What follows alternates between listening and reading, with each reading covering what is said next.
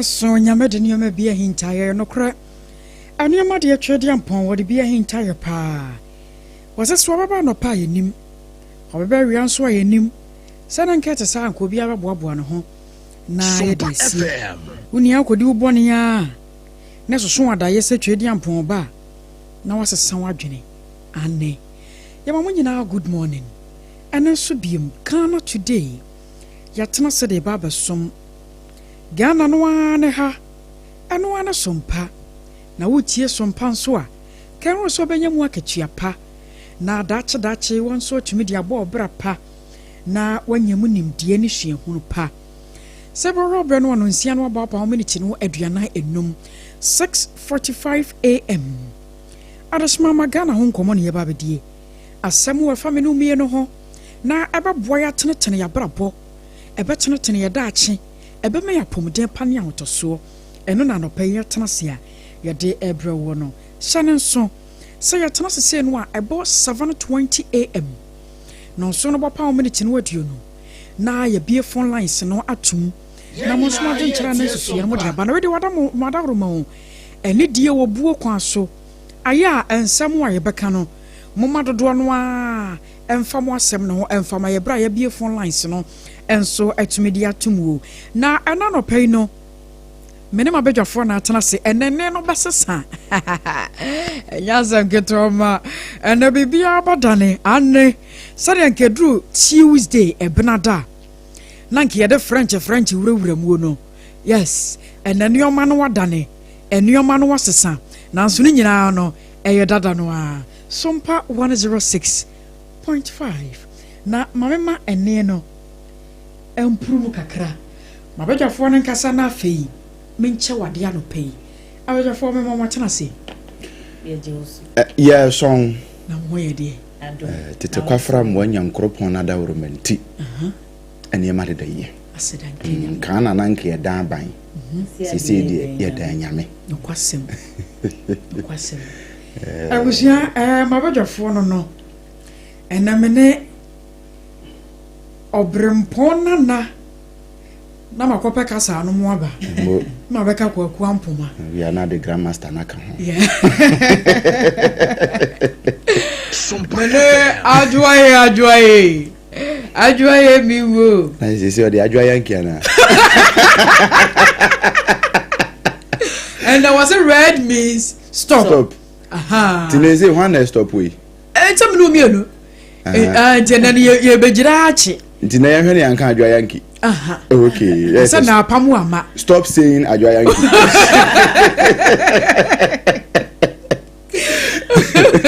I was your mother family won be dijumanie ADWOA ASARE na frobempona na kwaku ampoma enti ye hyase jaso nene no nyasam ketoma ye be kono style bia bi na nuama atumi akoi na obempon mamene nkemisa na me chaade wo ha nyukre woni sama de me tena se benada sa no a aye na nyasam keto wo sori anopa e de na ya na wotaye pa maniti manopa no na me ne me nyankopon kasa wiye na me nya free mpa so si form a okay na di kan ye se me pa person bi di afa manum na manum ate yes wo betwitwiri wo betwiri besen nice one ti wo betwiri wo se dia ma mema wo pep student edo de chako correct one no no na ye papa amanum te san se pep student chako die obia wodi edi dwuma bia no wo beka kire wo se anka na de no a ni ye yusuo no ni ye nananom didi dwuma no na ka body tire o ya de bidi atoso wache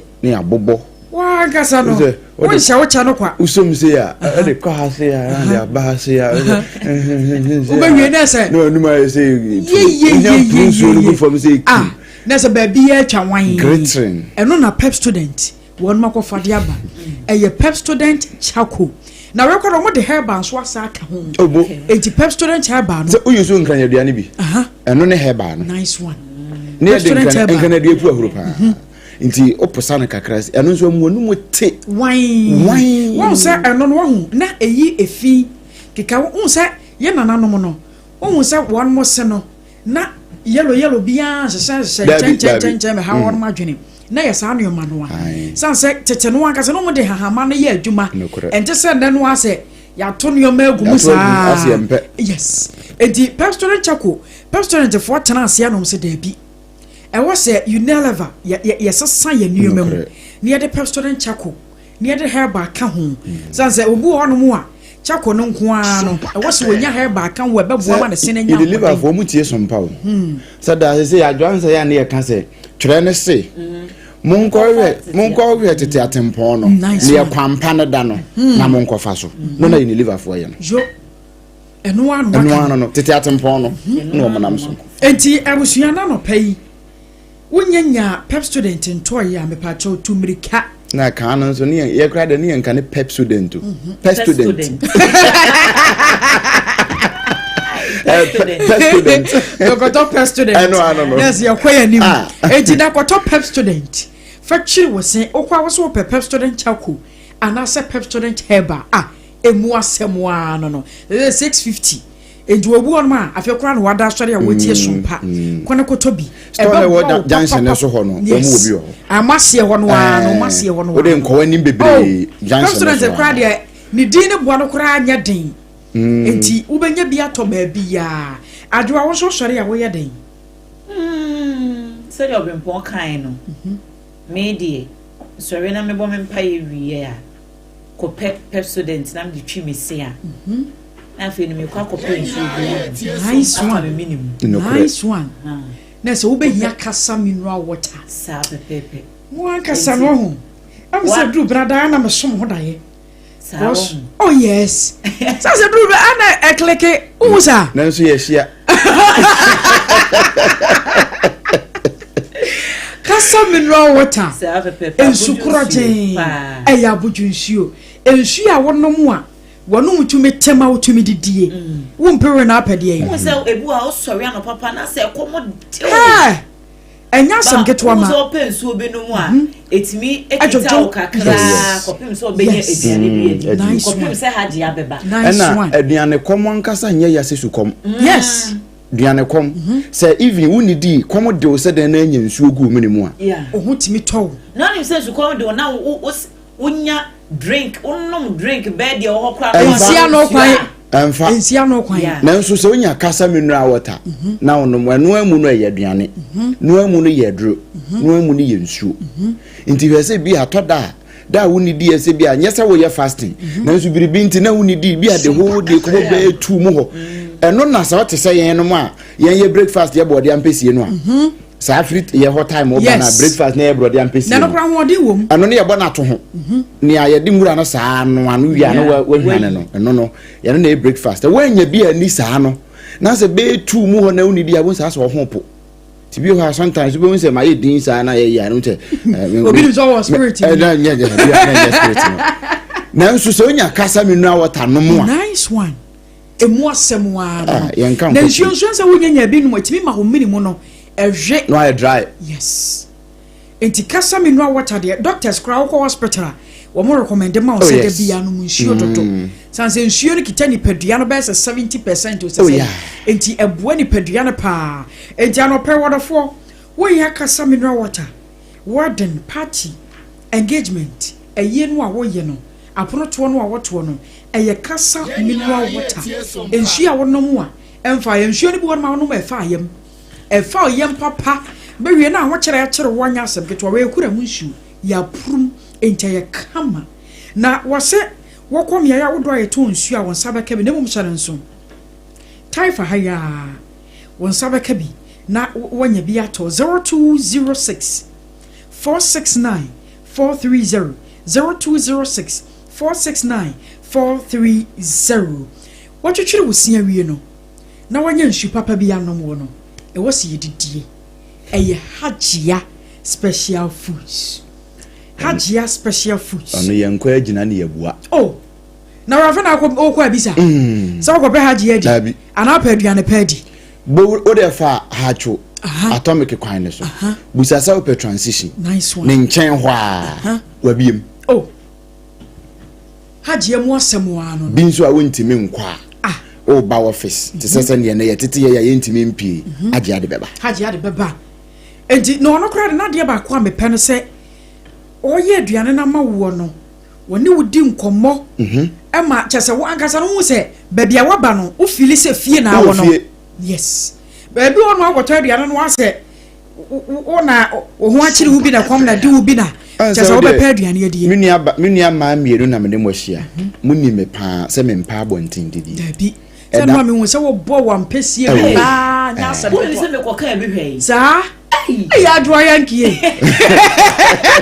sanwa no akasa me hu de si wuti so lam se kai brade asa ADWOA wa de sabonam ADWOA angel me mpa te akwa yehu ati ase be kan ho be ma aduane na me ka kire wo esofo mu na epai okọ haje ona kwaje ye tutorials no ona okwaje free na eja wode ba tena ase ye aduane ye no ma ye mpa abontin didie nenso ya so haje ahwe no nice one se dan se bo na se minso ja still me didi wo haje aje adawromenti efi aduane no ye nenso be ko baabi na no me ba afoforo yi na me se me fa junction so me ko me hwe ma me no se the star na dru me so awie ti me ayese me dia me ne fe me ne kase chese asa me de ne kana me ntia aye aduane a me beto na waji sika na me nso asave me no asa me de ne kana ma sebe mato ne mpranyo wa mu na se atwa aba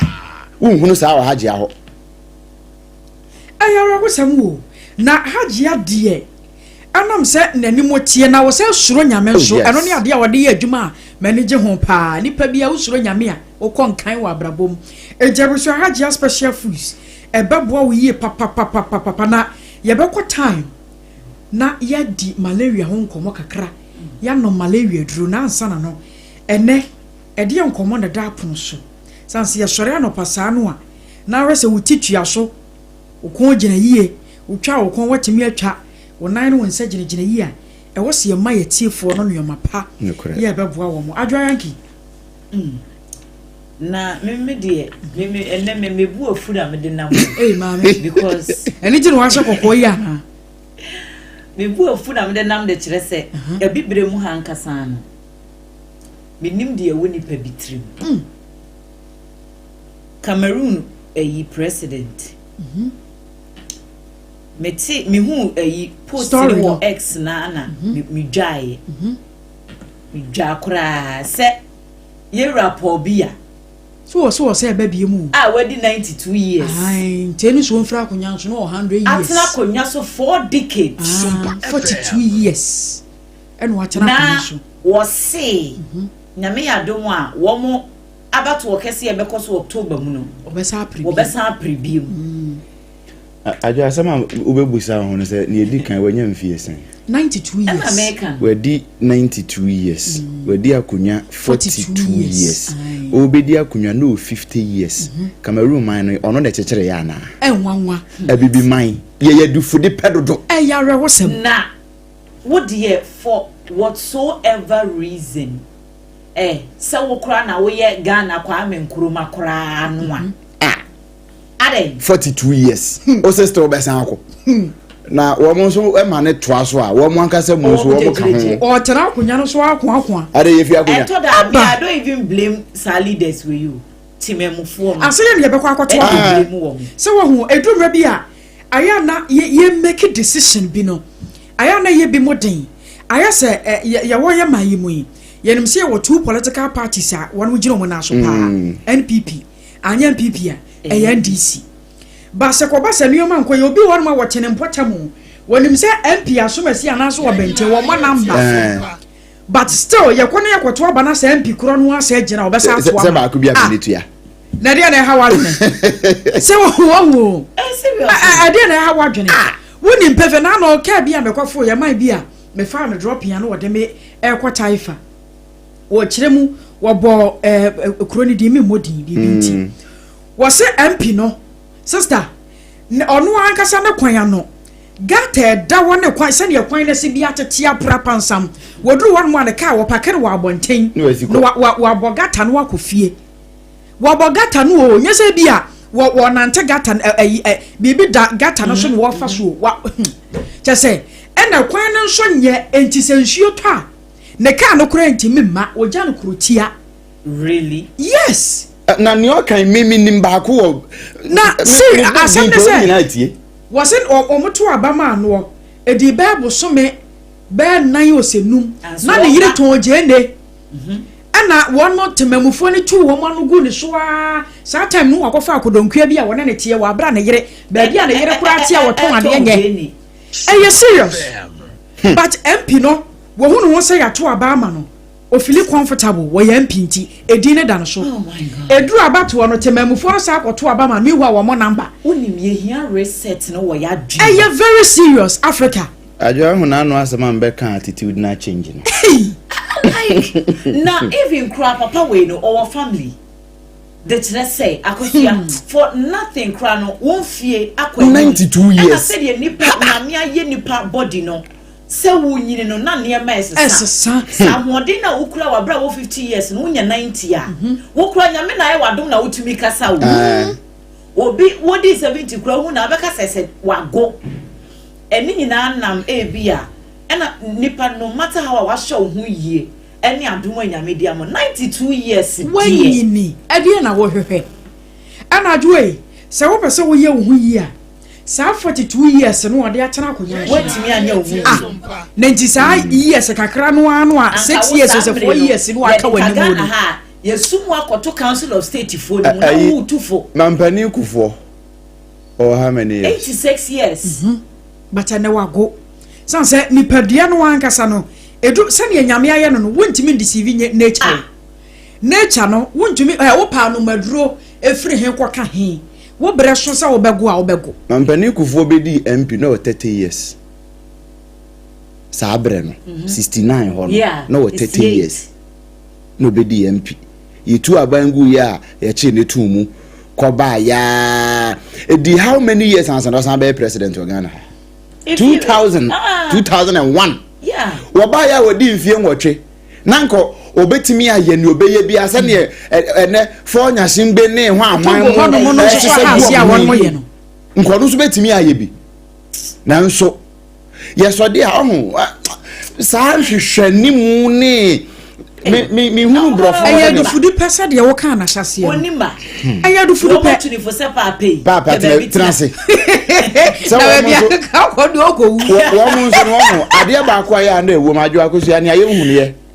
se ayete se kan no ye no wo se ofirifie ba se no a ba bi akonya da no sa akonya to na ba ma bia ne fie na to da amamre kwanse bi etimi fa donko ne de na sa akonya na kwahwa aha nti wachina bi no nyamema na se bi okra na akoda obi ba ma omba wo so a ne de na si donko ne na so menim baabi bi free bench na meka we duru baabi no donko no aba kire wo se ai wono no dia se wa behu na mamra ne amane no behu ne yoma ya sa bro be di akonya wo no wono de ni onim ansa mesi yo hene aha timi si di free mu amitimi di akonya nice one enti wo mu nim se ya ade hye emre si wo krom na nse mu tamu a na ma me fra me se ya che sub chief bi e wo ho na afa tie ne ho tokwa bi amanfo didi nkomo na wo se hwe wo ba be kire obi ase wa ha hwe na wo kro ni be bia firi wo ni be bia wo firi wa yera wo kro mu na anamo ni yesi ye keka eniamo ho sem ne akasem ni eni ye be ka chense wo wo mfiri kuro mu ha wo wo be so ohunu wase a ye kire wase oh ebi nie 92 years ade wo nyame wo munya no nko na no ba ku bi anu so mi wura fi papa yi ne kan anu so 84 years no kan come back here what take care bu na ne picture adam wura fi Nigeria ha ya before Tinubu bebe de ne anka enkomo be na ankoso me video bi na Tinubu wo ko event bi ase ye kitekita ne benkum ni fa bone be but still ye koto aba ye be sa to na political party no a wo free mu no sabi brade na ye brade enti sabi mpreduasa abrantie bia ni me hanya hokwa na me dem de fa na metwa wo machi sabi ye nya hunu bi a wafefe a nyansa wo ni tirim ese wo no nko a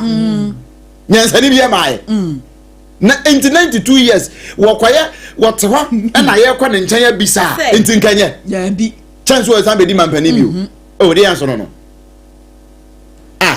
ayi wo ba mamu kura bako Joe Biden wo ko bako so wonko bi wo je mu de ma Kamala Harris eso ono so nto aso ye say wa ye bia jai nya wa ye bia to aso wa mumfa sa ba ne nkoma Cameroon president yes one day mesi aseme wo ka so wo ka wo kompo be pie ka ma wo ko hu tiri nyina yera ni pa wo se na dwene pi so wo be ya de we munu say no a recipe for of or and whatever bro recipe for chaos ECOWAS te ho nka hwe African Union for ayira ebi na si Togo no a adehye na keke a wo mo awie kire na afede na nkrofo ofre se ECOWAS fo te ho ogede ya wi a Ghana man pani ka Ghana ka ECOWAS no Ghana man pani ECOWAS mpanifo ni bi wo betena nkran na Nigeria man pani so te Nigeria na wait here na emom won be video conference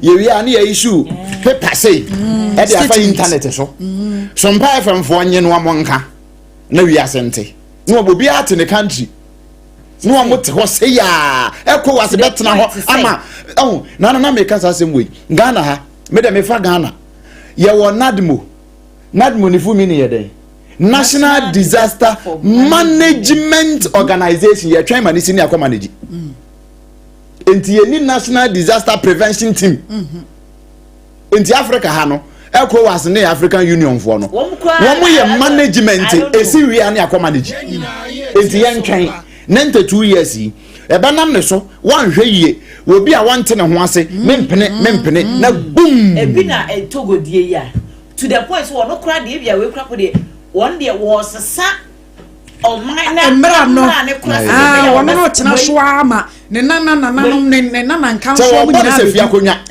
di ato ho sa nyasin be busua no sa yes na de wo hene we kra se ECOWAS for next wo mo de wo mo copy age no sa wo ye abibrem atoye mampanyina udu age bia ne kwa so sa pribiem wontimi mma na nanu akokora 82 years ya wono take mu a wode ne mfonyi kira so wokra wago ke ikura wutim kura won se wo so che political party no mu no the national organizer youth and wono no isi wono no te ho na oye youth no ase wo be contest na wodi made ba na before so mesin ko yes sika kasa enuoma nso ye din enti sika ho oh yes so go na wo sika ene election ayekwa sika enti obu on ma adwene no sabi onimdie ni nyansa no wo ho okay but oni sika enti yes and awura ye schools ahodo mu kura enti schools no akra na kwa prefect SRC for ni ayifo yi akra wo chire wo tue sika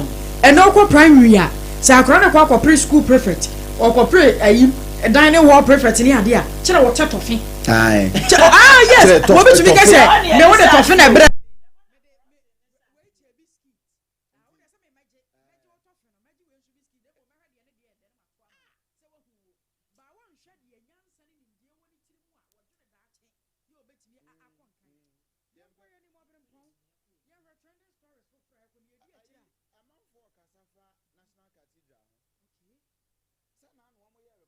report na ban so academy answer banda da no ho no national cathedral ya no so wesi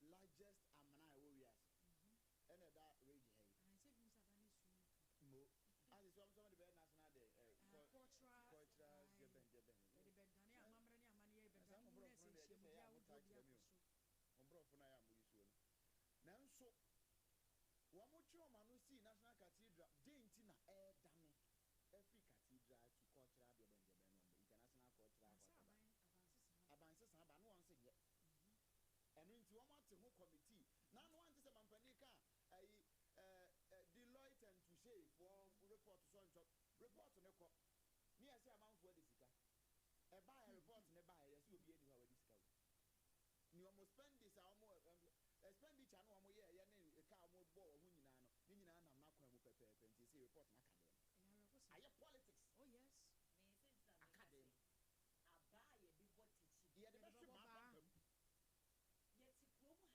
obi ti fie no na ade ye dey say oh we ya bibidi but ye ADWOA no so wan kan no kro no a chia ye de o man sika sa project no so ma be dane no mo de be ye no ye tu George fo enye baby akodu no say ade e betimi ye no eyama na ye yi a basa you know so many bedana wo de e wo how better mo ase ye tu enye project ye te ha na ye say sika no mo de be ye mo sana ebi mo so ka se ye benya national mosque enti na gienya ne yo ka kudi no de la say ye obi enti enya e Christopher onso de a na nke ja ya ko nhie mu de ni ade wo ba bia me ka se sa agenda no ne sa anasa sa vision no na nya de boni na nya de boni se wo man ye say president say o si national cathedral kakaka it will say ye let me this facility ye benya sika kura free years bebre but e kwanya ye fa so aye project no ye two foundation so e hu sika na ayera agosie problem e ba sa adan no na ye ba me na makoda aso me daye ma se me nyame bo e na makose nyankopon bo se o ma me nya adwuma o SOMPA FM a me ye bibi de ase wa anyuonyam na to machine ba me ba ya me se SOMPA FM fo sika amanya revenue amanya na me de ba kwakwa sa me bo se na makose nyame enu nti na ma ko fonti ase but be it as it may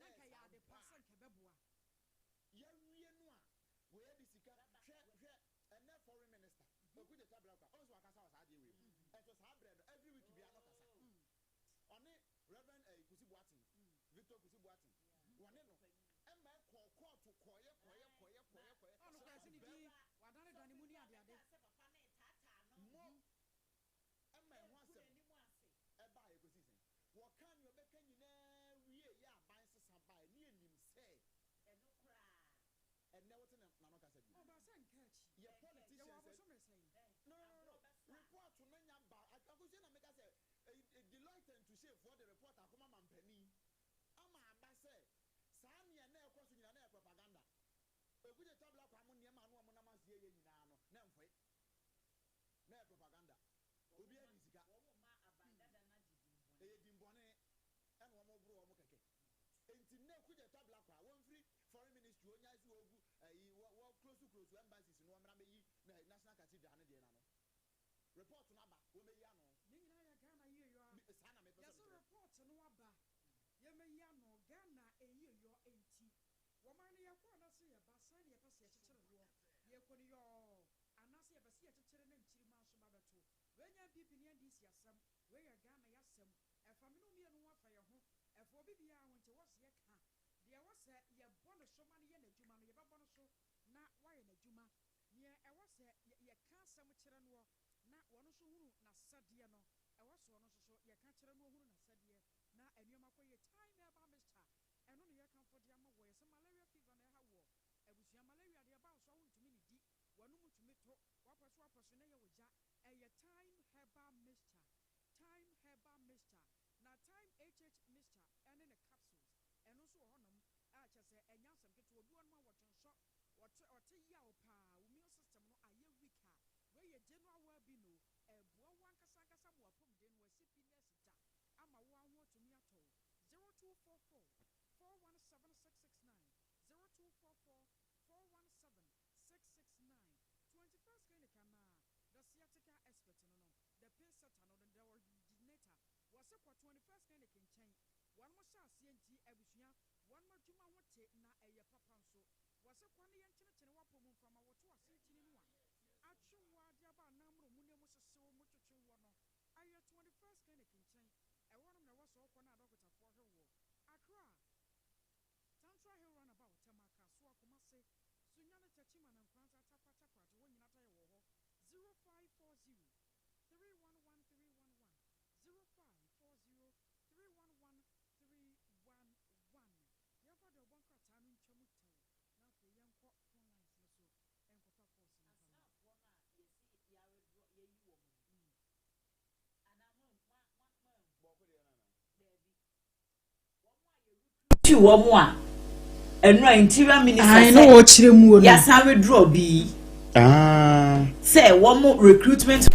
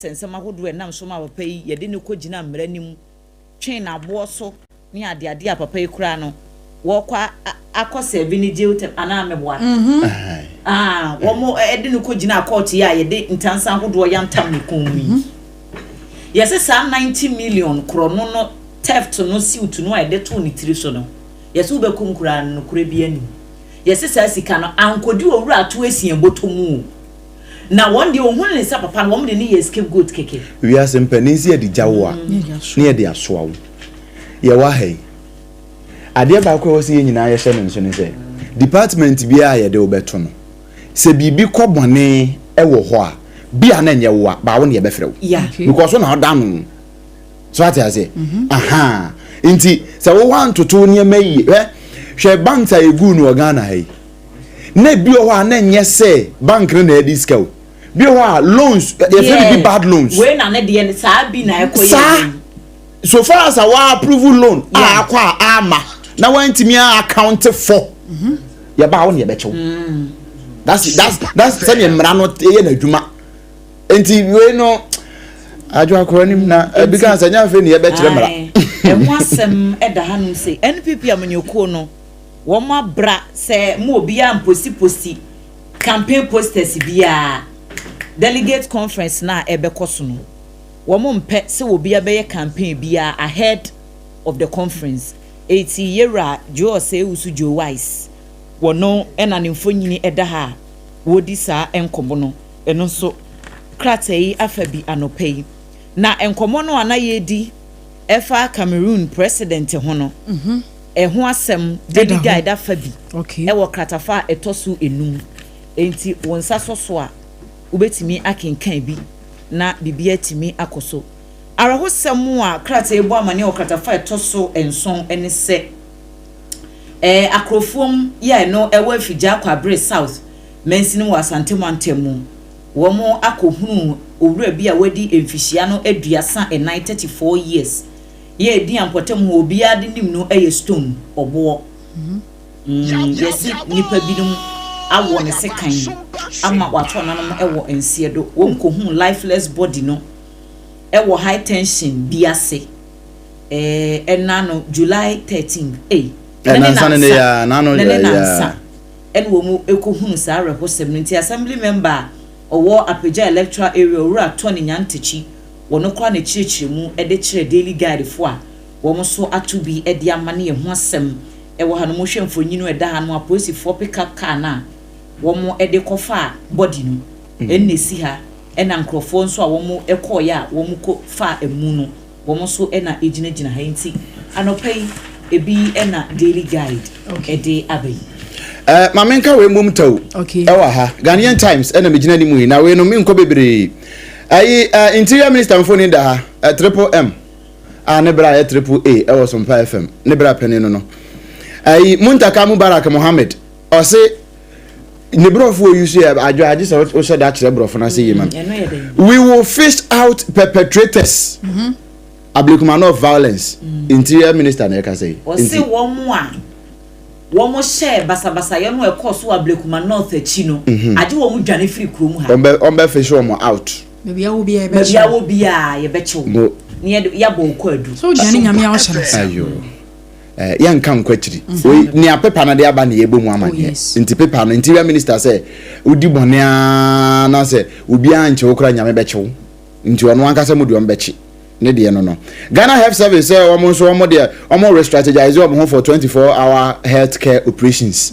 na Ghana Health Service omo 24 hours there Ghana Health Service omo de bia doctors and nurses wo but omo be miema ma emu ayedu na atumi amboa na enhwemu bi aba adwa na akosua munti ha over 30% adults in Ghana have hypertension aya promoting waman no dodo na ye wey mpanimfo free 18 years ade krokosi ni oho si ye 100 mu 30 ewo hypertension jabroso hwehwemu aba no pressure ne do so na nya ho na mo jabroso kra de yesi adwini mu yade enso over 2.3 million Ghanaians are affected by mental health conditions. Yes, Health Minister Kwabena Minta Kando ne. Yes, suit so sabe adwene la toroto. Enya sempeto na se nipa no de ha no wona so. Woto wonya adwuma nye. Wonya aduane ni. Ebusuan nso dan no. Twia na wono to. Jobedai. Mama fa Chronicle ni wa akosua. Chronicle this is MPP mu ayese you know. Sabe Nigeria janai.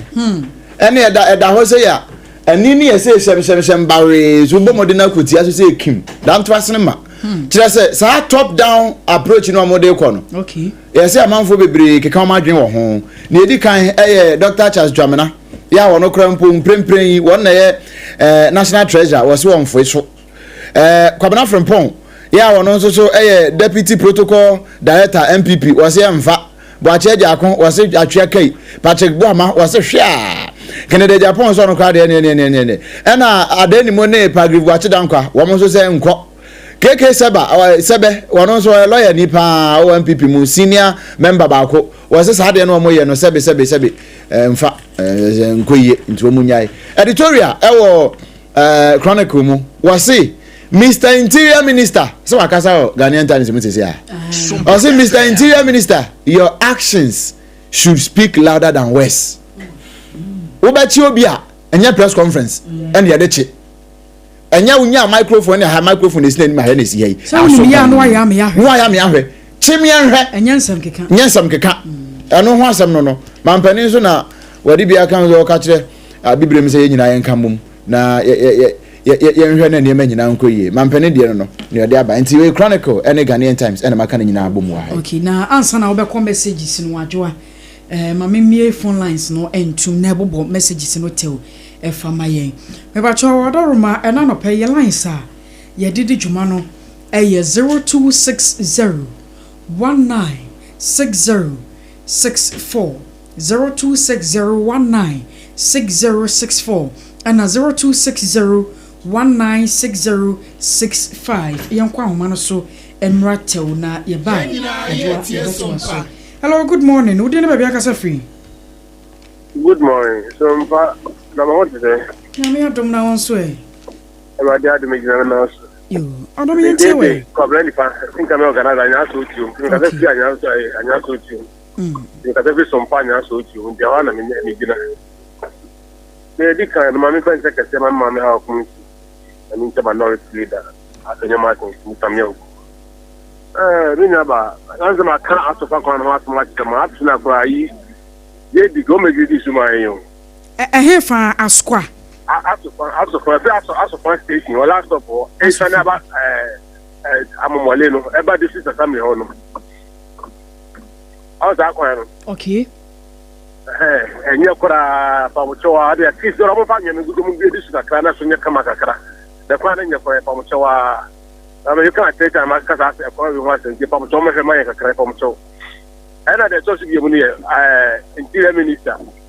There's a more can you one boys, no one small boys, no. So I'm going to one, because and you wouldn't more. I got but in Italian country, okay. So somehow put the reform, where you were 2 groups, leader. What that is? It's in the public assembly. And you're with boys now. I suppose for over 16, and you might talk about okay. Tomorrow, boys, you're the most of peer police, you know. You, that's see. Never told you never back as a free. I don't want to because everyone go very well. You, I don't want your way. I'm a Mojuma, and I know President Celestia Kai and Nano. That's see. Namin Saka with the Menstro. Namisha, Honorable Kankambodi. Mr. Tema, and I had the Asafia. And I Dr. Honorable by a sample into an open piano. You can't get Yomokan and Yajuma. Woman to make you be a woman to catch a canisa, normally as I say. Ghana for against NDC for your mom Tabata. Woman, woman, a small woman, community and Mazda. Power is the and a bayer, Juma. The woman for women that die. Don't go back to my father, woman, and good number than you would have father. NDC for Omba, some of Ghana. The mama, some big Ghana food. And to Atuano, to Atuano. You, Madasi, bye. Good morning. Good morning. Although didn't make us a free. You want to fill up us. Okay. Me and you, what are you? Babajo, and we are soon going to come in now. And council. Good man, better more in a Amisha, when you might marry now. American say, in my own body. Everything about Ghana, of course. My own teacher. Now, my mind was with you, say, my own body, not Ghana, and Conan. I mean, I'm on open. Insurance, so I'm a medicine. Maybe I told you, baby, I can say. Hello, Minya Kosua, Pombo Kode. Oh, I don't know. You. Oh, what are you? Yamia don't know. I'm in fact, na memfacha kese ma afano sa to tempe ye revestment at apade wo nyina na afi so wono abo alaza da fanyo market e be wo bia me church at pa Roma fada be kese man bini aba nsem ha ogano wo se abai bai enyema ye se woye e de ma Ghana tumpon no akwan emu hospital se guo emu yi ni na omu nyew ana omo so se ni sika yi no ya dala abafom and as I say, brutalism, one a cost woman. Even Akaha. It's a traffic light. Street bombs. They pray and so. More shall fixing woman do or manning can't go back. And then Ghana Crano. Yeah, my boss. Yeah, my boy, Miniaba. I don't know what kind of Robert. Of course, because work as a Ghana. Yeah, my poor. Yeah, my poor. I made 2 points. Who could walk away? Who should make your rose? Who should your man for certain proper person? As a Ghana for your person, I know, man. You're a host. Yeah, no man for that. You're between me and 1 year. Every day. Esamra, Onyamika mo baby the dog cappuccino biale. You wanna book a candidate for be the jacket my Roma for the Yamika. On council pa was a Ghana ye mo bo asem no one wa kan bepacho production line no enie. Se ko ba se okohia baby na enye edika editie se ya kwan gutters awodo street light enye adwuma baby esum kabi na aduru wo mo a odo my lines ni ye frefesi suma ya na se send videos efama ye na yenko yentu anamonko bia ye kro no 0509 438448 0509 438448 and on your lines baby good morning. Good morning, Auntie Akosua. Odo di ne baby akasa free. But I'll be the cookie of Kasa free customer. Yo, go yenche we.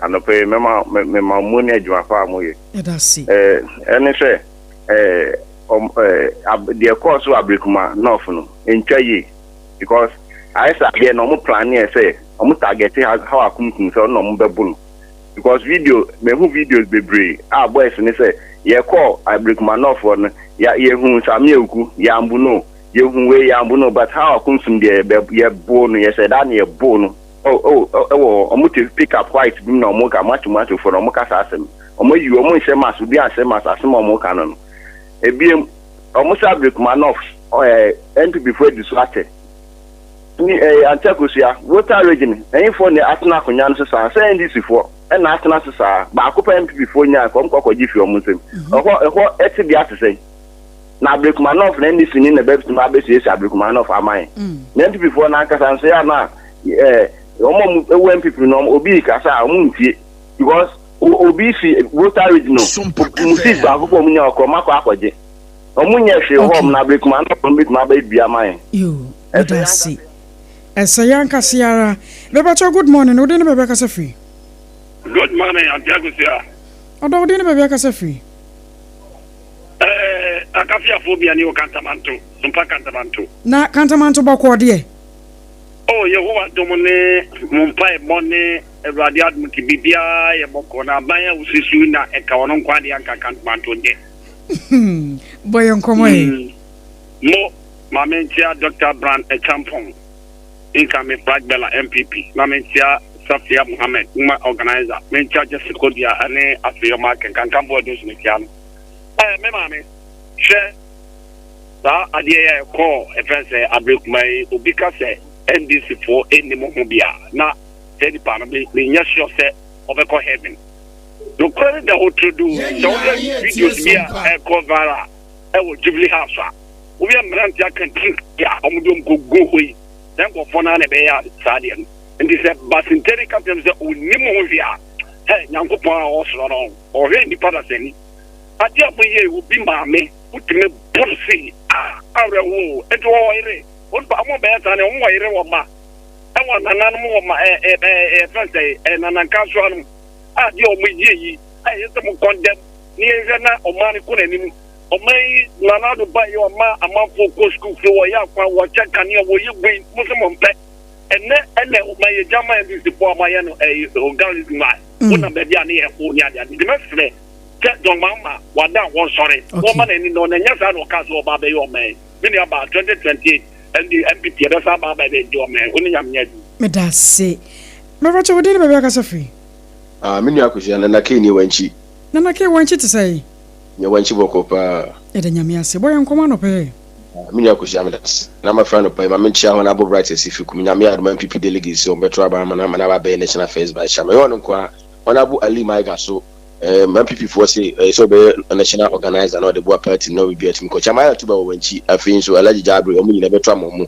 as a chairman and first vice chairman honorable interior minister so no be kan no we ya ba ko da adua to no kan e no me ko so ablikuma no fo nyina kire say interior minister and defense minister na smart boys ni so mumra me sa no man o mampanyima ma sa sha akiri ono kura ma boys na allowance muba mu ni omo sende no sa interior minister na defense minister sende me ba cho evidence die omunya ne ko so mo na sha akiri omo ye omo na ye ma boys ni kokko ye sa de no oba beto na be kasa ansem we say no kura bi animo Omunya mo fa ni agro sa mo fa ya bra bom pre because eno na course no my babo ntin sa beto odwa kura se nkura ko be 3000 ye do mu security service mo no ye yi omu nyina di so mo konko trafie no ate ko so de ba de pa na Ghana for enhwe fa furu nti Ghana ye serious say o man nkura o makwa akogin titi asua kwan fa so tutuo kwan fa so prevent no ma no wo so mo konko trafie esaba ni etwa de ato o man Ghana mu asaba ni etwa ade ato o man Ghana mu ha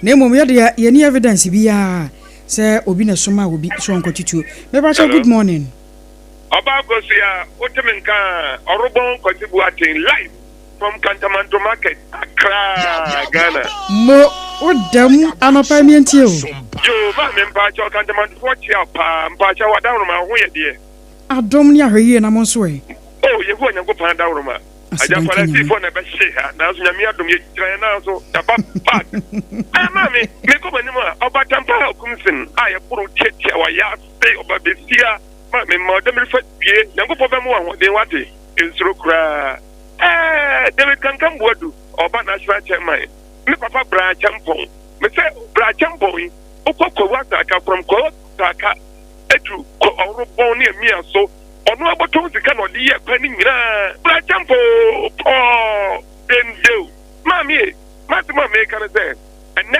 news o mi tie ye akufo ado pen so omo ya form so jadwumam fire service eni pa ma ko bu 1050 ya yu mu nyina di ma yu mu nyina di na wo baye so be ma 24 year economy amagana fo ma gu adwuma ye afi wo baye omo ewo adwuma mu wa yu mu nyina di enti ayema na papa president ayema last one I come break my nose okay oba besia I turn baby onye hwe mako bum atete na yafe madanu mo jack chain mutua mudu na ko ni mudi mun kan wuda mu ko M24 and this M24 na shafi ana mu ko yesa ana e ba chaw ana nya obubo to and people M24 and this M24 na bomba I think go go kumzi me ba good morning. Hello, good morning. Good morning, Minaba. Odo di ni bebe ka safi. This one, the episode you. Okay, me enti we. Yo, me na bi be ka say Sameoku, na mu say Sameoku ro ko tromo, ro bo Sameoku do ni o. This target ma target you no le ka tere o. Target ma target you Sameoku Ahmed I do man like we prevent saying. Jerry Ahmed. Another umbre upon Chroma minority leader. Any purpose? It's almost like I could tell you the corner, make sure that the channel comes more mobile. Wadauruma, Yanso Sonto Quasso, Yanso Sonto Quasso, crack. Away Fidicasi, so the air new quanya, any assumed Adra, your from messages no, in Chamute Nafi, Yan sorry, and Kunya Susan say, a community no come be okay.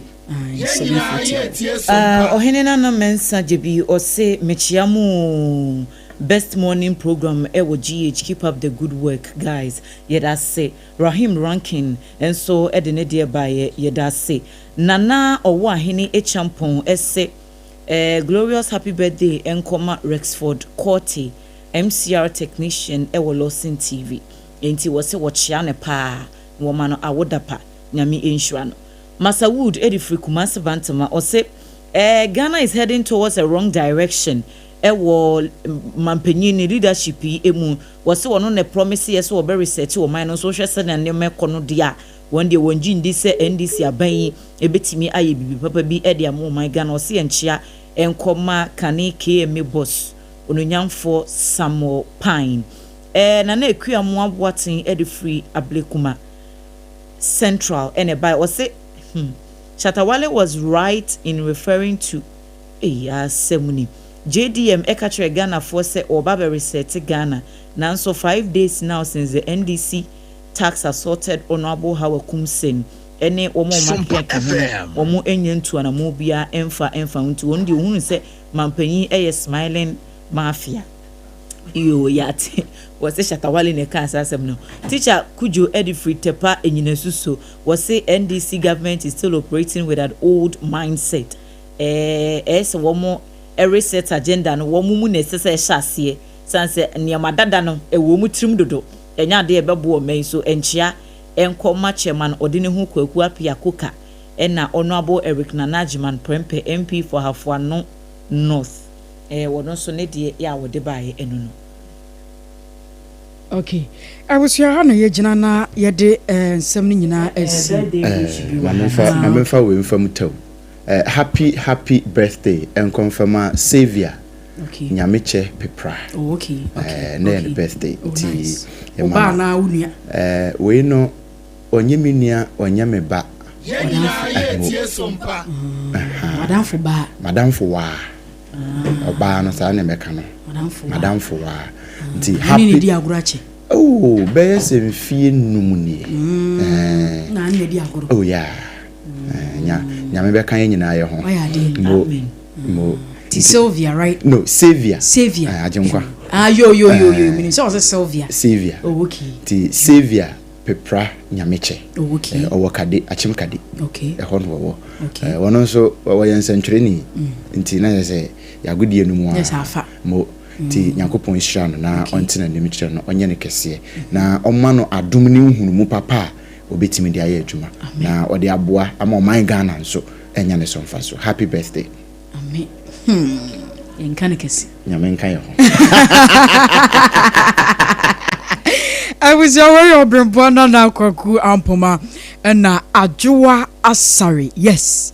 Womo yenu ne metena sia me ne womo di djuma betin ene akosua ajewa kodie boaten.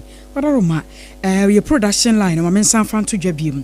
Se wakwan nye wunsuo nye na owra bi eba na woka ne de wadaroma sane ye ne benya ne yie be ma yensam trofo akọ ye reporters akọ ho no makọ akọfa de abra ye ntem so ne abo aban no so amna tumi aye ne ntem wo no seremu a ye lines no enie what the fa WhatsApp de ma ye videos no ana akwan no kire ba bia wo a ye be ma ye reporters no aba ho 0509 438448 0509 438448 eno ne ye lines a ye de eye adwumanti sompa offer sompa ana WhatsApp ye ana wo de fa kwan no send ye ba bia ho no masumaduru mu omo nkane amunsuo won sam ne ma nkoyi no fa WhatsApp ye na kan ho asem kire na kire ba bia wo ye me reporters no aba ho da ma ye so this is our own let's cherish our own Ghana Premier League no eba na fe sports no ye de atoa so wei aje miankasa minipa mi senior man ena ebetena se na ode sports no atoa so ediamao. This is our own, let's cherish our own. Ghana Premier League is back again.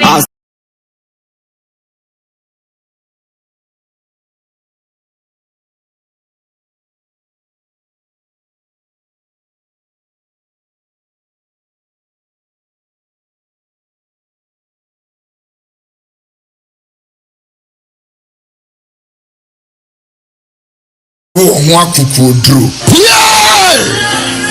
Unim se asma ye kano enye honhom asem nemum eye yen a wenum ne wosen ho asem ne ye kan. She was say for Pepsodent charcoal etwi wosen ne yiyin kanka wani nefri wenum ne wosen. Obintie mo amempa. Ma Pepsodent charcoal ema osirie enye fe. Eyi unsia sin kawankawa na ma wosen ye fita. FDA agi edwade nkratwe atum.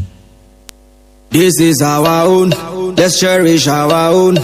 Ghana Premier League is back again.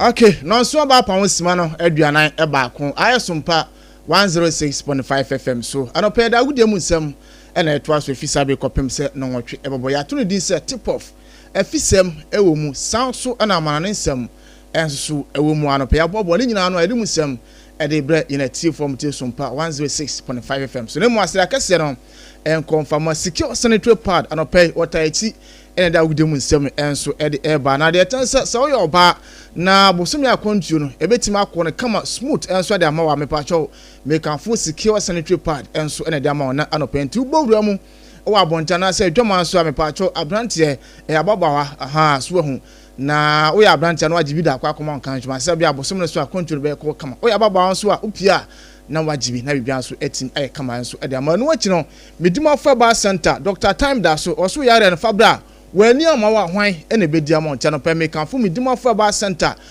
Dr. Time da so ko na o yare no won fa ebre ento so na wontu ase emfama wo de na stroke ana say we no aye hypertension wo de na aye waist pain kidney pains ana say we na knee pains ana me ba cho boruam medima faba center na so na onhwe no bia so enye kama emfama wo de chronic diseases ni nyina no mbete kanu ba ko jese group no mbete kanu ba ko jese group no say na esa akwa South Africa etim ehudi kan with 7 points plus of 6 Ghana beto so mienu 4 points plus 1 Mali beto so miensa onya 4 points minus of 3 goals and Tanzania ono akwe whipping ladies and group no ma almost enya 1 point minus of 4 goals and hono na pedum sem ema enetifo ntie say Ghana yane o ma France South Africa and akorofa yenso ehwam enso into a quarter finals na pedum sem ema enetifo na pato say Paris ne say city Ghana Jenny o me friend say Algeria enso na babo quarter finals me no achinam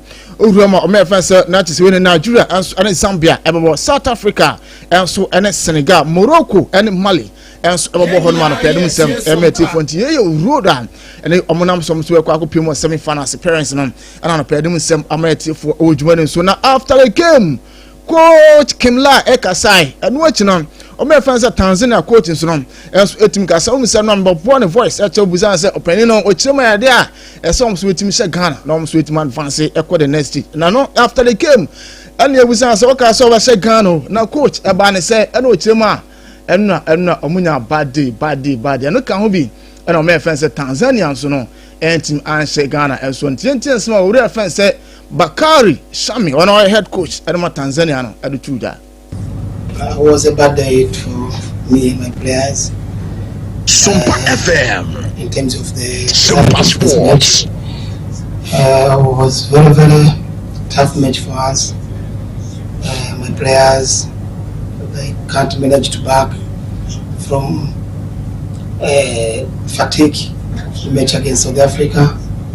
So everything was down, the pressure of the teams, decision making.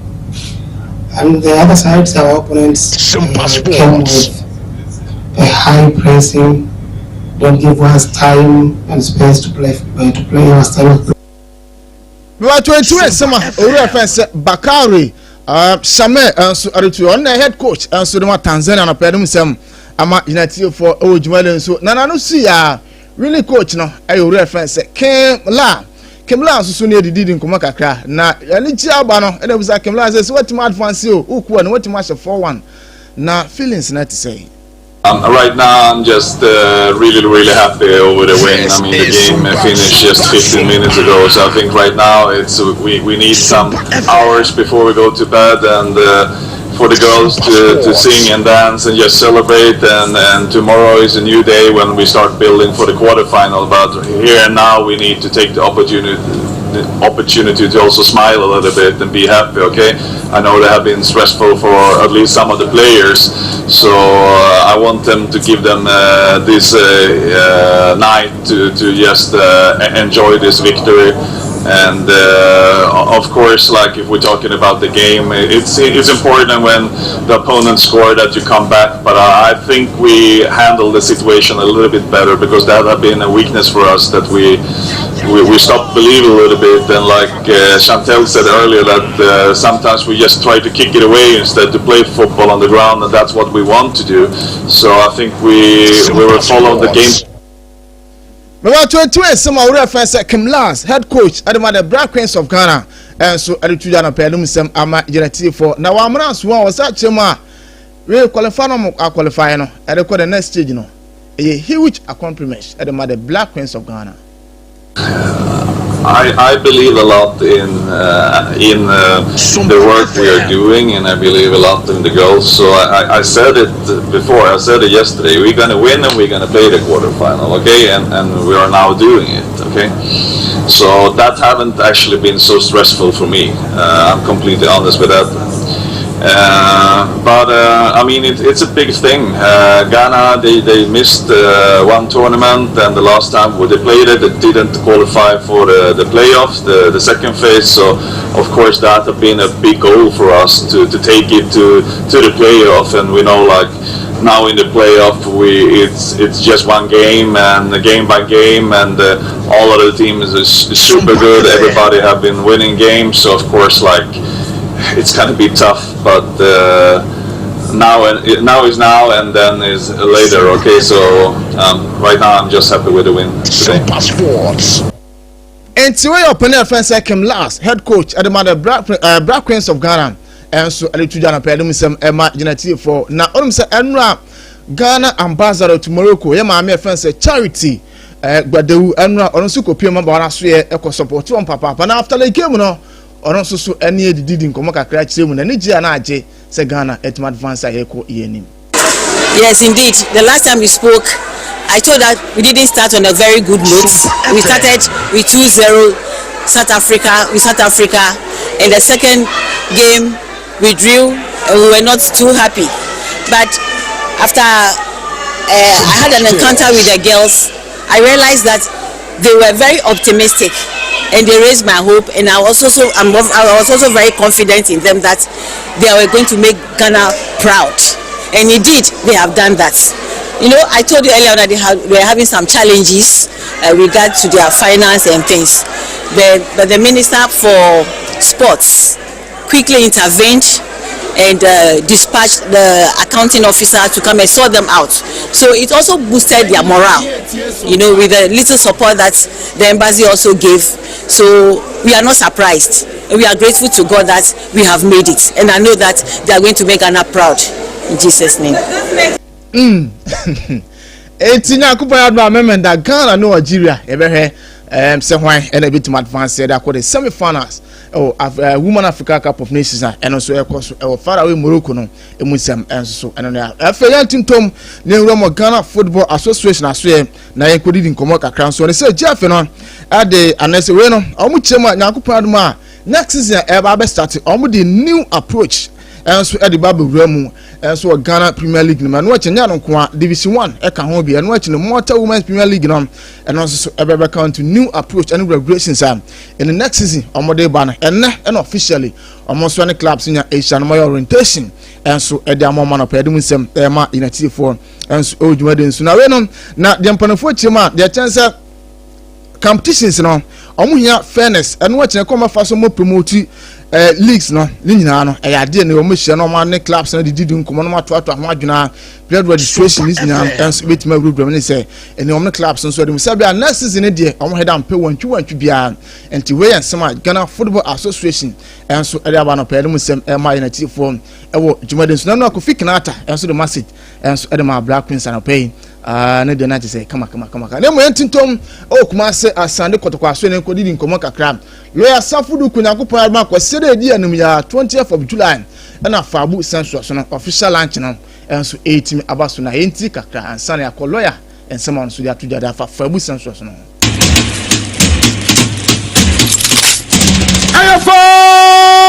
Plus Asante Kotoko say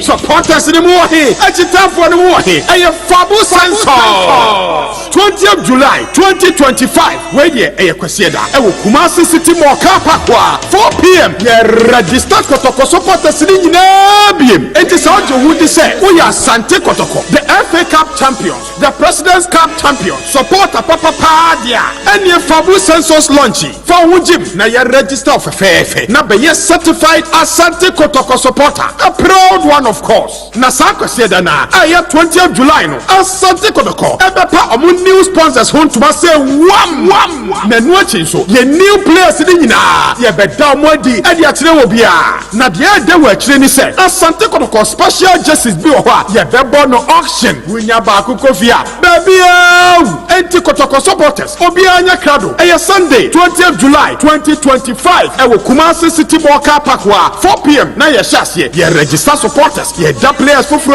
ye da sponsors edi na say auction special jerseys cry e dia my supporters no e ye fabulous fabu sensors ya die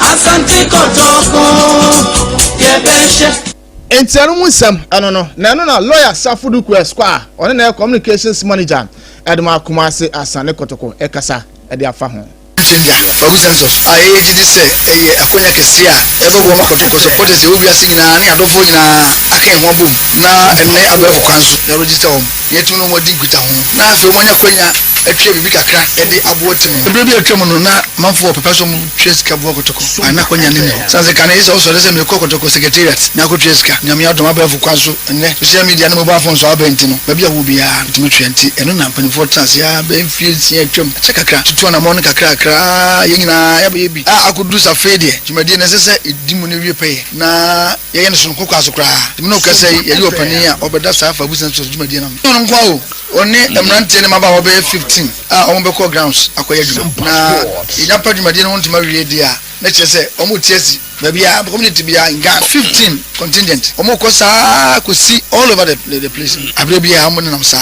just a permanent way na da ubon ekos watch baby dia na ayesun kwaso omo ka the project manager yeah so brand na the oyi free manager kan na system no na nyama kakra utwitwi kakra um bugwa registration kwa business no ne card kwa ne sankan sa button the sin na ye free me say process na very simple na ye ne ye tekos no so aye bia sika no so ye ntia sa pepe ne ye sika no so be ko de sese ko na kontabu papa so atachi lawyer Safudu Kwesquare nensem eno na ne ebusan say circus no elections nyama so na mpanimfo de dada circus na no mo no mo didi nkomo amoma jaton say project we na ne amponsa regime and start here na mo no mo so didi ho nkomo na mo no mo didi nkomo ma jatum lawyer Safudu Babu Sansi eba na dimu wia ye supporters mpanimfo ina so kasa se ye to aba no so be yama ebebo dodo no ade atum ya kan ne man kitingiti bia e wo but men kan have sense one some a different issue la bi registration ko nimu na entiase aduma ne ma obi akonya so otu oba ne bi ne manimu ya dia ene fa ho be shim ntia na chese anko yese ye ntime nya ngosi abato no so ache dia no makwan edi o nyina ati ase man ya na dodo no ahu sese ne bebo ya ye be aduma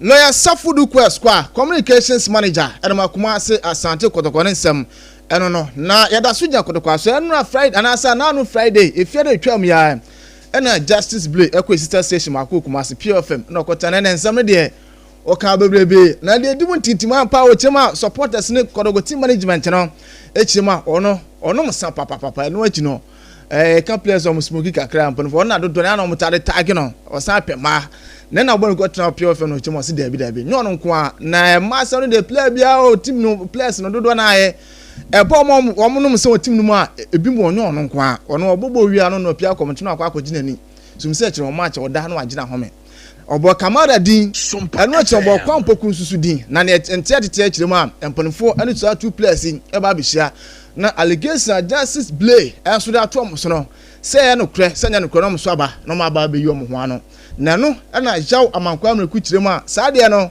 ensem hunu kra na wo footballer wo kwa bo so da masam ene nsam wo sesa na ma no enye kra se clubs no panifo emo ni down no mi sa na ma no so di film this time I'm missing. I was there. Yeah, this a Malibu boom. The team regime match one put in your public coaching. I was just putting players and I was there.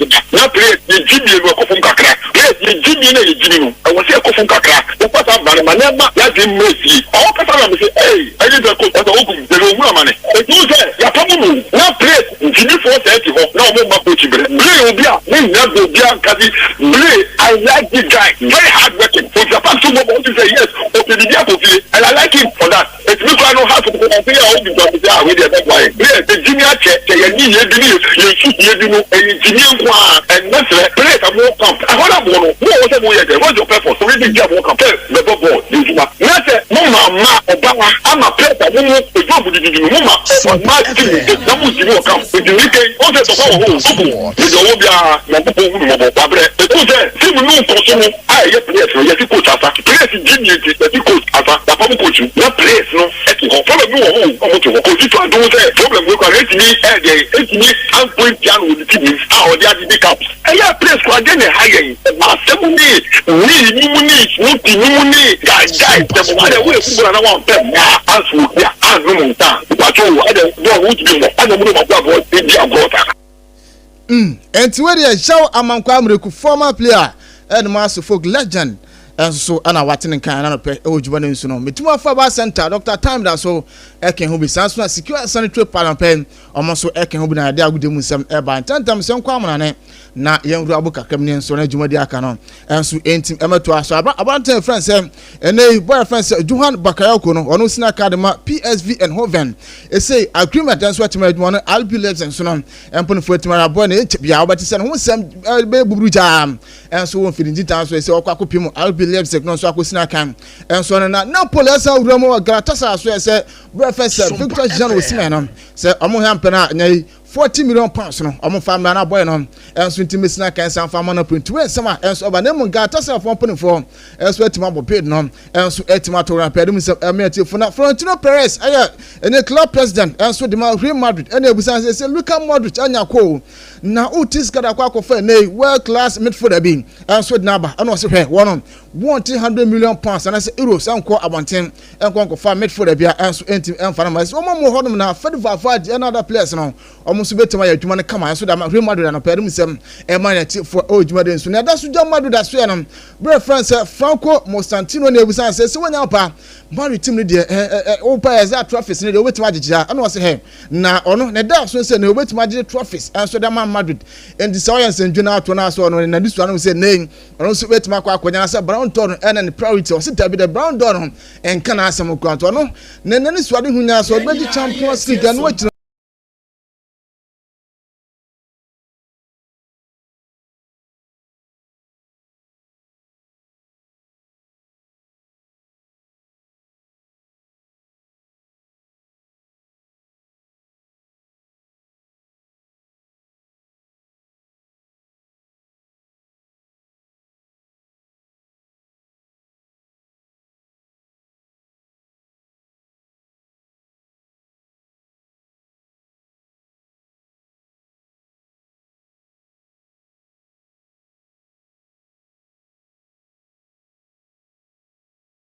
ntino ha Ronaldo ni de ono masini de oye den abra omo no ewiase no football no ha omo ye ya medimo fa ba center Dr. Tam da so ya ren fabra na on fabre enso ento so secure sanitary pad no pain ono so etaichi ene da gudemu nsem no enso etimba ya de si na adwuma di aka no enso etimi aba abeto aso na bibia so etima kama from Safo Kantanka Ransford ene de me call Facebook na bibia so etimi kama nyame admo china yensensha. Are you clapping? Are you giving God the glory? Devia sorry and na wo tie mu bobna ene mpentem kwase wo mo a oni wo mu digwa no wo mu di waja ho ene wasere wo ho akuku oduro unnim se asma ye ka no enye honhom asem na emom eye yen a wonum ne wo sen ho asem ne ye ka she was say for Pepsodent charcoal etwi wo sen na yiyi nkanka wani na free wonum ne wo sen obintie mo amen pa ma Pepsodent charcoal ema osirie enye fe eyi unsia sen kawankawa na ma wo sen ye fita Ajuma yesimini aketienti usumwa sumyo abuna bema wanya aketi apa ewa sasiso ewiasim mubasum na wasum ye dia fanyina masa wansum bisa usum ye maketi apo eni ejie isumpa die emaketi apa sumpa die sasiso emenijie SOMPA FM, SOMPA TV, market yapo, SOMPA MING.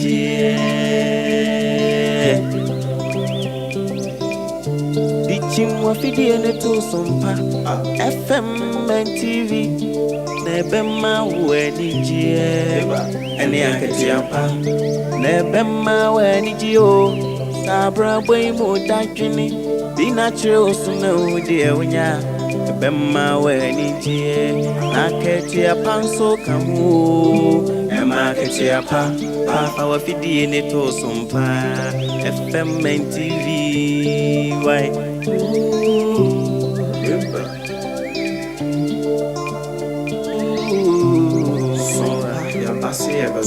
Yasim Sompa maniji ni akatia pana unu warada Sompa de asit neimuno ema akatia pa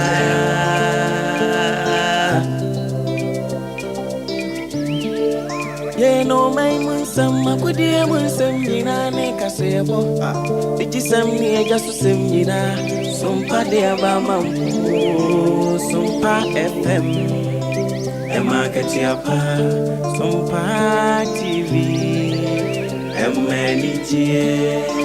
Sompa TV, Emma Oh, wisdom ni mitie Sompa FM, he Sompa TV.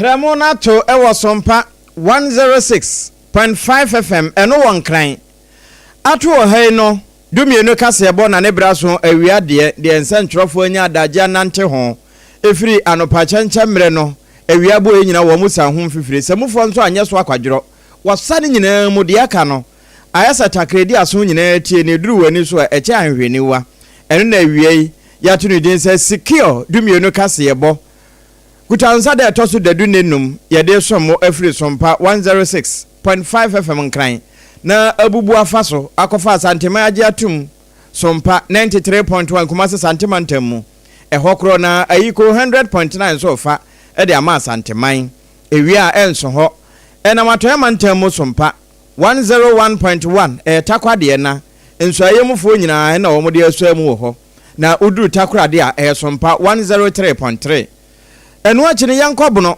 na hinkro esunwaye Sompa 98.9 alaji be kwa na abro sanum night market hwa ehwo nso ejina musa franka afe yebubu kofom odoma hinkro man masase paso a osagefo aboboa no Sompa 101.3 Sompa 90.7 yankuransa na ewobuno east mantem uduru na hinkro tachimanya bro champion dedu akwa Sompa 106.1 FM ensemi nyina no yabone bedde e de akwakoto www.sompaonline.com okoho abenya bia kenkan nya bia hwe saa na wonma e wa manone chichiru France abrochimamu wo mo se bon e wo Paris e adamfo pa radio decoder no so be FM stations ne wo no okwa yeginam saa na app no so okwa no wa hwe Sompa no so benya yen Facebook e ho won kanto so wadwempo yehia wo hobi e Sompa 106.5 FM ya na wo de akra na so YouTube di abrochirefo nyina Sompa FM live ene enante na wiensema ye de toa no bi ene se mampani John Dramani Mahama afekere ne se aduasa akere se fuel levy na eba no wonnye twe na wayi adoa abam adwumayefo nyina wono betua bi na ye bebo primo ewo wasa ayem eno no ewo wasa empo ho cross ni bedwane watoye mantamu wono susu se abrantie bi a wanya mfinhia no aduonu ena yakuno ye bedim nkomo akwada bi a wadi mfinhia edunan ye beto dwase nipa bi akosese no ewo Madina no enipa mienu ne akere wo mu ene ye besan so awuram wo nwumasua so eye enwemu abede dwase abana nane sika de agum se de be na acherecherefo ene adesua pa basic school ebetimi atodwa aseye wonom no amosha bambo ho nsem so e Ghana ha e de krata ba e de nsem e na wonom kan Omampani Mahama kopie mu ewo African Union dwumadie kese bi ekoso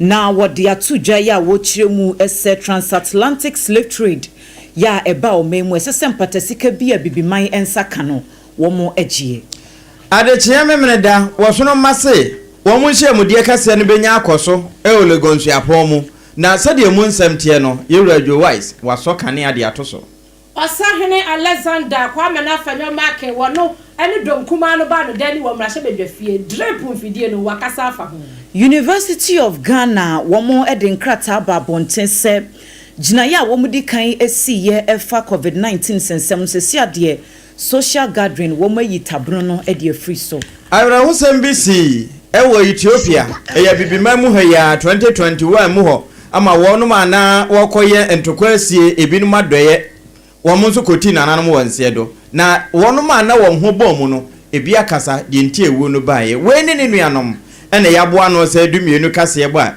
secure sanitary pad ahotetamu a sabre eno ene eje ne homena ewo wiase afa na nyina Ghana ka ho Ghana haya na nesese no efri eno ne ahotetamu a wasi unyinta so nko ade awuhia na adoma abo ho ban asiesie wahemfie ne wo nkomo no ama wo nkomo ayede na ne die nso no wono matimi edi ne yie edi akaso na enye no nko ewiei Techno Spark 40 egusu a eka ho etata yachi na time nso ne yede ye adwumanti time heba ewie obete ehonsem wakenkamfo ne triple A mine ajapia apamdada ewie abre mene menuamo Abina Bedu Adepa Kofi enafe ADWOA ASARE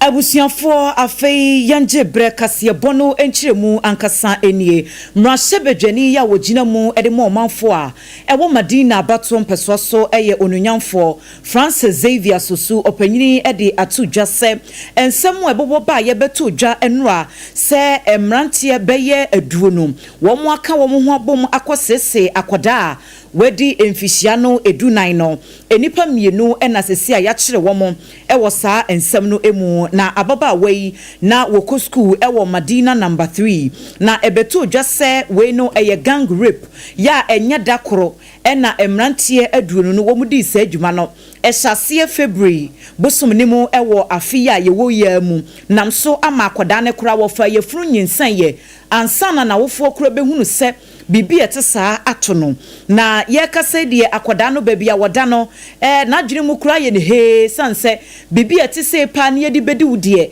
ya na ano odin ya wofo no so enam so ede tu dwase akwakwa ye ohaw kese pa ede abedan abusua no ne tichu ne niam ahodo ya wo de begu akwam se de be ya akoda ne kura no adwene mu nsam no betimi asiye na trauma bi a etesa no wamfa ne ho ankwankohye mu ebi na ensam de beto dwa no Madina dofsufo ena yekoda ne asam no edema wo mo a wo mo ehye nhwehwemu ase ewo saa ensemi eho na wonim se mrase bedwani a won potem ho nso eye nipa bi a eba enkoda no wo manfo human right ho nkomobo a waji din ye pa ne ni de akire ewo Ghana ha enti enura wabra okopie mu ewo mai emrase bedwamu a no no di na no di nsam atudwa no en wodi tudwa se wono so wote asam no wana so wobo divisional commander no odadofsu no ho amane eko ho ma ne briefing wo niam ahodo bi a na esese wo hunu edefa saa ensem no ho wo se nhwehwemu a wo mo hyase nam so ama wo machi nipa mienu afoforo no aka no so enhyehya ahodo gu akwan mu se yebetimi akere wo mo na yede wo mo abegina mra no anim. Mr. Speaker, my checks with the Madina Dofsu commander of the Ghana Police Service confirms the fact of the story as follows. 1. The victim in question is actually 14 years and lives in Madina. 2. The girl was discovered pregnant by her parents. parent. 3. Upon questioning, she said she had had sexual intercourse with 18 men on different occasions. The Medina Dofsu has obtained a complainant statement from parents of the victim. The victim's statement has also been obtained. A police medical report form was issued in respect to the complainant to send the victim to the hospital for examination and report. 2 suspects have been apprehended, cautioned and detained to assist the police investigation. Efforts are underway to get the remaining suspects arrested since the condition is a matter of deferment. Thank you. And what she and what penny editu just said, asem we nya asem we sese ye defe no kra efra ne ntoma ewo maimu ne senti wone aloyafo bi nso a eka ne ho wo mo aka wo mo ntoma abo afede ano se wo mo behwe se hwie be atentere ne beko ediama saa ababa aweyi ne saa enti wo mo ne adoctorfo nimdifo e wo pantan ayasa bia nso edi nkomo se de beya psychological support to be ese wo mo de makoda ne saa brain wo mbehwe no wo mo de ama no. Upon receiving the news and the briefing from the Divisional Commander of Police, Mr. Speaker, and as someone who has been interested in fighting for the rights of children in this country, I have offered myself together with a team of lawyers to hold criminal watching brief for and on behalf of this victim. Mr. Speaker, this statement is so crucial because we are talking about a minor defiled by 18 people. Mr. Speaker, we cannot consider a statement like this to just wash away because it's something we should be able to condemn. Mr. Speaker, beyond that one, I have already worked with the medical director of Pantan Hospital to provide psychological support for the victim. Onipa yetini ni sesiei eye Madina Mrase Bejeni Ora Francis Xavier Susu. Wa ensam foforo mu no ye tu faase wakodie bresia mu a wotu an nsem ojabum akopie mu awo atoye ematem na atoye matem ho na ye dru no ye primu a wasa empoho krosini ebedwanim ekro ba ko a eno no ehye wasa empoho krosini bedwanim eye wasa ayem na awrahu sama abusia efri wasa ayemu eba ne se abrante wa afei no wasi so a wono so agya wo ya ka mai wan ka ma tun kakrakra ebo ne bram ema agya wono so benya bibi kakra ede ne yere ene ne ma na busua ade ahye wanu pipipi mu wanum se wo mfi nhia no be se aduonu enan wanum se wo mususu se wo ye amroba ye kunu edadam ye kohoma ne so ne ye ne amani boni nyame nipa atwetwe sansemi mu enkomo nyame nipa otemeka ma hey meji so bi nyaba mo yada se papa na arahusemi eba ne sei yo bidia 24 se addiction and talk for it minya ne se okopie mu ewo eye wasa ayem eye was eye impo east district sema bubo ba no na se enye fe na se amafo ni hu anigye minya ne se abanti a ye frɛ no eye chief na amafo su se abanti o ekofo minya ne se abanfofo ba ye wale gamse ne man ese gamse ne proud se obegu no enti ubepe wasa ye mu gamse no enya abrasi na abansent abanti no se onye dwuma bia bio na amafo pumping machine na to na abanti afa water hose na wafa bano ye ne manema phones na wafa enti krono na obra na se abanti se approach fortune du ombe jani du post fortune du ombe jani du na otina acha do hwe ba kope na abna mo jaro na so na mo no man ni meti so na o yi achia gu amanfo so and na say e come for no in fact they are not happy too much and not na babia na abantie na busu afo no what is said bedrooms self contained na insure atuto 20 abantie no ne ma men na busu afo atu afifie ho and abantie na me say bone ne de na ne timo sum enu nti no when na so no botu ento da ho ti efie ho no ma insure ka ne hia said bedrooms no kwa eti ho na ne nyane se da bia da no abantie ko sane maame da bia o maame atu kono ko sra o mo na ba tan ena no fia no abantie na kwa sane maame eti o maame se me be chief da bia o be sra me na de wa me sra adentia maame mo anan ko hwe me madam okoya na se chief ena aye kan se seka na pompon fi se pan ho ase bi adansuo mu na se chief no watwe ada stuffing chair mu ese nipa bone fo ko di owufo etima to abante wo dem tese abante ne hu omahi omudi knife bafo wo hwe video na twagu na wo say abante no knife dan nchen ana nyame ni pa gina so ma me na me kan kira yetiefo ne ahwefo nyina say etwagu live SOMPA 106.5 FM Accra eti share yan Facebook wasisi esanse yan pese brimbrimbo ebechi wunti ya ni black and white eti nyame ni pa to asoma yan eno nti aya sekan a omudi abante na wu no sha abante na nimu yene basa nyema ni ti no ne nyina egu ne nchen na ne phone na oyisu kra ne phone no na nse ni pani nkofo ni enye anrobes na omoye ekumofo ni pabone phone ti ni phone kra omanfa abante na hwe eno nse omukun no aka se ni ho ahinti obafiri atase fosa aseso na wakọ ama sebe ayi nyanya bo mafo ase ehu a abobri bo mafo no na eto beta okoni mu na sa abrante na ba na obia akonachi asa kroma no oba pere akokoma ekochi na kokochi na omame ezi wo ma esie obia suro abrante no enti no tesi amika se ayade abrante no mgodu dem wo no na ne pabonfo atimi adi abrante na wuya ya ati wo kuno ama abrante no aye twan seseka a oda yakonyam ewo dem ho menua nyame nipa mo yada se papa na ebra wo cheche nsem yimu wo kire mu se wo bokro no du na posi adwumako ni chi ni du wanu mu ja ni du na che se oye habitual amroba ebio nso efoni a mi wi agina ho ma me efoni ni a wo de kire yan no asade ni ti no ya hyeda na asa ye blog na ye de aboso eno so mu ba mu no eye den ena obodi sabio apeche ni ti ni sa no yes ye be fun ye hwe na say wo hwa ye dua pa na ye anyema brake no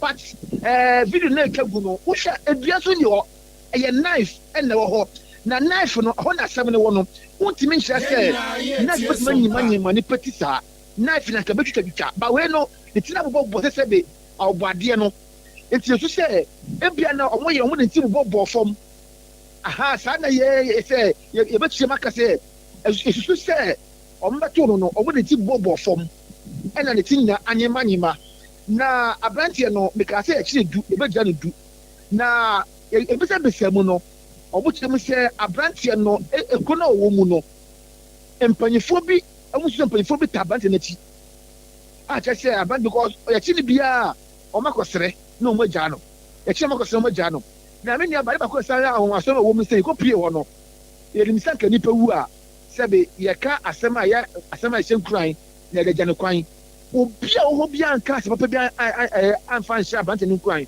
ena nyame na tu oka ena wubewu asawu o sama kwa besa wu bio ge akoso ano no nyame ni pay efoni ni ade sande ya no a bibi ada eye akonwa ni mu anase sofa ni mu a abrante ya ka na aseminiti daso eye form ana eye blog ebia nso bibi bone nan de bone nan ne ye de ade a ne bone nan ne ye entumago ne ahoma na mo yire no on se na ba abrante no on se o yo bodam fo ye de no ho odin enti su se o mo kire no ena ne dan ne tikon de eye form eye pillow ena oda so oda on se stuffing chair no de ti se form na ti se pillow no eno na ne ti eda so na mo kire na branch na se na amese o mutimi eye ne bone ne phone na so ada ne boso na e wa mo buru no wo mo ankasa de phone to wa de ne sa to ne kokoso sa aha anu ke se nipa nkofo no omunya anrobes se mo ya anrobes na ko ombedi sa bona ko fa phone no but we no omon pene hwe eti su se fair play bi wom esu se be na ekomofo no ala ne pa bonefo bi omo free komo no na mun nyabante ne oye ne ntino e na omo get rid of him abrante e wo yire o wo ma masan se ya chi obi woni we hu onire oniba na Friday na after nje no ye nyanti se asomasi ana obenten e na se odisa anyampranse ni na abrante ankasa ni dini a mo so wa mo de friend wo mpotam wani chief na ni dini ankasa de san edi a mo de man na no chief ya beda se papa kwaso afa wani di sa wa husem ya chi de beta fo bi asompa na de asome ya ni asu ya de asome ya tiefo asompa ai abusia yakwadi nkomo yi ewo atoye emantamu wasa empoho epo ye cross ni bedwanem ekuro ba ko de wasa yem ena sa awrahusemi esi ya branch kuma 24 years wenyi ni biasa wan susu se empotem wade na wogene home na papa nyasam ketwa entinsese ni die se adehia wan mu okrom wa na di na yawsa o so obi na free baby ebeye ne sade a emre ene na ene betwere yada so aginem ewodumia sikio kase bo SOMPA 106.5 FM nkran tumirika na bra so bi na fa won kanto so enso ebeto so Hajia special local foods adamant yebekenkan ede amaw na amedu wuram ewa amamuomu mampeni John Dramani Mahama enne amane bobi efiri na bobo anu aba ede a kire sade na no ye boss so kire wo se eba sa levia womode ato fuel 1 gallon bia so ye 1 cedi no enra na ye hyase aye adwuma ne na amane bofiri mampeni abobo anu aba ne kasa mafo Yewura Felix kwachi fosu ana abonsa ntrofo amane edi a kire se mampeni se de nanka woma ye abamu adwuma wokogina petrol station okuta chit na yebu mano woduru ba bia na nijasi so a wonnum no no saade no watwam enti se fuel levy ba na obi atua 1 Ghana cedi ewo tank ba ko bia ho ana gallon ba ko bia so a wonma ye aban nwuma nso won betua bi DC tua MP tua sada ena wono aka won nso ebetua ne pepepe se de timamu ni bia etua na asemi bae no asa etwetwe aso mampani ibu man no na ba mamuo mu a emu nkomo no ya na yen aye wo mu a wo bu man ne de amaye no na yente ye ho ase papa na saa asemi ho ma memmonwuram ne ye ne Yewura Duncan Arthur wono eba mamuo mu a wa ben mu pa wo ye obenfo na wo sanso ye duyefo ewom ye ne Dr. Nkodi nkomo na ye musa ne se enkomo yi a efiri mampani abobo anu abai no wo a aben ewa mamuo mu no sai na obesi a kirem amati mamufo ate ase ehunu ba bia mampani pese wode na ni kire Yewura Duncan Arthur wiei SOMPA sike odumienu kase ebosu ni ma hai ye ja papa na eba mabobo anu ehoboko de Onyankopon na dom ye na ye hu ye jidi de wo so wo ye nyame hu ye mmobo na Yewura ena Yewura Felix kwachi fosu di amane bobi firi mampani abobo anu abase 1 Ghana cedi levy ya eda gallon bia so petrol ya obeto no mampani say with immediate effect with sharp payment nanka wa located ya mafuel allowances num asemi bae no ebi say ai wo moboa wo de dede yen wa ben wa mamu mu pa sana musiti ase na mbekire mu ama yenso aye wase yate ase bi yo medase mitia weti fu no wahwefo nyina bo the kind that yanhwe ne from the point of leadership another yanhwe se obidi domanyima be yanhwe do ye ya ka se mi the color of the leader affects the situation or the environment another okandin nusu na ne ban ochiremo all the osuwo manemu nti se okandin ni obi a opia akonaja ono omaimunu ina so akonaji na obeda achiri so you be a perquisite another open nyama kuntan na oman no so wobaye na owurajo mama am the where you can wa baye president ni bi na aye to the volleyball wakati na achiri na wahwa na wahu bebe loopholes another bebe chimato uwo na Ghana fire na adom ato abaman into onu only excuse bi ade all in perform osande president ni where the bidder where the vice ni bidder where the MP da into you obi a ninyimde no numu do wo Ghana amambu semu into so o take a decision bi a no decision na numu yedura decision na otapoa decision na obama Ghana research no ka no obama Ghana yetum ye move another year free the baby a ye woman onye ni akwati bia papam if I me move ne there what na say na wa hwe no wahu there the better Ghana for 1 cedi na nche da kwobua fango another da kwobua fango bottle we dey go machine to market ya light enu Ghana for yesterday there bi mente entuma fango say shala odo na nka so hwe ne fie so na nka so hwe ne fie not so where expenditure da meji de obobo ye yinala enti na o se speciala ne coupon na hwa mmiri bi atwa ko na coupon nkofo otum wonya mebi mpo okoton coupon ni bi obi mo de coupon no wata chiche wo ga esekwa na nchele ye adwuma na sanko wa mo coupon na oba mama aka adwuma na ale ya wo ba hare wonti na nche wo mo coupon na nso no obibi na abrabo nti iya wa abusing another won fa coupon no bibire won fa ye mo order wo ye nti ono wa ye mpida wa ye minister da no so je coupon ni bi no onyim bese mankofo use coupon no a won use ni ye ni sende wa ba president no regional na do aka dem coupon no won twoma onyim coupon no ho kawa odeba megide da se ye bisa auditor general another bisa accountant general there one calculate a year coupon na abanzema wo bodi a am the we mbesho nti megide da o ya asem papa president tibitwe mo ka da yen tighten your belt na he tighten your belt no mo tighten mo belt o man be den akonim nti yen tighten your belt no megide da onu leader no so onu say so tighten the belt nti hona wo be no nyina so one tighten or belt in pocho that nti eba ne say ya na aye Eliza by example. Yes, leader by example, and leadership by example. Wonderful. Na miwura aba ne say no wono man kakane no wonya coupon a wo mo som yen na woyi wonya nsom yen no eba sesei wo mo nyina ne yen betua ne pepepa akoye chempesa no wo mbe yi omuyam na wasomsom a yeso wo mo som man yi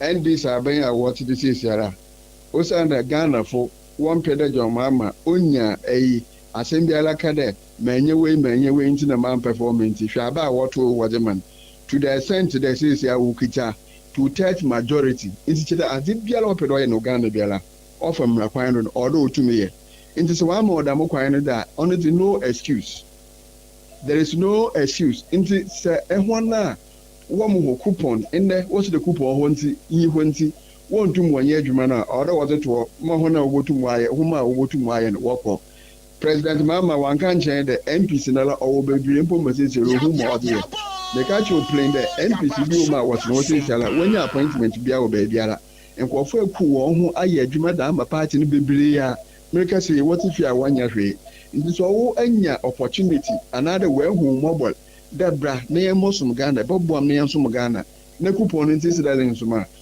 o se fem nala only 2 minutes mpo obi fufu ba ye ready there oboko nti we na wan shi wasapo mu so obi ofido coupon ni honti na wonti pay na waze mo no onso na coupon no kwati na obotu ba mama aye adwuma da na no ye incompetent on bo mo dey brief na enho na wa ye ready there wo ba sacrifice wo comfort Ghana he ya ye yimibinu ma wo sum Ghana wo pay mpo wo se da ho anjida by 4 years ho anjipe ye yimobi ma allowance waze mo ye yimobi ma wotu kwan a wo ba per diem na wo ba ya akonta enti nyipa papa bebire wo Ghana a wa ye kado do ba sacrifice per diem ana wo ba sacrifice offend fuel coupon wo ba sacrifice coupon na wa small man Ghana da mun ko fra wontu mo nso no wontu wo ho nsinchen wo mo mo resign na ho na wa ye kado no almost more my Ghana. So no my Ghana na yes can on so ye kwan ko into say presidency no another saban no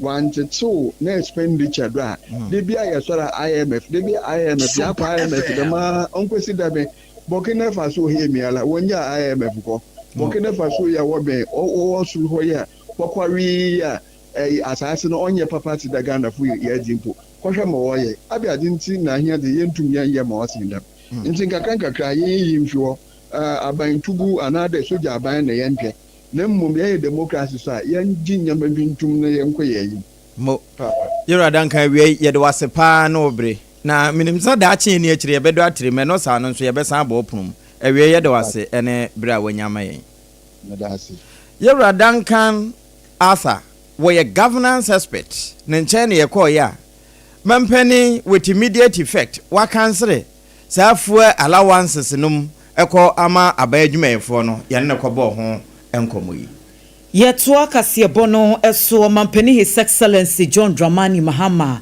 en wode atudwa ya wo kiremu ese abibremu ntichu amaya hodo ya enam transatlantic slave trade so mu kopie mu e wo bi ma so ma abrofi ebe kire ye ni yaya de no ebre wie dru sem patasika bi esese wo de ma bibi man no wo mo ehye no wo mo eje wo de nsem we nyina etudwa ene wabra wokokasa ye ewo mid-year coordinating meeting enhyemu kese ase ye African Union enhyemu ekoso ewo Malabo Equatorial Guinea mine mu ene omampanyin edisa ensemi etu eja ne senti wonam so ede ofre ekwama amanya hodo ye akase womo emfa womo chitai emeta biman etie sede ebeya sampatasika no aye hwehwe no yensa ebetimi akasa nse emfie dodo hodo ye bibiman mufo ye befa womo twa Atlantic Ocean pokesi ekopie mu ewo bi maso ahodo nko asom ya omayi ene amahodo bi eka ho wo ma ekomu no ankasa abre ni nyina hie betimi dia ye bibi ede ama ye ho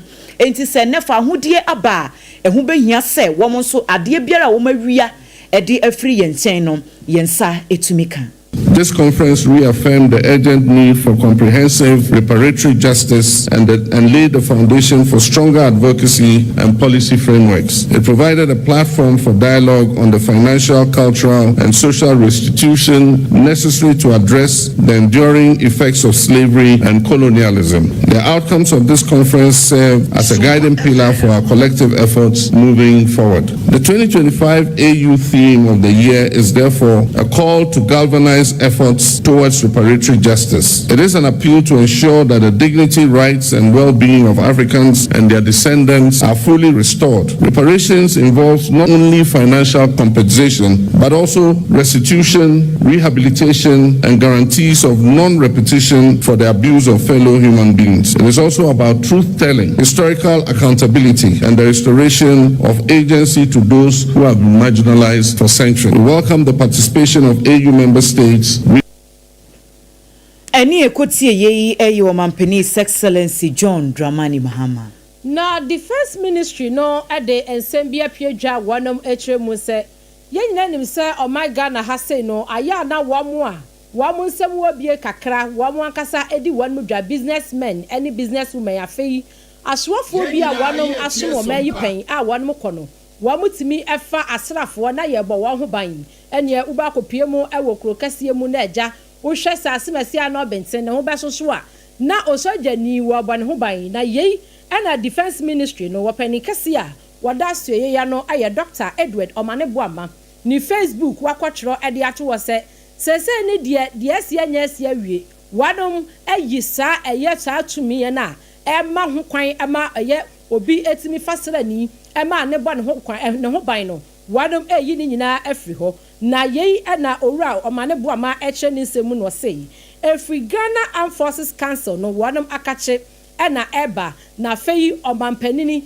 His Excellency Yewura John Dramani Mahama ne reset agenda wono so wade shasha so ni nyina ka ho bi ena no so betumi aboa ama ya reset Ghana eye owura Omaneboama ede ne nsem eba wieye e wone nsem am wade kwatu ni Facebook me chenhwe ni mu ngoma no so wono ene wo sei wo betoto asra Ghana de hye nyina da mu ana mu nsem wo bi ana mo fa ya asrafo ema wanu ba mo ho ban afei ahye ya wa ba behwa no pan asese mu nyina mo ahomigye mu no mu nyina mo ngi asem yi ewo akomapa so na eno na bebo o my Ghana ama etimi ama wanu areseti ni ye na ni nyina enkanfo ano omo ye saade wei na etumi aboa ama perepere yo afei bibia ye be ya emu beda ho fan amu obia etumi ahwe mu bie afei obia betimi ahya mrase ni obia emedi mraso no ni nyina no etumi esia no owura Omaneboama de nsem ba wiye no sei wo ka kire security agencies ni nyina se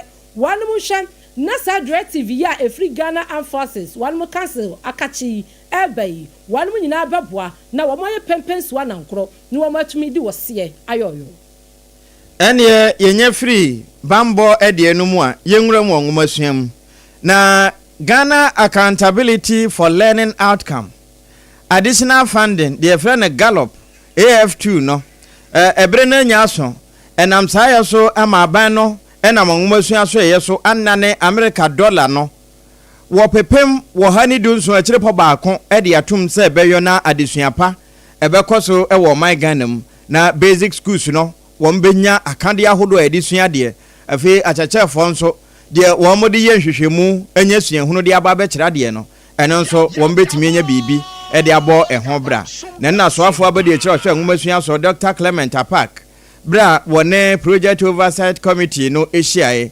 enkomo no wo bo bia sompansa ntwerofo yenso ye boso ediama yetiefo. Gallup AF2 provides an additional $117.1 million United States dollars to scale up basic schools. We must ensure that every intervention, from teacher training and school grants to performance-based incentives, is effectively deployed and monitored. As a committee, our effectiveness will be measured by the clarity of our direction, the quality of our oversight, and the responsiveness of our system to on-the-ground realities. Eni a wuti ye yaswafu abedi echi ohwe nwasua so wo my Ghana Dr. Clement Apak. University of Ghana Legon Suapono and Womodi atu just say esuna womodi kan ede beto emontene eso se woma bra enhyiamudi ahodo biara ebekoso ewo Suapono emu enam COVID-19 yade yiniti ewo empotemo sesi a womayi sa ban no nyina ede afri ho wei eyenkrata ya Office of Student Affairs for ena edeba ya University of Health Services nso any management Suapono nyina nso no wo ka ho bi ansa na adwen nyina ekọ benkromu a wo ede sa enhyihyei ababeto abontene ebeto dwana nsemu ntemu se COVID-19 yade ni bia yiniti ewo University of Ghana honam so emampanifo ye se ne se sa na tie de a SRC fo womo enhyehya ahodo a womo ediegu akwamu event ahodo a na nka esese womo eye wo school ho nyina no womo ntwintwen so ansasanse enima bi etesa no ya na edi nipadom ehia ena COVID-19 yade no so de nipadom mu ena etretrententem enti womo ye se ne wom betwen so kakra kopem se enhyehya ahodo a womo di gu akwamu no ebetimi aboma yade no so atekura nti sesi ade empenifo chese niema mu ayemre enu nti no womo so ehunu se hu behia se wom beyi sa eso no edi afri ho na afei grasak fo ne SRC fo ne JCR fo womo programs a womo ahyehye se wom beye no empenifo timi ama ho kwan ama ne nyina abaso nenso womo de kokobo ekwa ma school fo ne se enye se yeyi ban no edi afri ho na chese o se ye nemmom no social distancing hyehyɛ ahodoɔ biara ɛsɛ wɔn de gu akwan mu na wɔn di so COVID-19 protocols na abere bi atwam ne yɛde yɛ adwuma no wohoro nsantentem sanitizer use bie ɛne ne keka ho nyina no wɔn nhwɛ na wɔn fa nyɛ adwuma sɛdeɛ bɛyɛ yadeɛ no wɔn nsan ehu bi ɛwɔ mpɔtam ho nansan yɛ wɔ hɔ ɛne yɛnya nantiɛ sɛ New Patriotic Party MPP ɔsoro kokroko amanyokuo wɔnom ɛsɛ wɔn de krata ba National Delegate Conference ya afibia wanum eye no nyakopon ya adomu a kita wonsa July busumi aye womu ne da etoso edunkro 19 July na chese eye bemene da edi anim yi wanum ade ba ba hyehye so na enu achi nu na yenya nantiye se ensem bi enenam abefo tintan video social media hodo so kire mu se omampani dada His Excellency na nado dankwa ekufu ado bema bo adan wasu watu kwan entini nkebe ya sei na manyokuo no betwe no na wonom etimi atwetwe ne ma so kakra kopem se wo beba ansa na ko matumi ayesa conference yi yei na krata atetente na no pay a free office of the nanado dankwa ekufu ado ediaba na krata ne mu ensemni wo mu kire mu sei omampani da His Excellency bema bo ada nanado dankwa ekufu ado se sansemu enenam ese one mu kirem so watu kwanti enka wamo National Delegate Conference annual one ya won be ya memini dayi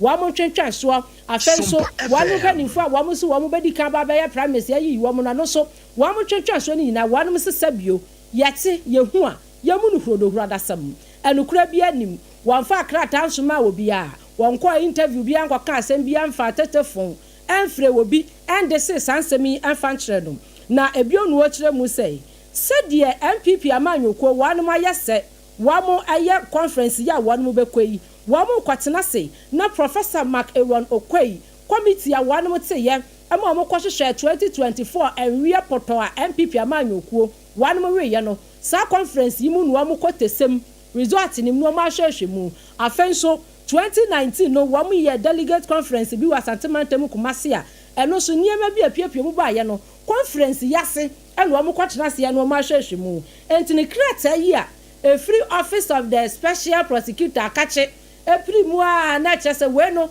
aya nanado dankwa kufu ado na kache na mika yi o ekopie mu ba ye no wo sei sansam a wan mu kire mu no nukura bi anim enti yehu a Ghana de hye ye montungu Ene se ye bo atrogu ana se ye fadia ya asem no. Planning Committee Chairman Edema National Annual Delegate Conference Dema NPP Yura Joseph Osewusu Joe Wise na wodi atudwa aso kanea pa de atoso adechie bosume de atoso dunkono nipa dodo a aban wo mo hwe animu se wo kwa akoto ne nkomo ahodo a ewo akire sansemi ade ache bia adwumadie so ewo sompa 93.1 cm bra na o mahene ye odubu achete agwamu na wo boy. Your conference I got the main agenda and the constitutional review.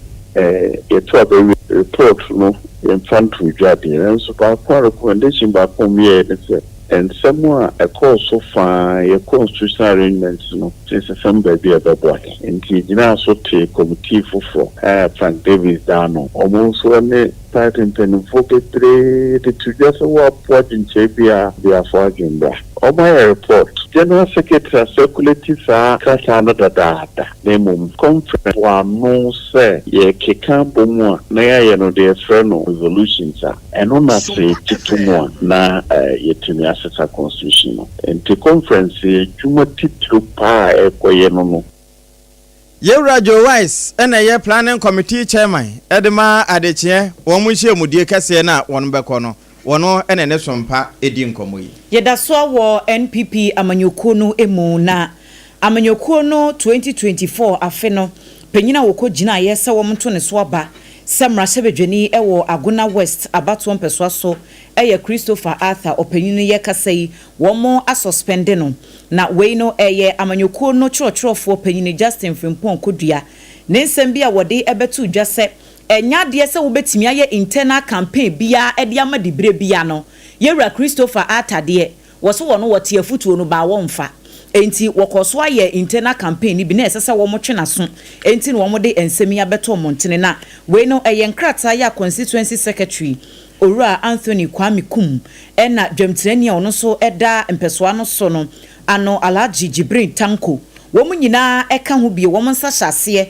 ena wo mo de saa nkrata no ebaye wo mo se opanyinu no enanu kwesiada busumi ni da na etoso ensia wokoye electoral meeting bi ekofre amanfo mo mo baye na chese wono no party no mu position wo pese wo di hu dibre no wo hyase se wo ye campaign enu nti ene wo mo nam so a wo mo sisi ade wo ma suspend no kopem se ginaye foforo bia no wo mbesi ede afa ho na wo mo si nso a de be free mu ababia ne de ho amanebo ebebremu na wamrashe bedwafie edom kuma awanom wo ho womba no dani eyo ononyamfo Osahene Alexander Kwame na afanyoma king efutumra hye bedwani no na wagina simpie ni apaso awamrashe bedwafie na drip machine Mecha District Road Improvement Project sa eye enfidie munturumun ya omapani dada na nadodan kwa kufuado ni MPP aban wo madama wanom de ba yese ene district ahodo ani nyina no mu amakwan nye mu betimi de adwidwiri so ne ade a na bi wota so na bi yi gotam na nyina eboa ema empatam so etimi afantam pefra no wo kire mu sei sanfidie no wanya nente yese ebi mu de ye galam sei wo mu de tu gala yeyi ena wo kire achiame hene a wo emrahye badwafie right honorable Albansman na Kingford Babinse ehu ahia se wanru omu nan esifom esansei se obi si wo hwe oman areseti oman yie na oman na wo reseti ni yie no wo manadehye anasa ni mpanimfo bia wo ne wo mu bu man no ese wo mo reseti no esensase a ebe hadwen ninsam eni. Mr. Speaker, if we don't deal with this galamsey thing, money is getting into the hands of people are destroying the environment. In the long run, it is this same economy that it would affect. How do you sustain your economy when some environmental factors are affecting the very economy and then it is hand to mouth?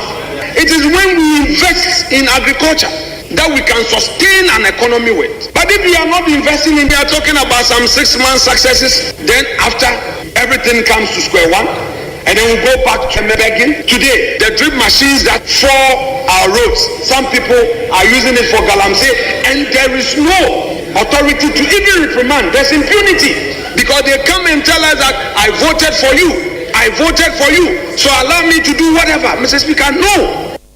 Osahene ononyamfo Alexander Kwame na afanyoma king edom kuma wanom wamrahye bedwafie womba no dani no wasanso aye osomfo a wasom adehye ese mrahye bedwani ewo afutu abato mpesua so waya sonoba na yenyina sonofo yi so na ye na ye hutia wamra awia mi busa wo ubu nsa bosome no so a ya wote yaw waya so ba bia ye oya ebise ye ni dane enuro nkomra nyina wanom biehia nanso emfantini bese ma ote anyen ene awia wo hia secure sanitary pad wate ene ahote tam a omu a ohote bra wabu nsa se unya ntwabra nko ade a eno achi esiesie uye mansa wo ho ewo badwam ne ntaban no eso ba etre ewa pe koten ewom na minti so san wo mu na eba pieto nsa mu ya esemu no a eno enetimi siesie uye ema wahemfie eche na won common so no eye nkomode enenti ewie wo santimantem mama excellence cosmetics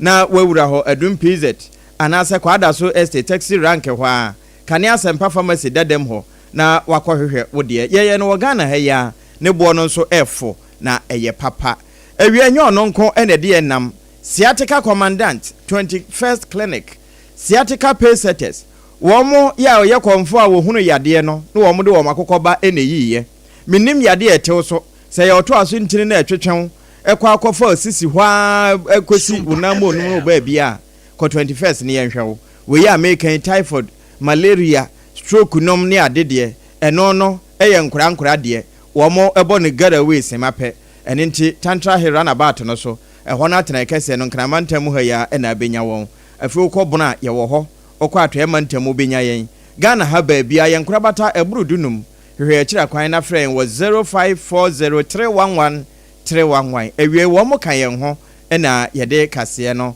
ebrewo na entaso nko nante nya womo nko Techno Spark 40 series ho asem na ye kan na enanu ya wo yi phone se wo twa picture yi na wo kura wa fere because phone no enye enim nyina papai jerimudie ni bia enim nyina papai wo no wonnim WhatsApp wonnim de ekoso enti kone kwaji Techno Spark 40 series na aba no a ye di ho adanse no kone kwaji bi eye technofo na aye wo mo enede aba we eye no darling movement kura wo techno so because eye very serious eye slimmer eye stronger and a sign sparky everywhere enti videos bi a opese wucha pictures bi a opese wuteki and the music videos ahodo a aba hu ne club bia no eye techno Spark 40 series no wo mudi twa enti bowura wo mo stores ahodo a aseta e wo Ghana half na ba bia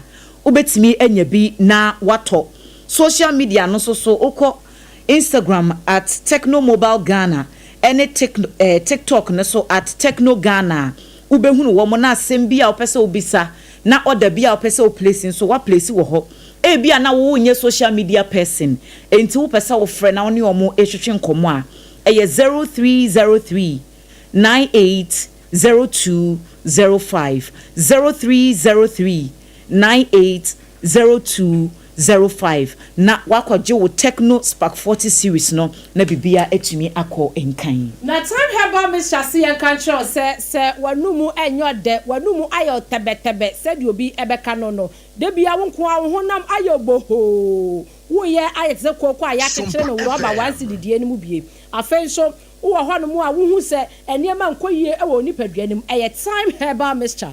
Ani ya kafodi amawo na mu asebio mo private party wo broni eka no ne ye ne beka no ukukua mu ho no sebia wo ba anim ana ba ma ne che ho rashes gugu ho afei ba ma ojo so pew oba wo ho no mu asufita bi gu aya na enyan afei wo kwa fichira wo tse yawo eye time HH Mr. ene ne capsules enu bi ena wasa upe na obbo na aboa ama uba ya wo ye no atumi adimu na oba ma yo no so watumi agira brane na low sperm count so ni nyina ebeboa wo na o se adure yi eye ma oba ene bema ni do so puo mu monfre 0244 417 669 0244 417-669 baby a yeton adrobia ubenya time heba Mr.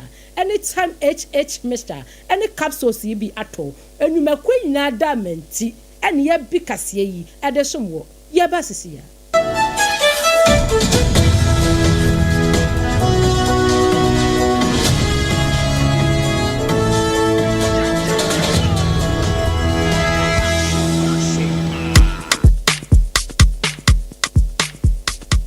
Kweku, minim so why she. Me kraman nane.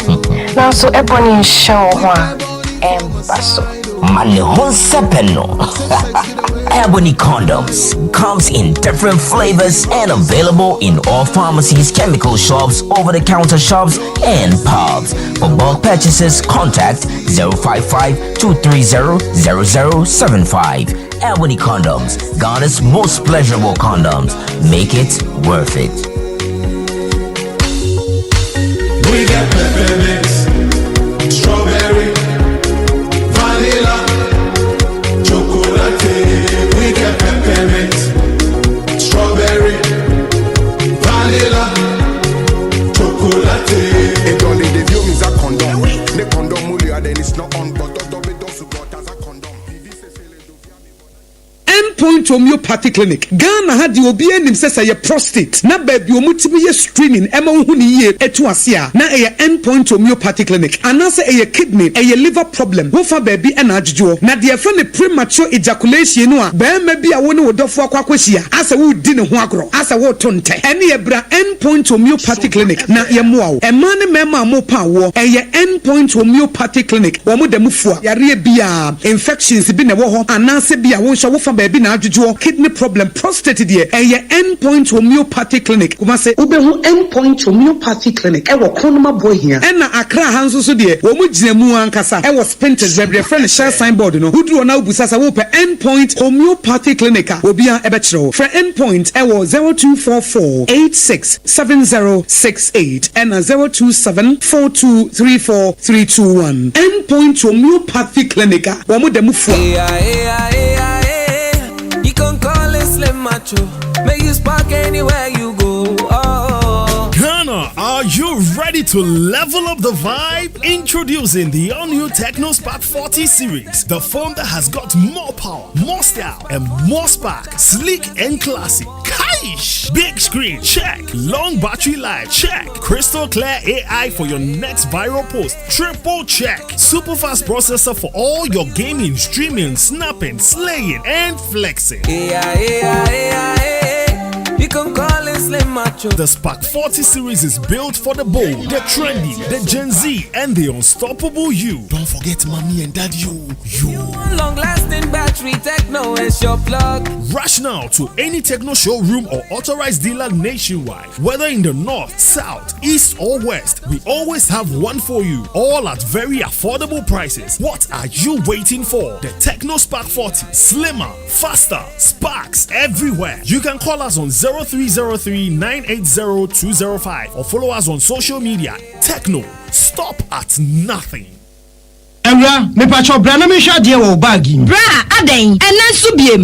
Time heba me hye ya me kan se yi ba akun, ani wayi mi ensen. Bra, sanya time heba me hya, esia gyimi ni me fiefo enya de abako ebeso yen. We de udi se ofa ni nyina. Time heba me hya, me kasa me di one dance ya heaven ena de me kwa akopie. Enti se malaria, we draw ne time heba mixture. Enye enu nku o, de na num ato a wontimi ani die no. Time heba mixture duro no ena ye ma o. Oba a wafa afuo de o ma akwada no fo. Any akwada woni mfie dumienu entimi num aduro yi bi se obeto aduro yi bi anoma hwe se wako hospital anase lab ame yehu se wo atridie malaria yi bi ansa se opetam heba misha enu dudu atu a fo ani kire KNG Herbal Center ewo Emrom Abidjan House ana ba akoso wo atonso Monaco Junction enu echi obenya bi atowo over the counter medicine sellers any herbal shop dodo na em Fre 0244417669 Kayo set time no TIME time herbal mixture afi malaria fever bi adani ziba ewo mu no betu akọ FDA agi adwadie nkratoa yi atu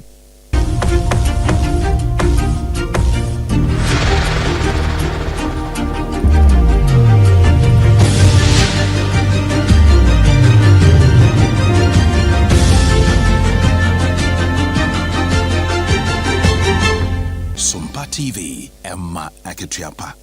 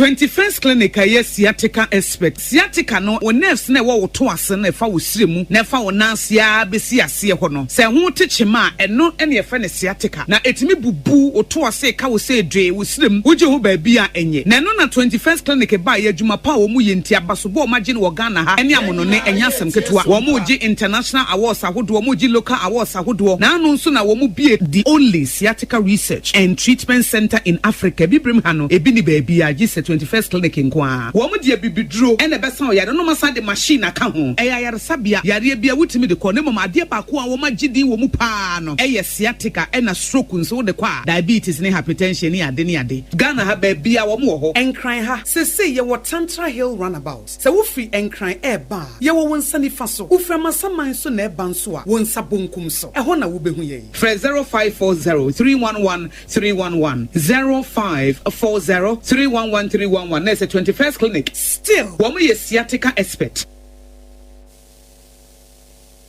But would you suggest to the National Executive Committee to punish party members as against the wish of the National Executive Committee because they have truly disregarded the decision of NEC, which is bad? Would you suggest they punish them? The National Executive. Oh yes. I didn't know they saying. Any panel, look at what has happened. Just for any panel, are you sure they will be able to call a free Serbia party in the National Executive Party? A free but transfer. Adi and found 2 nights. Because some you sana. Many a divine. Edin Komo, the Greater Accra Regional Chairman of the Divine. And he tells me, say. Before I arrived at that decision, Equia Free, the research team, no, they were present at that meeting. No, wrong. As some way, national issue. About that here, national issue. It is not divine some cry. The chairman of the party and the executives, no, including the region for no meshia. Oh, but me Equia Free, dear Kono, you feel say you're quite behind and co. Na mo de advance mo de abai so bia much letter ba na my bomo de ba say we are not participating to the also feel say abekon of the stronghold after the thing ba ko pray we the two of them no I think they didn't do about but I'll blame the National Executive Council. They should have called her and talked to us. Dear, this is our stand. Also I ko pray ko be can say the see that the two no on person be repeat you niemo de ani yen ko na yen hwe say whoever wishes to know who are winning in them also we need that pledge also the quiet me feel say the National Executive when na ye I should be a die party this so ni trust ni ye party ni ye na party ni akono now take this year obi an say yeah this year will take here no it is the interest of the party that party na grow.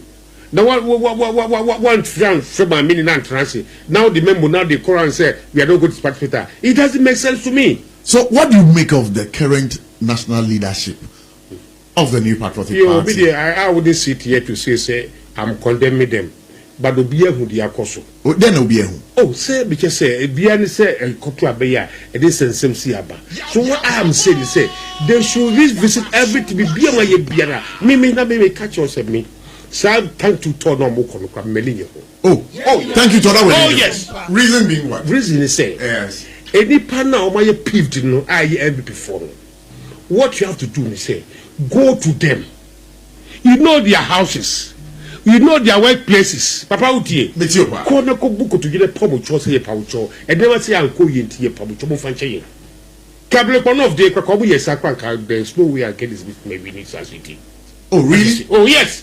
The one you way in na okota u tanki one or tanki no. E di pono I peeved no. I want to abano. We crampo ko man almost obonto. I went around so in the so Honorable Joapia, you feel say I queer free you na wudi no. It's as a result of party manager Dona MP and Kwankotoba for the rerun. Yes, they didn't go. I went round, I saw them. Me constituency. Me so what them control so na boye control ya bre the faculty and some bre.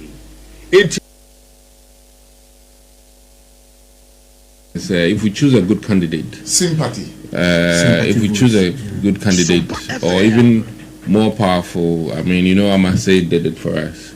If we go with her again, we can do magic. Amasei. Yes, we can do magic. Oh, say, I mean, listen, you should understand the dynamics. Part of her family is from the other side, so it makes it very easy. She's sort of a compromise candidate, if you think about it. You know, based on what they said, make her grounds.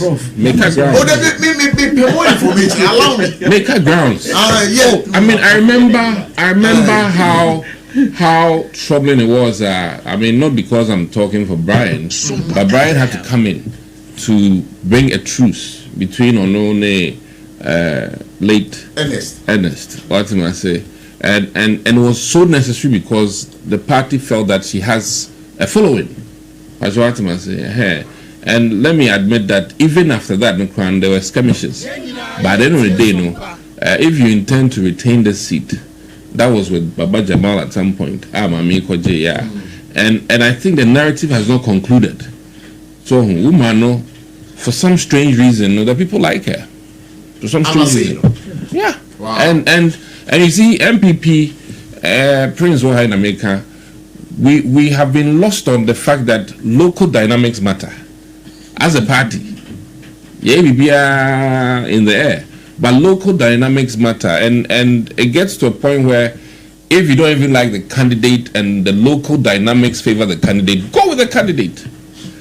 That's what I say. That is because you want to win the seat, and that is my hope, sir.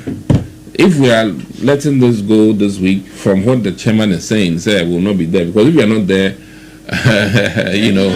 you lost. Okay, so now what's the story? Media, the paper is saying, sir, Dr. Admaku Kisi, Kase, NPP from Far Embassy Imbra.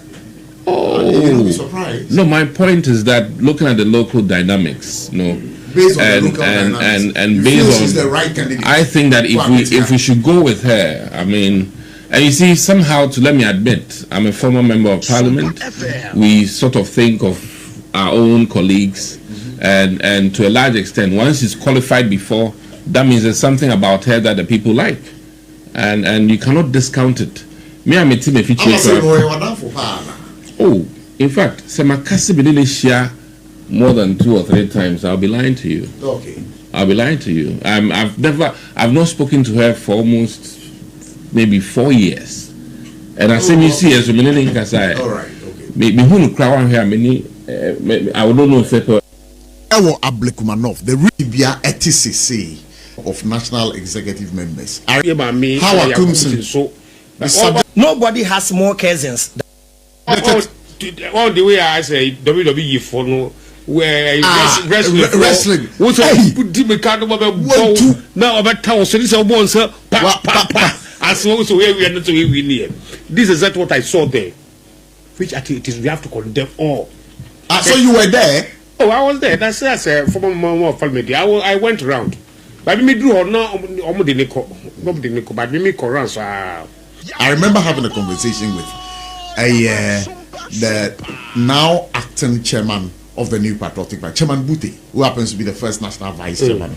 As some of the two generally say, all the national executives, including him, also will be resigning. Oh, committee here. What's he? Committee here. Okay, you say the president Kufoso. Sabuko elections are, you have your internal security.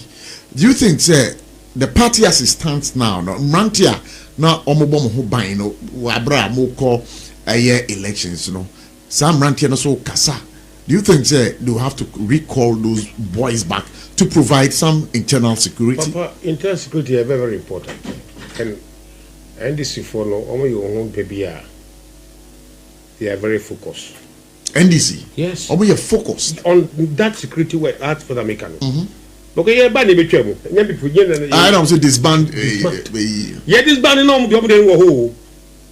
Yeah, this band they don't know. And look at what has happened. So the NDC is more strategic than that. Is it? And to also did obi anka say o fa ayi first security now or be disrupt elections demo play field we NDC ni o MPP ni o sebi mo tokura mo ko mo fanto nchen near ma obi a dwen onkoto aba. That's all that we are looking for. Rerun, that's what I'm talking. Paper on here. Now no, who call thank you.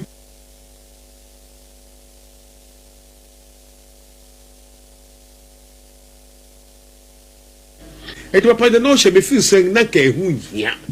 And for come some men sad they must bend their head in remorseless shame. Enye fair. Where Bonnya, Usu Koyebiana, see them mammy and I be you. Parliament is my only very good friend, cry, and whom you also from Miniku. Me Pelasampa, but she was said, go with the year, no, na way to crack it. Me Fisanaka, it was a reckless statement. It shouldn't have even said that. Therefore, Boniche. That is the way I see it because you're chill of mine. What I say, you're chill of mine. You divide yourself. You know, but Uber Parliament and this people, you just you map.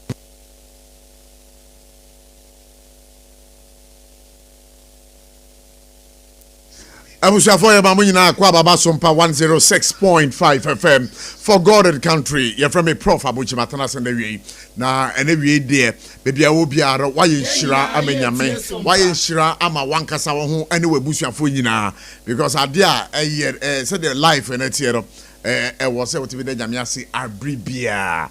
Enti abribia unyankwa wono udko na wo babiaro was so to me da nyankopon ase fi se nyame ayebi amao kai se da watwimpo ya esi mi ebi mo afrimu ba wo de adomi keke na ekra mu a enadui wo da so ete enkra mu ti bebi obi ano kai se enne nhura da kese e de bawo ebiom yasatena se for God and country on SOMPA 106.5 FM and eba wa kwemu every sabra kopem se nunum ebebo apemu kai se djumedi etwa ne ho frede our Facebook on Facebook is SOMPA 106.5 FM Accra yebesre mo amuti yentisi aro monko Facebook na mon share ye link no emma yen SOMPA 106.5 FM Accra. It is not just about sharing the link. Again, it's also about making sure say you comment on whatever discussion you be on SOMPA 106.5 FM for God and country ejumedi so. Guys, you can also follow us. YouTube is also there for you. Remember, SOMPA 106.5 FM live. SOMPA 106.5 FM Accra live. So if you follow the channel over there, make sure say you subscribe to the channel. Or subscribe to the channel where you can leave any comment over there. Ya beji bread that's our comment in nyina so. Ya kenkan ni nyina e dia mamo live here on SOMPA 106.5 FM. Adofone adeshia ewo Bunu East region. Ahafu region and then the Bunu region.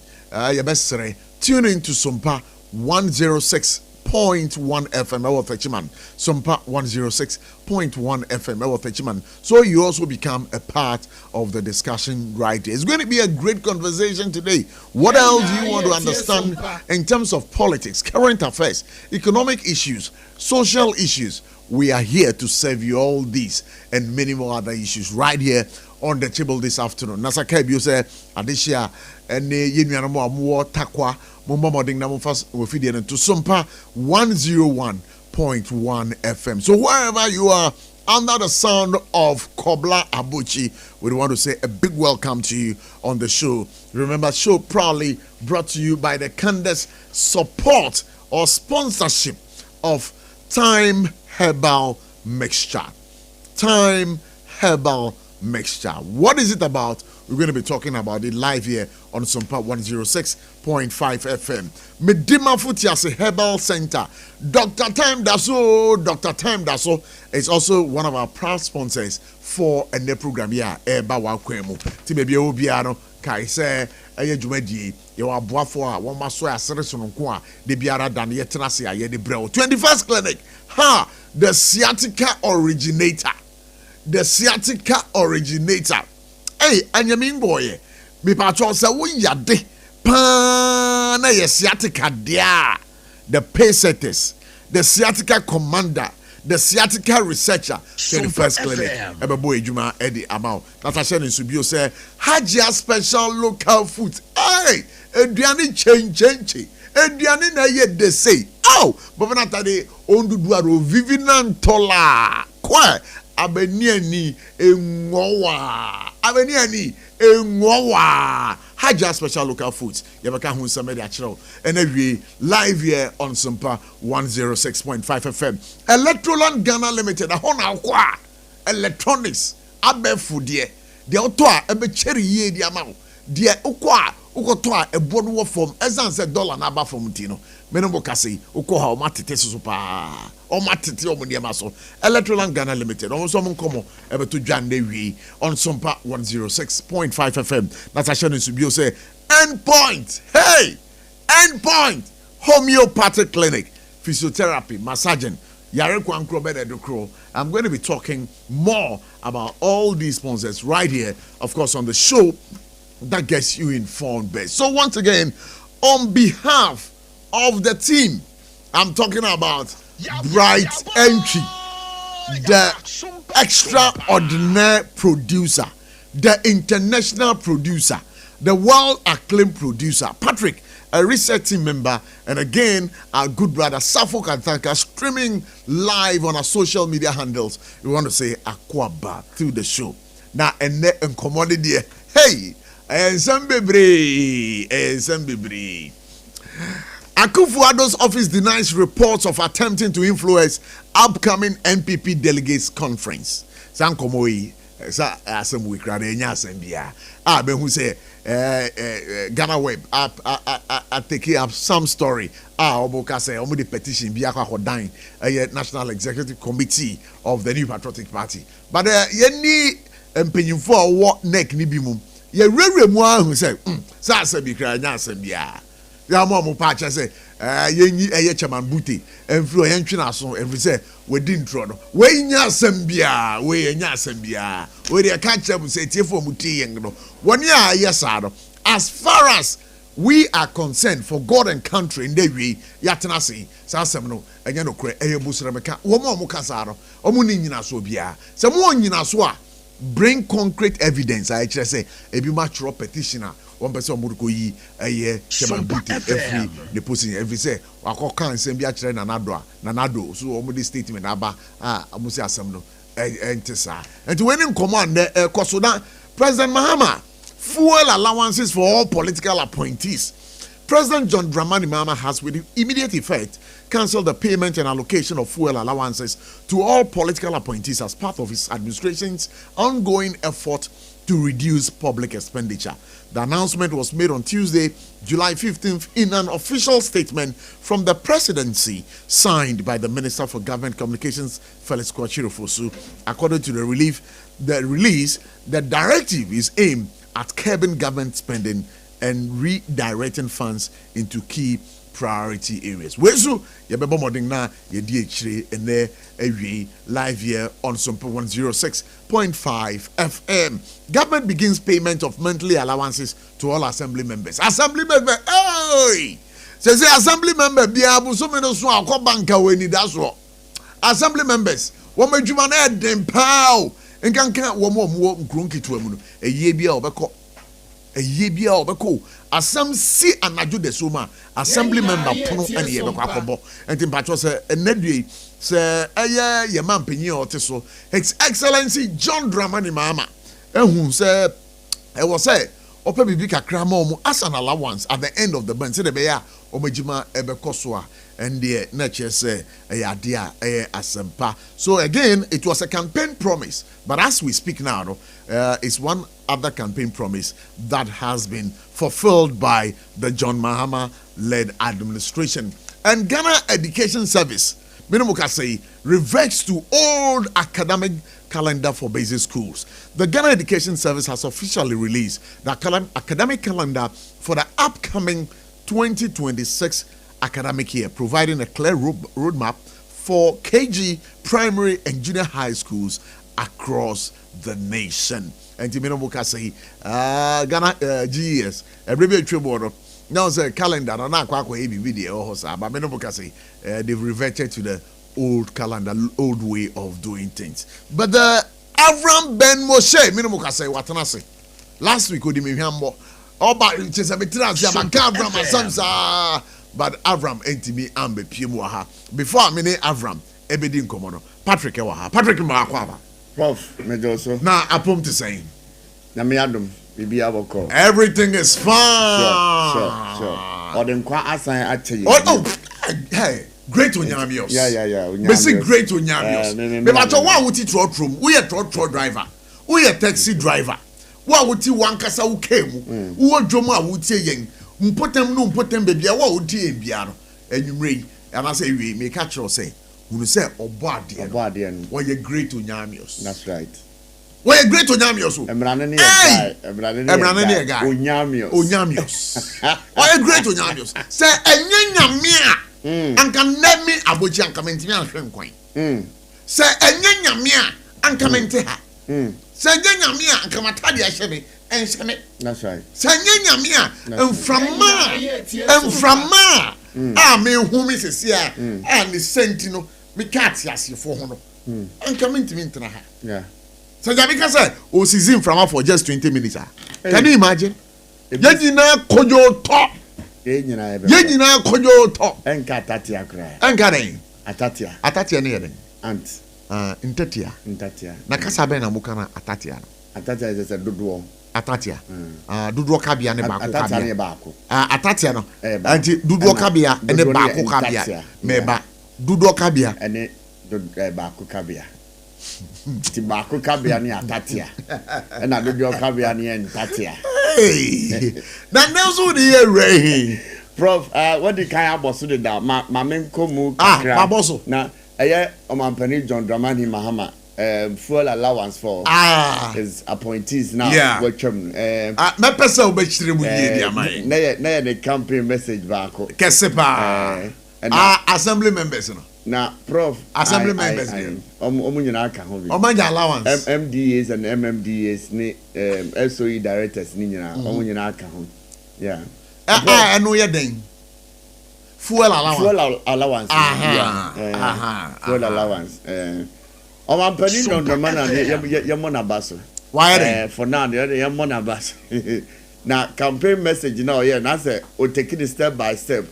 I said the messages nyina o hwe we are no target no abone pa no ye o hwe we are no target no abone pa no ye free you know next week on the show anampo ochela okay but tax so be ye dwuma bia man ye be hwe the campaign promises nyina dia wa ye ne dia aka okay ne egu no so onye Everybody jawa. Everybody ja. Ye di jawa tia. Dia wa ye nyina no. Ye be bona baso. Dia onye ye no. Ne di je tua. Ne di je tua to dey bizan say ebreben no be. Ebreben.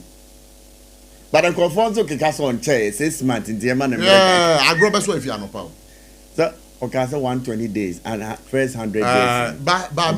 But me can say John Dramani Mama. The 24-hour economic policy now what they are to what the 8 thematic areas to explain the 24-hour economy John what the SOMPA 24-hour economy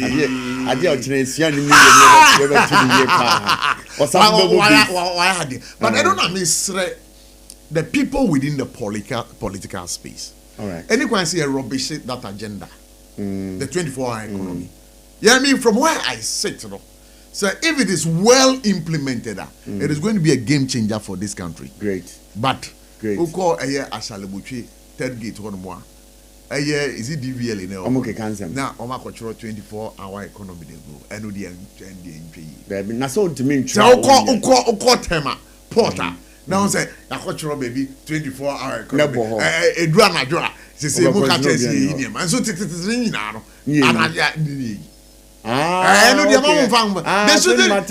they shouldn't trivialize it. Oh, okay. They should make sure say I don't know They should concretize it. Now, a part is that Danko Dada Dribi. Oh, dear, 2 trivia. And the Mamma Fanyas are my no dear. What can money mirror? What can you more about? Automatic areas no can was some. Say, Omni, you may ya be say. And I beboa my mooning in a mebunu so many jumai. But I said, one him say, Ghana have mebunu say pa. Hey, Prof. Drug addict. SOMPA uko eye prisons one more. Information I have actually say mbebunu do a wo prison hono. They form about 60 to 75% of the inmates. The energetic ones. Yes. Yes. They form about 60-70% of the inmates. About uko prison wow. I think there are about 14,000 inmates over and above. But so if you look at the population or the percentage of the inmates in terms of the youth, Prof, it's all because of unemployment. Last Avram kind. Unemployment. Unemployment. Prof, nam Facebook. I think it's a Sunday. Nam Facebook. And I'm going home and I'm baby. Area. Or something I call okay. And then who na me hu say mranto wa miensa bia ya resium ya jelium me referee years ni kakra. Prof, 18 years. Embebunu 18. I'm robbery. Omako robbery wait. Tete, I was so surprised. I'm say, hey, enti o man him fa na ko use ni mom na. Omo ya energetic na ese omo boa o man no. O man bia mpunto gina youth so. Sure. Na youth na se si omo kogumi. Ti hwan na ebe ye adwuma na mayen. Ama o man na ko nanim. Assembly I say ye kana ano eden pa ano eden is too much. And ochina metenasia Abuchi's voice it is going to be on Maslock. Oh, okay. That's a massive jar to hold. No, Maslock. Tomorrow I'm getting deep into it. Yeah. I see a jar to hold. Because I say it's a political vehicle to finance political activists. Okay. So like I said, it's a purported vehicle. Yeah, what? Yedima aye one year a John Amanyukua Woma buying a wapa. Yeah. So what buying ni power na kwa? So I'm Maslow Busiana and Yadi anybody. I say Kuku football. I say Kuku football. Ochina will go into it. A cadu draw a Damaslo. And Yakakuma. Okay. And Yakakuma.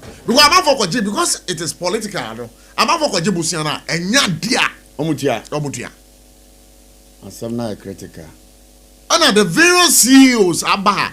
One more about Maslow Caro or China Mekanian. Very bad. Ochina very hot. Achina very hot, Abuchi's voice. Patrick for every room. Prof, my met here for near Refugee in Aqua by SOMPA 106.5 FM. And a Ghana tea, a house in a Ghana casa, and a Emma Aketia Panso. Now, all kika topics and there overcan all can back could be yet. O man penny John Dramani Mahama and ne fuel allowance or yadima the political appointees and ne o man penny John Dramani Mahase tin tone time watchem. All mania watchem tin tone time what the pen red pen any rule as Muse is watchem in name. Now ansani yabeko o man penny John Mahama Edianeson. My main found call on Mampani Akufo-Addo administration. Yeah. That is within 2017 Ebanon. Yen share food allowances near a course. Now Osha on Mampani Dada Akufo-Addo the fuel allocation and spending trend in India. In March 2022. And now finance minister, former finance minister Ken Ofori-Atta. Bro Ofori-Atta. Sir, I know it. On I see a 50% cut in monthly fuel allocation. That's fuel coupons. The government appointees, any political appointees, any heads of MDAs, any MMDAs, and SOE directors, state-owned enterprise directors. Now, if it take effect on the 1st of April 2022, Now in November 2022 no that directive your mampani that John mampani that the Kufuado de buy or sorry affirm 2023 budget nim. Yeah. Now or specifying allocations a ban on large engine vehicles V8 ni V6 no or specify no pam. Now percent or limiting new vehicle purchases to local assemblies. Now on office now presidential office expenditure and expenses no. Now okuje to ablakwa but then not omo opposition. Sure. O review say government no spend 51 million on fuel. Government has spent 51 million Ghana cedis on fuel from January to September 2022. Wow. Yeah. January to September 2022. To ablakwa. Revelation. Say buying I spend the same. Fuel. 51 million Ghana cedis. Really? From January to September 2022. Okay, yeah, that was a revelation on the brain from the presidency side. Now, additionally, state machinery costs rose substantially from 79 million in 2017 to 823 million Ghana cedis in 2021. Now, no, because Saturday when was fueled by the private jet traveling. Say, you did private jet A2 coin in Yadino, and no, partly influenced by that. Now, young can who say, even though say Omampani that a Kufuado Abresuno or Kate fuel allowance by 50%, no, but still now presidency side no expenditure no high on fuel allowance for political appointees and their account. Now, young Omampani John Dramani Mahama Ebresu near Onoso Ediaba. In May 2024, now opposition time campaign, and your man Penny Dramana Mahama, pledge yourself. So Oba free fuel, DSTV, and utility allowances for officials will become. So this is another campaign promise. No, that was the DSTV and the DSTV. It was a campaign promise. It was a campaign promise. Oba Ochemo. Okay, good. And you know, fuel no so and also Ochemo.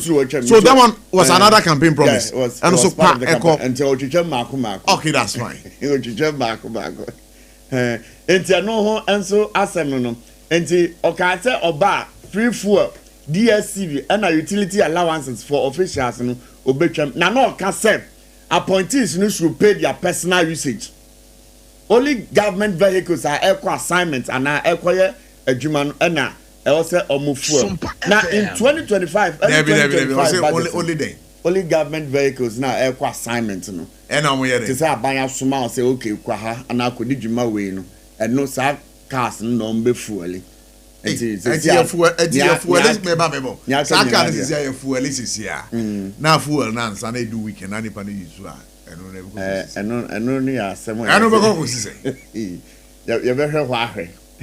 Now in early 2025 budget no your MP Gideon Boakun say Omampani Mahama fiscal strategy no was bloated. Now no can say spending rose from 327 million Ghana cedis in the Office of Government Machinery 2024 no to a proposed 2.7 billion in 2025. And also asema ebeto dwa ewo honorable Gideon Boakun asema ode betu edwan. Professor Metwaso July and May and 2025 July 15th. Omampani John Dramani Mahama and the krata babontin say fuel allowance yedema government appointees no. And now we're chanting name. President Mahama today has officially or formally cancelled fuel allowances for all government appointees. Now, the reason or the buy any number one, cutting recurrent expenditures tied to fuel for non-official vehicles. Send them the KKM. Non-official vehicles are enkodi jumebia nasa enko bebianum. Watchem. Completing the transition away from perks like DSTV and utility payments.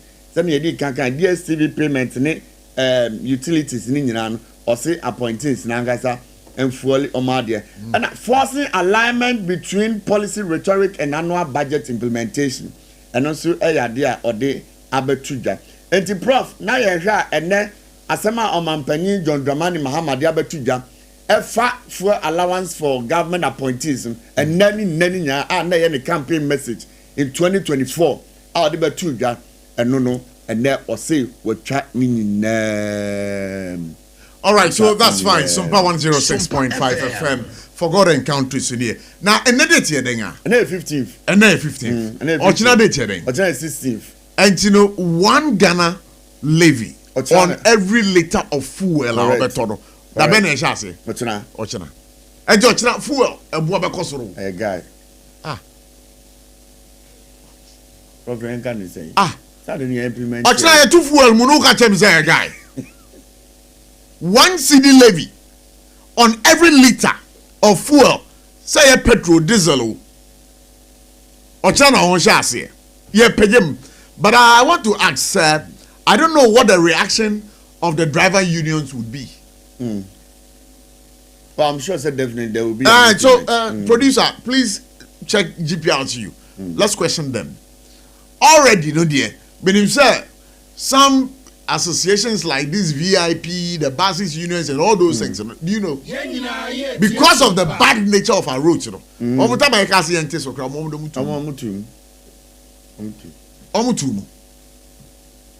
Hey, Ghana. Okay, we shall for remember this is SOMPA 106.5 FM for God and country. You're from Kobla Abuchi, and I'm from Abuchi, aka Prof. Yatana say, remember, you're my quine, I'm a wabba jubedi, so a brand so exactly 5 o'clock. Numbers to call 0260 196064 0260 196065. Patrick Medasi, so bye. Prof, Mr. Medasi. We a guy, why? So a guy. It's in a museum. Who's changed your mom? Who two admit, sir. And I'm Mr. Avram. Avram Ben Moshe. Avram Ben Moshe. Yeah, Minia. Avram Ben Moshe. Minia. Avram Ben Moshe. Because you know why? You fire what Ghana Hano. Omuni come for. And we jinama youth.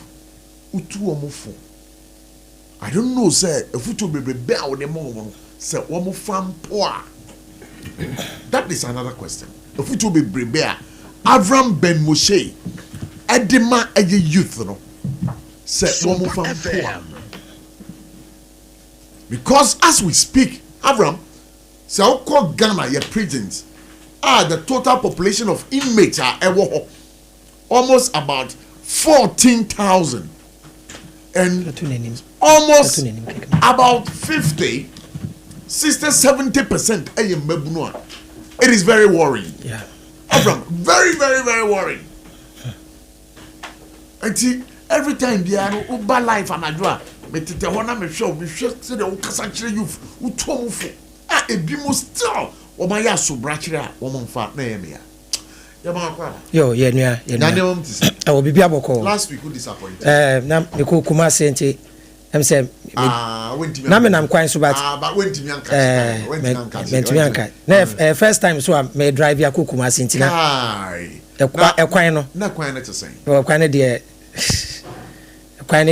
Quite dear. So wouldn't him so pana, we list mistake. You miss you. So wouldn't him so.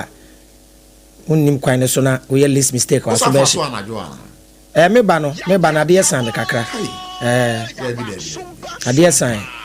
But anka kwentu de o kwa eno ane se wonam wo kwan mu na anka eja ka bi efiri wani mani we chipe na anka wo dwene ho ba we no wo kɔ no wo dwene ka efiri we chi ba wo dwene de efiri wani mu ba wo so a wo san check potholes na kwan baby wo hɔ a ya ye rams wo kwan ni mu a without any signboard baby wo hɔ a villages na anan kro na wo hɔ no kro mana na edi omo pe aye Mary I will say pantan hɔ omo ye new road and I'm say dust kakra ba ade achen ya area boys no ye rams ade no it's a social kanka enyan kran hankwa baby a so ko bunu is baby am free ba ye na ha onam wa anadwo so wan ye careful waso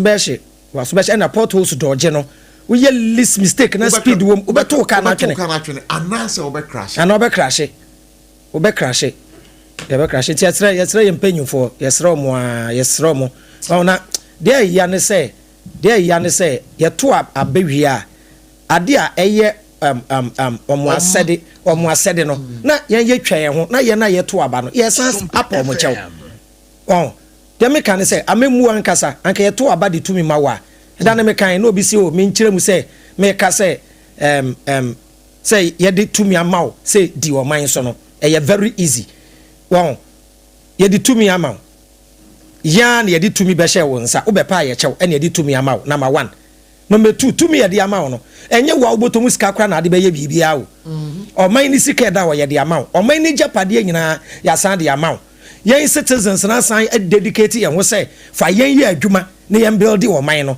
ye wi ya san ma okwan say baby a pese okobo busia bia kona san kobo busia fa be ye o man ni yie na wo faili a am say anu odin Avram Hadjon because in Accra Kumasi Road ni there say no in my own description no because say eye owu apakan serious na me ntwa no baby ti say pantan and then ndra me hu say mo sister stations ni be discuss pantan hospital ka kwan pantan hospital kwan no eko piemu aboko bi ho no minia ya ye tiara no bi ka ase won ka ase nyina ase na me hu so mo say omuntua contractors bi yes say omo ye na me nim de ntia ye the contract ma contractor within few months within few years na kwan na say na contractor no ye kwan no wa fa ne ho adi na wa kofi akwada Avram won wa shale butwe kwan no third gate en na wa sa kwan no every mile hot one mo e ba besen akos asale wo the way kwan ai nan ma de say ye kwan pa ensuo to a yetumi ye ka kwan ne thickness enduru 1 inch enti ensuo to na tokro kakra bedem na didi contractor ijiska what the temp one say sometimes I don't blame the contractors too because mobilization there the man no what be akotua 10% and to also requirements no obadwedwe ho a enya bi ato enya ne Range Rover bi hom obadwedwe ho bedwenti esra mo ya accountability system no do am ayo mo so mechecheche nkofo mu biemu a anka nsa wom ye besi another one aka ho eye serious o eye serious yesre da ne me kan me se ye kwan ho asem senior boch ya yete radio so a ye kasa ni mpelifo e ba ye kasa no se kwan no enkume busunyani a ebeku abusunyani sebe mpreduyasa ebre bi nyankopon de di samira ba wo me ho afofie kuma se kwan so bodyguard na wi so what you say nti ade no ya nye ni a enkumi a ebeku tiapo mu nyina achew yes Kumasi Road anyway we Accra to we takura de kwan no ebre bi na the most the deadliest road in Africa the whole Africa ka kwan ya na ekuni papa Accra to Cape kwan yes sir but the neck na ekuni papa sa kwan no yes wonu say yes driver for no so no Abraham edu be bia ya ngase yesu ban so ye ya driver ne so nye because ekwan ni ye kwa brand speed da wo be ko babo ye be sra ban sprinter ka na efa sprinter no say enye car efa nipa na ye car efa niema yen stop long journey no mo de ko no car ni mu ha ekuni papa eni sa bus nketo na won bus nketo ya be ya but enye particular way transport bidin na mebo saka ketwa quite no speed yo mo de kowo Accra Kumasi kwan so chairman enye brand bidio ebre bi na etade nipa hwehwe wo but omo sheda de be share some brand bi say omo cars na yesa bebre hwiase na enye sa enkrofo ne cars but saka ketwa no emu ha misi America misi miko Kumasi ho ebi san ho man ka peja meka na to atwene speed baby awa wo say ya tro 50 ya tro say speed ko 50 no omo ko 100 120 aden we should transport a Libya. What's up, 120. 120. Speed, but I tell you, one who's a speedometer 140, 150. I will say, hey, now, him say, what's the front one? What is the front one? Who's a Muko speedo? What's the front now? We need to quiet as well. Who speed, you know? Aha. I do wait. Most now your passengers are waiting a complaint driver to one. Aha. One says, I would see a cheer. One share car name, wash a side. Yeah. Ocean Pumanim. It's who the speed. But so the car in my quietness on our wash. Aha. Ocean Quansa walk. Oh, yes, Roma and quiet day. Aha. O will be brave. You bet me up prevented. May say, and yet car quine and they will be mistaken. 77 previous anka Ebony that's what he has. Because 2 days before Ebony accident, me ko brekum. Nani ye kwenyumbre. Je duru ho sa anua wo sade na na gu kwan me ku yi. Ena me ka che me driver na say so mu hu. Omo ma message say eku obi a. Ni Tuesday. Na asem de besi. Look at this. Enti say wonim kwan ne so na wonim be bia portals wa. Ti me ko kuma say no. Me sheda te cars na. Omo nim kwan no me di ba ko echi enti osia because baby aye duru a yemfa ka kwan ni so. Baby ye fa nchen. Ye fa o se nchen ni kom. Car quite ni kom. Your friend in chain. Oh, Sado. But this country, as a opinion for no, they are toiling with our hearts. Ebi mo do draw na ba ben mu a, de omo benya. We say politics na ye wo krom ha no. We say me say politicians in Ghana, they always make sense when they are in opposition. O the opposite. So mo opposition a, o mo adwen kire, o mo contribution. Even taxes be bakura say the move for solid gina yempe but oba power pay into minim ena corruption ena ye wo mindset bi say ye enjoy sa mindset na me manto amba ma NDC otomawre me we say me promoting na kwambe dia. Okay, that's fine. But ye wie election pay me de ma adwene ne makoma nyina eta wo mampini na waba na chi say on deliver. But bebre esan say nya na ban na wo power no ne mpa ibo nyina ne say wonya mistake open the make what me point na say aha wonya mistake enfum so obi mbra che say dollar ya ba fom kura no obi nya ya enya ne party nti anka dollar ne nam tete Ghana na wonya ban ya kwaye case and na me hu say na obi to be of black market omodi man 1165 11 obi catch say black market baby turn 13 na oh there be we dey obi na catch obi catch and rap me ask personally before obi no so mam 11.7 and you know there is subject to bargaining so okay subject to bargaining and in there obi to be 11.65 na ye kwa banks na ye benya bi banks no is say aban e dey abetu e ho no dey say wo kasa wo ko bank akwakoto eye dollar one SOMPA FM because say 1 year our black market no do na ekoto ma hode okay and you know the intention and say o ko bank wa for business certificate no ko say o pese o to dollar you be ma the electronic version of the dollar. Oh, okay. Yeah, mobile money use. Oh, okay. Now your transfer say China na obeto ade na na o ma transfer for China. O ma transfer in dollar equivalent. Oh, okay. But so benya physical na pa de enya de ahun sabe. Yes. And I believe sir it's an intelligent move. In a way. It's an intelligent move. In a way. So what would jaya so mu ton wo ha. Ebinka. Sure. Ebinka. Adva be hwe menim sa be ma ko di America. Asomu ya me kwesi kra nya ne de. MPP for the O da so nka hwe. Onka. They say the all hwe menim. And that be so obo ne calculation na. O hwe be bia dem common fa se. O ye mistake. Abraham. Na no MPP NDC. Aye Ablekuma free run. Pinche esi hui. Quick one on that name. Me say me kura me sheda pan na me say me pese me ka ho asem. Won say we are Ghana. Senior, you want 70 bi wo. Wo ko ka kra hwa na etwa squad ama wo a wo ka no. Oh squad. Da bi asem na me pese me chese. Wo a wo pese wo address ade no, wo ye neutral na wo gine finfin no. Na wo kra ho ba ebe bo time. Yen ka no kre e wo kro we mu. Sabe mpreduasa. The fact now you discussing issue be answer me call the CEO Ablekuma so no. Yeah.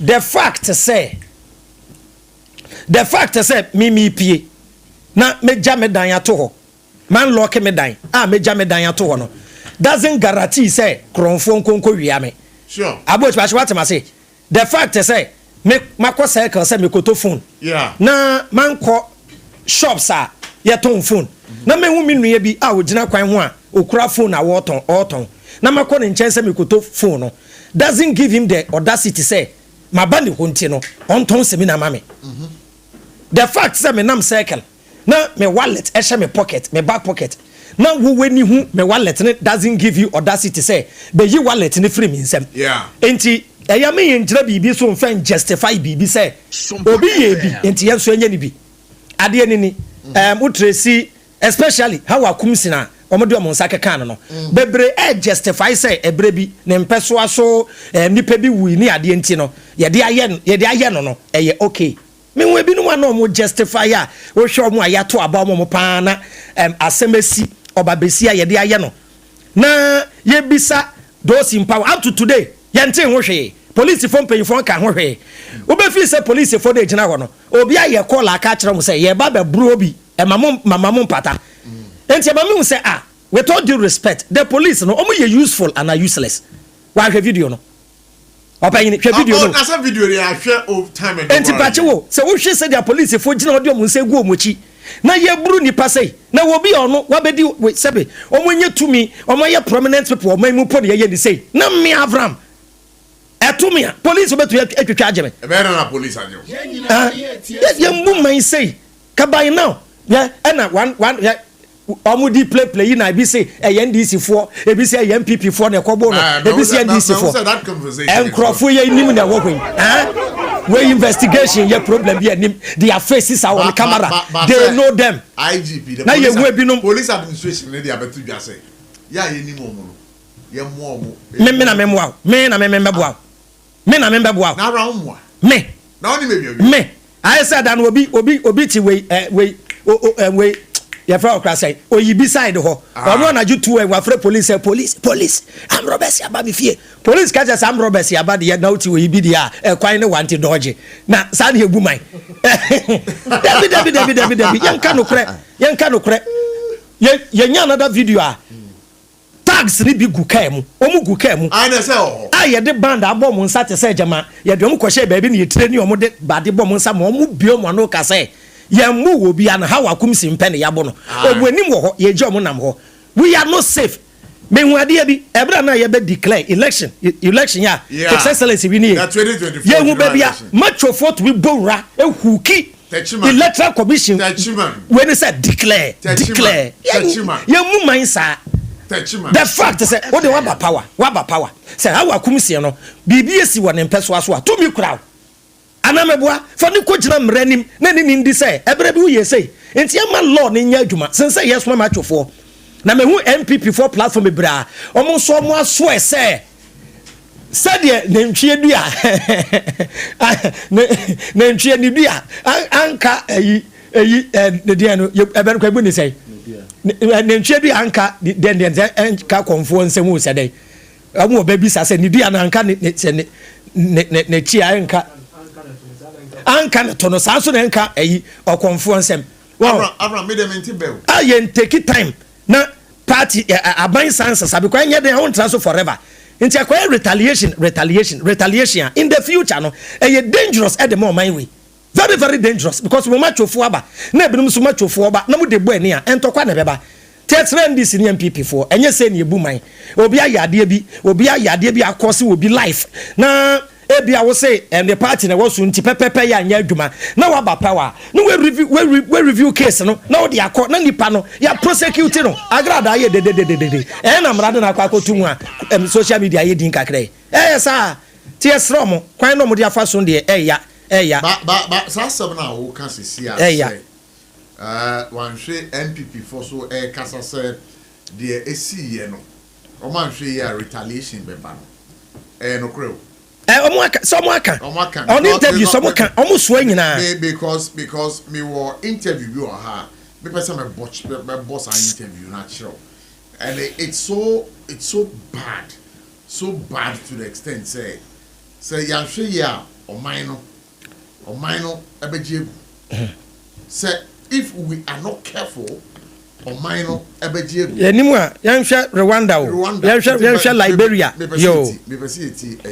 Edeko Akutia, a campaign, the campaign, the ama, Obi Biara MPP be ni say, or no, Ena Obeti Neji Akunyano, Edama MPP. But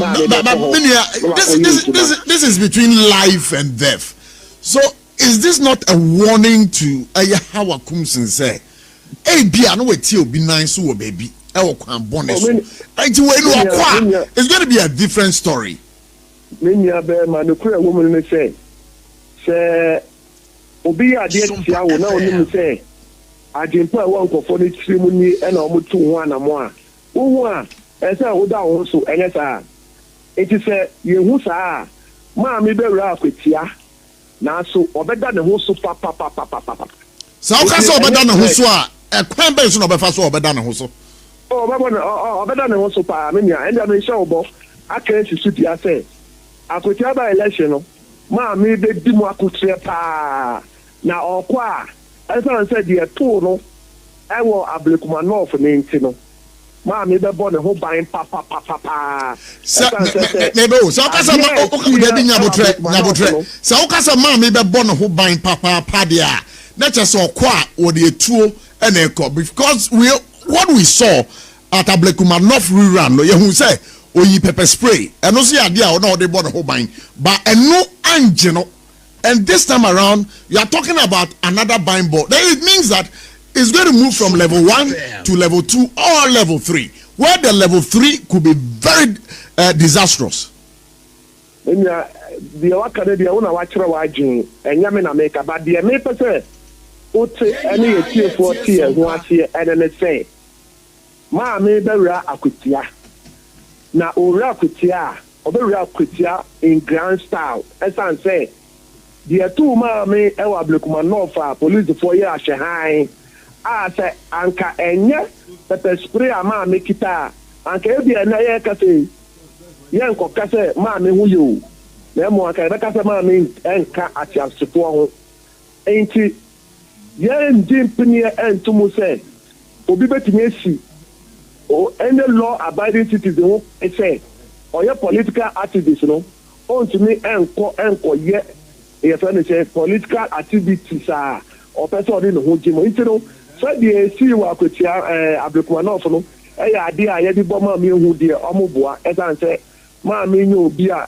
obetimi intimidate no onye obi a obetimi aka na hye ma me ko ablekuma north elections no aso bia o timre bia okọ police station bebre ansana be di assembly see ye no eti you find out say be dia ma me ko ye ansana assembly see ye no okoye basa bia na wan ko ye report bia ni wa aba bontin a kire say ma me ko ye ekoye basa na mo me san say NDC for sro awa kum sinti ana mo ye di o mo ye e wa blekuma no my sro na ye betu anamo e wa kwetia Michael, you are not mean a person than a constituency secretary.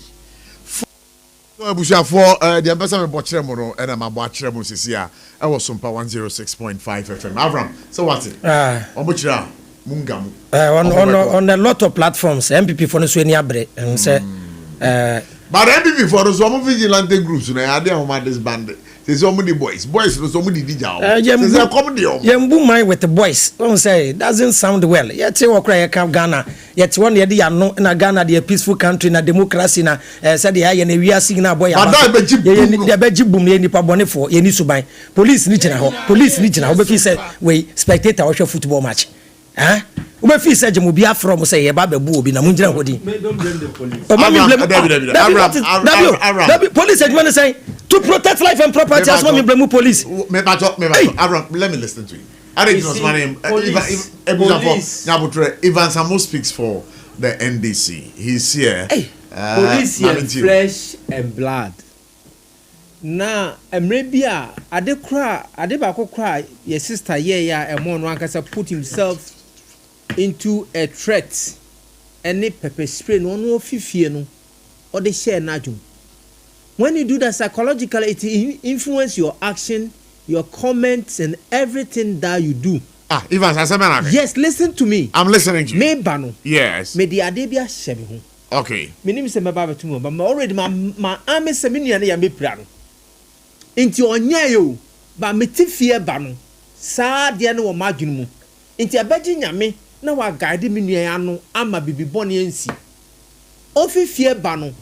Ode pepper spray ahye ne ho. Automatically he's ready for fight. I am coming from police ni ready for fight. Let me talk about the police.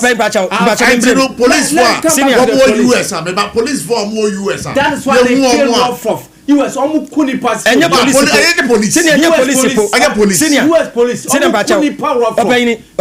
Question. Oh, it's police, you know. It is not his fault, say Onyeri. Uncreate. It's not armed. Ghana administration fee say you my police in it you excess or obekunipa. And you have decided to disarm them and ask them to use their moral and technical expertise to manage a crowd. Managing crowd. Crowd in the bar on cross the time. Because police how they build police what was the purpose of the police presence there? I am saying now what do you want the police to do? My own person police here so best as so shoot too. Now let me start the question. But the police, apart from even guns, they have what we call this water cannon. Yes. I don't know how to be. Oh, what would water cannon do at the instance of guys in the corner?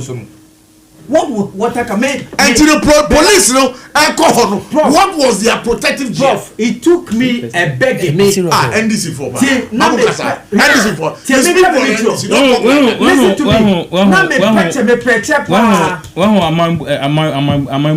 me. Asbald Nabote and Canada, the national organizer for the interesting yes definition and answer put a submissioner for police integrity. Yeah, is very very sad.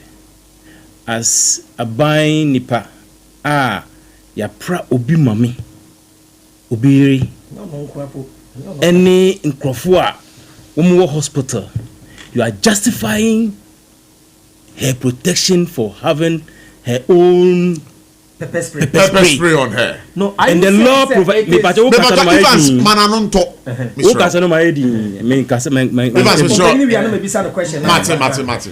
the law allows us to have a protection for ourselves. Now, say law no more with our you need to make open what you have. Or no. Our fan is pepper spray at SOMPA FM. And we have policemen who had a wall of over 30 people at the entrance. But they don't have hobby. Pepper spray. I went to the 19 polling stations that I monitored. And when me call my father uncle, me the motor ne call until you will not recognize me. Near course no me huye. And the air who obi monitoring. Just monitoring. On call say oko bisa even electoral officer no baby. Yeah. And no one say or say near my eko yi na say enko yi. And no one say bemma kantika. Omo ti car mo boot car pickup mo. Na everyone say omo si African. Straight away. War never on police for e ma omo kwa ma me rem. Police for them.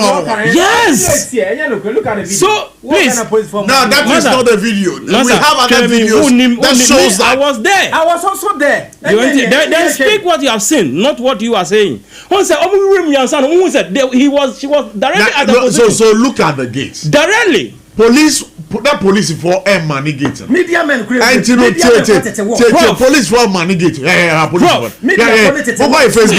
allow go to our Facebook? They are not voters. Those who are coming, they are not voters. The way almost they are not voters. Voters don't come in bulk. They come singles. Now say I don't know who stop me besides them. And no one say your mom can say me can say your friend say your baba operation. Ti omo ba ajamu no mo operation. That is exactly what has happened. What hear me?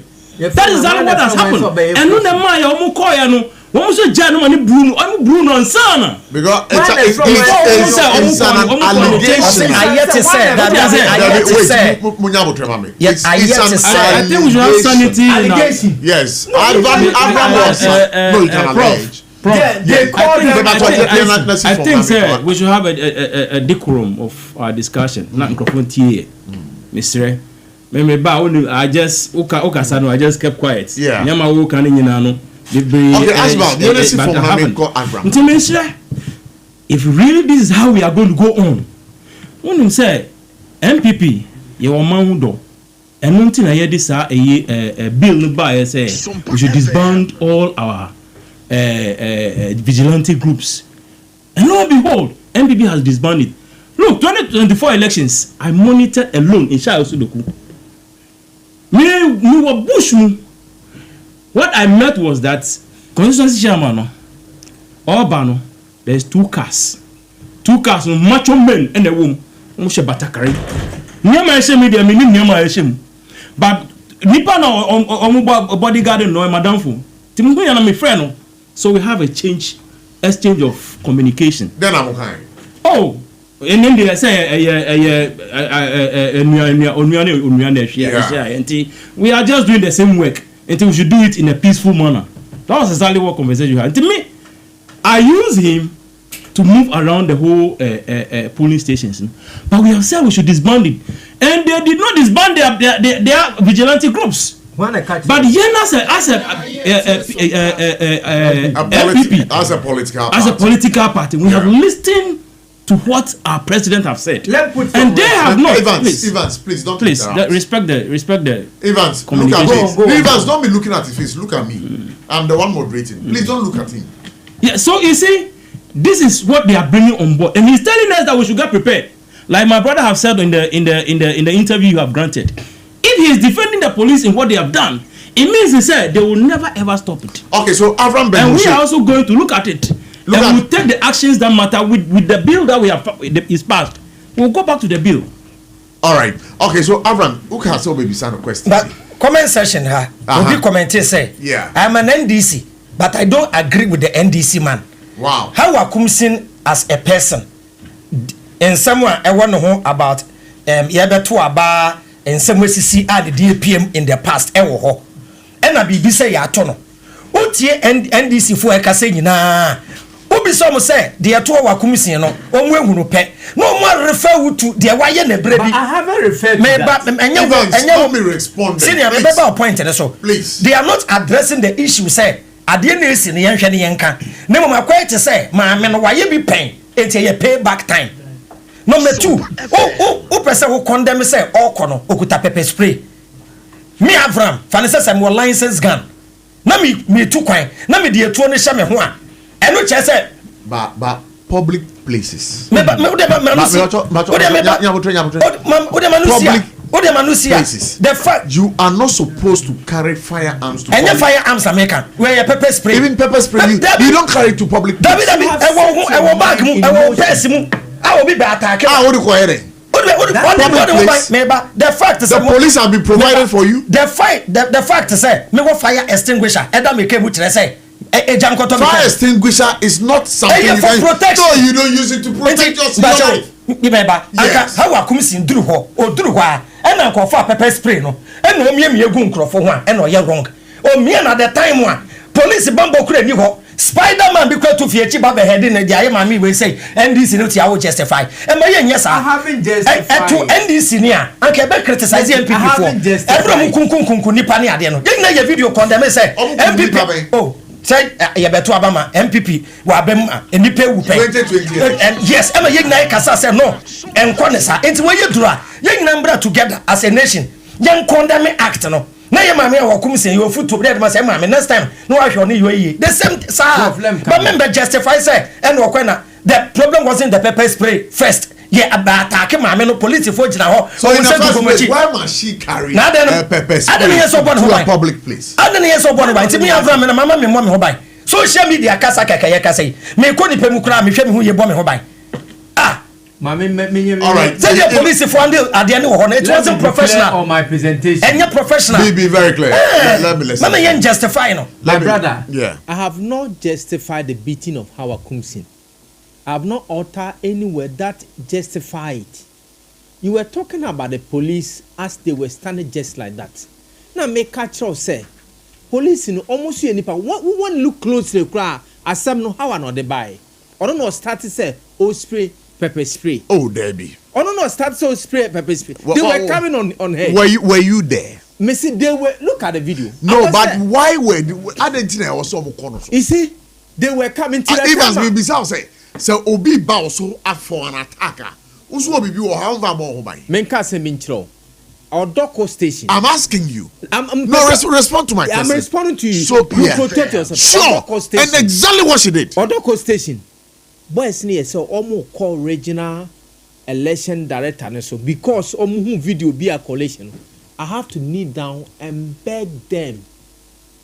And you think say the way na boys no are aggressive no. So be ko hoso ko bu nkutodwa anka boys na beti. I'm saying say I was the same, but I was able to beg them for them to stop. Beg them? Yes. If some camera might cover it. Do you know why? Because some who say one of the coalition, not the BB share table as me, I watch it live. How Kumsin? You watched it live or you were there? When they were doing the recollation on TV. Yes. And everybody in this so meaning that you were not even on the ground. I'm saying I'm not talking about this one. The incident they want to reiterate. What about how a Kunsin issue? Boy now. Evans, my maybe so a question back. Suffice it to say we are how a Kunsin. And I don't know who ground. And a boy say bow so police forces so my what the answer. Then I go by. Now what paper spray or one then I'll be. No, I'm asking you a simple question. No, please. No, it's a question I'm asking you. Simple question. One can be Oh, but sir, Evans, I'm asking you a simple question. Okay, you what pepper spray one? What wedding? Now what your wedding? What is your wedding? I'm not to remember warning shot. Already, so remember warning shot. Now what are so bad? Me fire the nine. Prof. What would you do? Prof. Okay, you have to say it's no, Evans, no, Mommy, I will not take anything. Who are pepper spray on? Police for ban Mommy, I don't know what to do. Prof, Mommy, Kwankakra, Mr. Oh, Evans, man, yes, me person me say he has set her mind up. Now the comment or no, he granted an interview before that time. I condemn that one. So ale boy na on my bone. I spoke to him on phone. It's my personal friend. People were showing the video all over the place. No, but it's past and gone. We should learn to forgive. Prof. Forgiveness is one of the greatest virtues in the Bible. Prof, my person mechanic says it's one of the greatest virtues. Bibia yeah, said the enemy to you. We are building a certain class. So, Evans, you agree with me, sir? How Akumson was right in using the pepper spray? Okay, if you think that's the I'm asking you, I'm saying you agree with me. I don't support the idea for harming yourself going to I'm asking you. I don't support it. Simple question. Me, I don't support that idea because I will not set myself for a threat. I understand, sir. I'm Robert Scrabby. Yes, and you better want to. Now, Satan, no, then now only you. Me, I don't mind many cranty. When you auntie, Miss Omo, send him in. Alright. Many auntie, so many tea already know be mama alarm say. Or move bam so. And now we need pepper spray. Omo dey show by, but many auntie, so many tea, I can be they will shoot me at a go. Oh, but many auntie. One We know Manteri. Manteri, me kwa na me da that time no. Okay. Manteri. Me solid no more bubu abo no more se ni mako. Omo jump if me so cry eko eke yi ni ma o. Aden da no dey. Me kwa na me pia about 1 o'clock. It within 1 o'clock to 4, community by 4. Within 1 o'clock to 4 o'clock no by you. But no re no be am henti say. Nipa 2 ebe ba me so mu kura pistol. And what did you do? Oh, but I think it was a normal. Man, funny. It has 7 bar. Can you say Evans be catch say sa se mi besi. enti mani ante me sorry no mas sani maneko and I thank God for it say for my top for wato menu kra enti I thank God for it. But the point is, the person because I am not supporting the beating of Howard Crimson, and I make us nobody says you are supporting the beating of Howard Crimson. Yes, but we are only trying to say Oko baby, na chaos you see now will be out the ball home you use it. That's it. But the point is, Klaus, he may be a guy no springing ban will be free. What's all heading? Your jumping ban. It was the use word. Or springy. Oh, he may be a free buyer. Look at the level he came from. The point near ye beyond young say ye just be up to him. Say almost one more time work with you. Oh, and let me serve a word of caution. Before you serve that word of caution, man killed him. Let me talk. There be no man killed him. Would the man killed him this year? About maybe some question. Ashivald. Yeah. Why the more annual delegate conference, Saturday, and a basso. Yeah. Minimum come on, cost Robert Peso became Biafran once and our delegate conference also. Yeah. Meet you. Prof. Yay. Yes. Handling a country is different as handling a party. And yeah, minya tries obe kan man krofo etie no em say ono aka say otie ni ho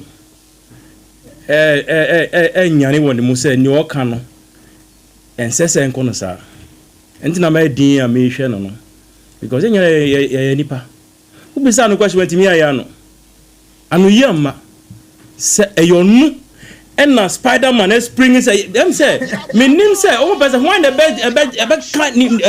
ni December come manifest ana I think that was wonderful competition as one bedroom on tema na it tells you the kind of preparations towards in your hint to say later in your hint to say they have planned to beat all national officers and you call radio stations. Never true. No, I think even my colleague at Presinsia, yes, of Adom Multimedia, yes, I read on his Facebook wall where he was saying, people had planned to attack him. Yes, and he was so furious. Yes, they have identified certain key people in the media houses, but those are just hearsays. Hearsays they have there's a percentage of truth in it. In every split of information, there's some word of truthfulness in it. So you want to tell me that there's no smoke without fire? Exactly so. Okay. So even the action alone, nipa na omo attack who den no wa ye or ye den. What was her crime? So this tells you, say, it is an orchestrated plan. Now, many on Manikai say, abai mono. You have only 4 years to rule. If God permits, you have another 4 years to continue. That is it. And we are waiting. You see, it happens in Chiriponi, Talensi, and others. We are going to Akwitia. I'm asking you, do you also think, how are you being a provoking and Krofonomani or Mwatake Hawana? Oh yeah, baby, what he found? Maybe sir. Masa.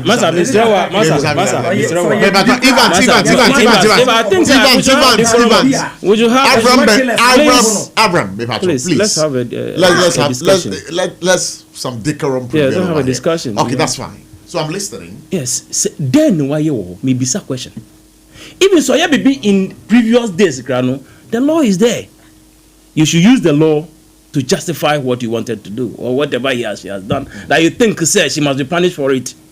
You should go to the law court or you should go to the police station and have a report, but not at a place where we have election going on.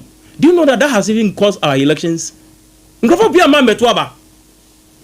of what was really happening. Don't even blame that on it. It is part of it. Because the media houses are making noise of it. Let me put it to you. So because your party have boycotted that election, telling your members not to come and vote. Well, it's you might be right, you might be wrong. No, say I am right. I say you might and you might not. You don't use you may. You don't use that the one. might. That is your. No, you don't say may. And no, then why did you issue a statement not to come? And your wording. And we are wondering, but mommy no campaign here. But what happened has even caused the woman more. Because in Crawford Biami, I'm Mambe Tuaba. What is it? It is a plan. The woman is Prof. Yes, with you. The plan is that they will make sure that nobody comes out to vote and win for them to take over there. So even if they had that and as a plan, I'm saying that, let me tell you, even if they had that as a plan, yes. Oh, and then I will challenge you. I will not challenge you for that. Sure. As a national organizer, I've said it somewhere before the election day. You're not the national organizer of any party. Okay, as a national organizer, hopeful. You are going for national organizer, not deputy national organizer. You see, I will not have done that, and I will not say we shouldn't have gone for the elections. We should boycott it. I'll have agreed, say we should go. There is a way we have to communicate what has been communicated to the public, which of course I agree. In no certain terms, say, let's say it as it is. It is true, say, we have not done certain things right.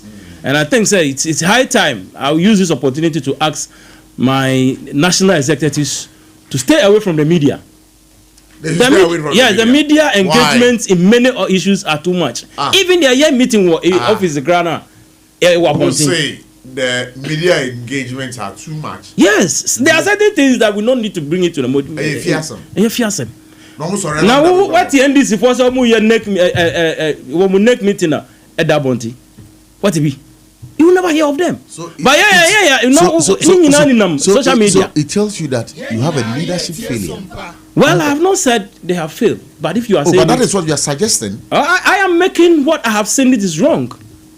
But deducing from what you are saying is a leadership failure. So it's an information, a communication. Whatever you think it is, so you drive your mind to it. I have not. So your leadership has failed. I haven't said so. I haven't said the leadership has failed. I am only making a statement as to what I think is wrong.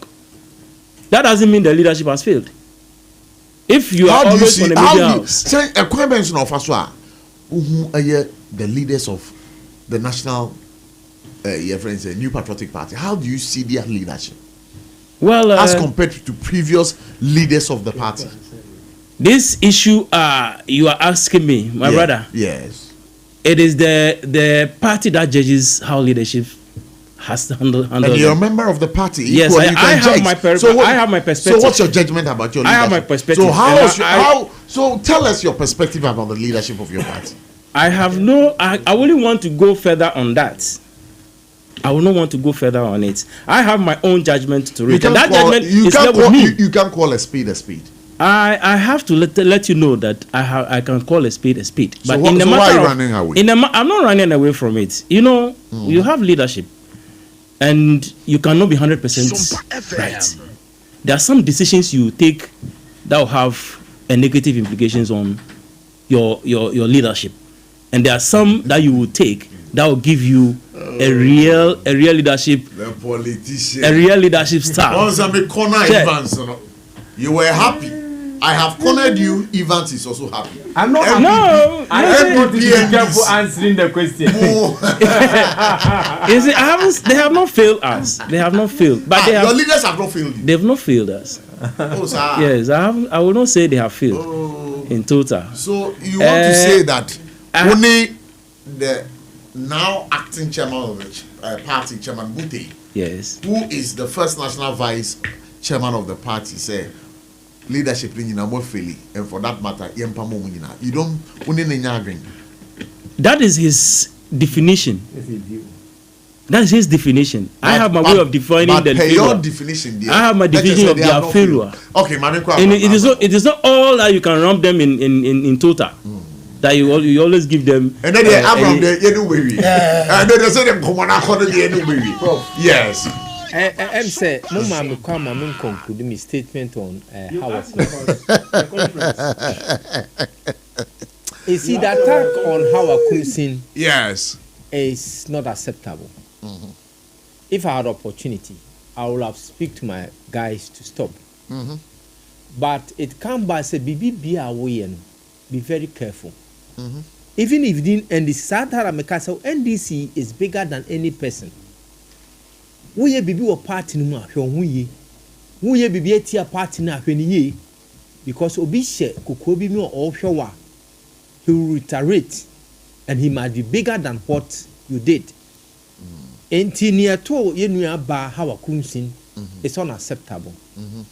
And we don't expect that to happen in Akotia. Notwithstanding, I've heard the issue say the MPPs also say we want to do this, Ms. Ramo, for the best interest of our country.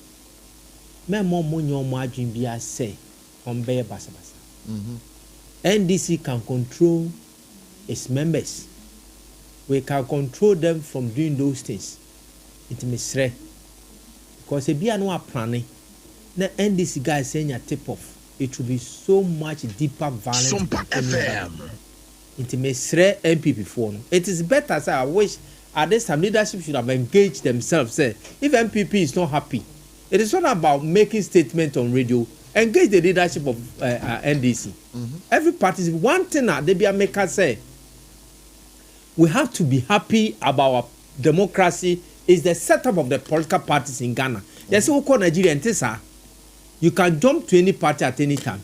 But Ghana, they will have political parties saying in team. We hear the Niamfa Niameka says a man from Kakra party Penibe Fremi. Even some now one can you go and withdraw it. That make the country and our political democracy unique. It's our appeal to the MPP. How Kumsin has Canada Japan they were calling him comrade. They were singing this our patriotic song to him. Brian Achampon, Onukro Kansama Kesakes, Onenamo, Gideon, Waho. Why Hawa Kumsin? Why Hawa Kumsin? That's in the long run. I mean, yeah, organizer no cry attack no. And there was a comment on social media say the police are not doing anything, so he comes to show and he entered in the video shows. NDC would never attack you unless you provoke them.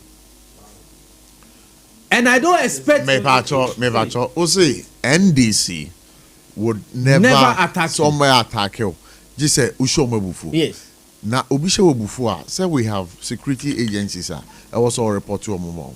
You are not supposed to take action. That's all right. Me say Odoko station, they wanted to attack the woman. I begged them. Why were they doing it? Because what he did to them during the coalition. Intimacy. Me mayenka say ye kwa kutia. Our objective say ye dikishi NDC. All right. I can bet. Just a word. I'm coming. No, it's Avram's time after that. I can bet with myself say NDC will never attack you. NDC will never. But you have tax. I'm saying that he will never attack unless you provoke. That one I can tell you. And too much is how comes in provoke? May say you will never attack. You know the records. I don't know the records. Thank you so much. Mami call Avram Ben. It wasn't what happened then, man. You attack you. Mami na be attack you. Don't know what happened there. Ni oye no. Records. So I told you it's a planting. So I just told you here. I am telling you, I can say we are told nobody has time. He has confirmed it now. All right. I'm saying that nobody has time to meet and discuss issues like this. Okay. None of the leadership for NDC has time to meet. Say we are planning to go and tap. Evans, may you free more. For what? Ebusia for any chair, ma Avram Ben Moshe Abem no. One also common sense family now on so did adventure ababe boy media but then you know because what cow say so you be a yare kwankro adukro ache ujun hwenje wo yade ope baby a obekfa wo benya yade sa na because what can for medima for herbal center e the amount e din da so no da no so no doctor time da so sample no etro fibroid and as stroke and age waka ho na wo tie mi na pressure na e ha wo mojabro so and as a typhoid malaria chronic disease abusia de meka kire onyina na say doctor time da so se bra oba ya de a wo mo bebo ye pa obetimi ahwehwe mo chi akwan e won kran ha wo mo opuku ase mayera kumase obehu mo ebu akọ agogo bia ni government school de din hwe ni mo obetimi afro mo 0244 774282 again read them on 0500 727215 Dr. Time da so ye da sepa so lewi waso ya sene a ende For God encounter you may know yeah they bro. Time herbal mixture. Hey, I do the nyama numbedo. Na maswashe. Say TD yade. Say ya malaria. Say ya fever. Ana wenuma to a untimi didi. Ana oda hona hunam nyina ya o ya ase de ya bo. Me pacho time herbal mixture. Tieni ye me say den time herbal mixture. Baba na ta achikere do nyon tola chofane ehiwa maganinga so saini. Ntim pacho be bia wo biaro bomodi na kope time herbal mixture.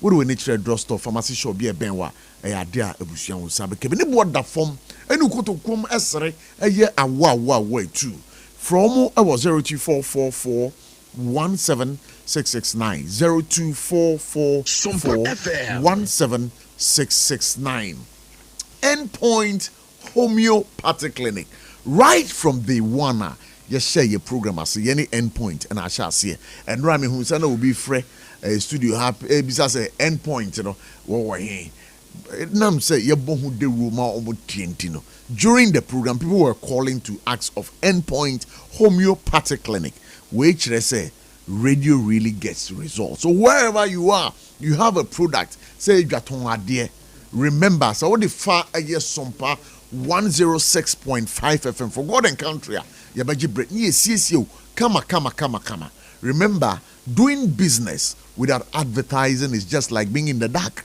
No one else knows what you do except you.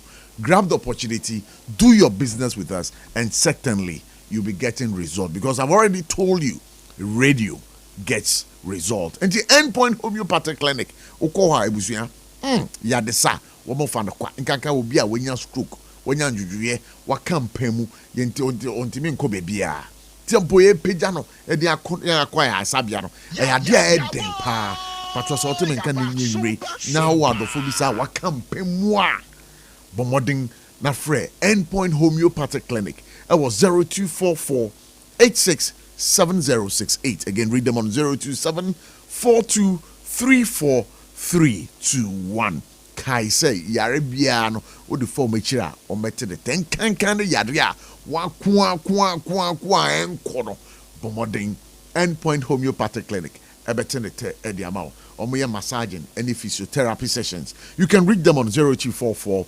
867068 again call them on 02742343321 Electroland Ghana Limited. Hey, Electroland. Wow, electronics. Amazing. Fantastic. Uto Electroland for a gadget, a cherry ye. Uto Nachima Toby Crab Banwa. Ubomoding out when each Electroland for magic. Now, Wamaiding. I'm out for if you say guarantee our home. Brandy Bia Ope in terms of electronics. Say a NASCO media product, Samsung product, and a TCL product. Say a TV. Air condition, fridges, washing machine, kettle, rice cookers, blenders, microwave ovens. Bombarding Panafo when each Electroland Ghana Limited. Na Kaisel Kotoa de Owa. Me Paucho say Yabema discount of 15%. Now to anywhere you watch it. Yes, Yabesa de Atauto. Kaisel Usho Moa. Or me chakwan, I was Techiman. Bia any backs or they didn't anymore. Our main Kumasi station. And crying, Ubahu more Adenta barrier. Dansuman runabout, industrial area, be animal complex and they didn't share anymore. Again, read them was Sunyani, Mankasim, Cape Coast, Takra, the Antamale from 0245 949495. Also call them on 0245 949495. Hajia special local foods. Hajia special local foods. Hajia special local foods. My bonne how many times? Mumwamie. Hajia special local foods. Ediani papa fie no. Uba moding na ko Hajia special local foods a ho na obenye ediani papa pa. Ukwa ediani bia wo pe bia no. Ade a won sa beka. Hajia special local foods. Se uhwe kwan ofa so a wonu an nuane na. Eya kono keke. Hey, eduan papa fie pa ni. Fufu na opa. ɔbɛnoa ama wo aduane bi a wopɛ biara no hagya fa n'akyi na fikyire wobɛnyɛ biedi sɛ yɛ fufuo ne nkrakra fufuo ne abɛnkwan fufuo ne nkatenkwan lai soup bi a wopɛ biara banku ne tilapia banku ne okro soup tuo savi wache jollof rice papa kokonte aprapransa hagya local foods abundiri me chewne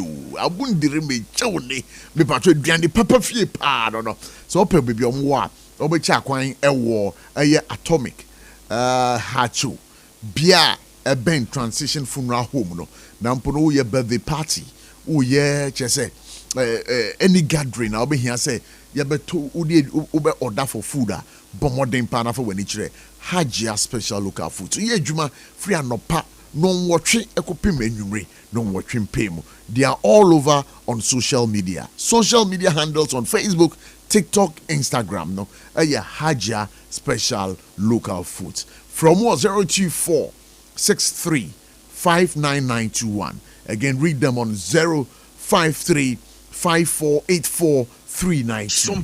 Better still, you can call them on 059 4797 215. Hagya Special Local Foods. Aduane papa fie no. Ye twa ho abasima ye ba Avram Ben Moshe would have a stake.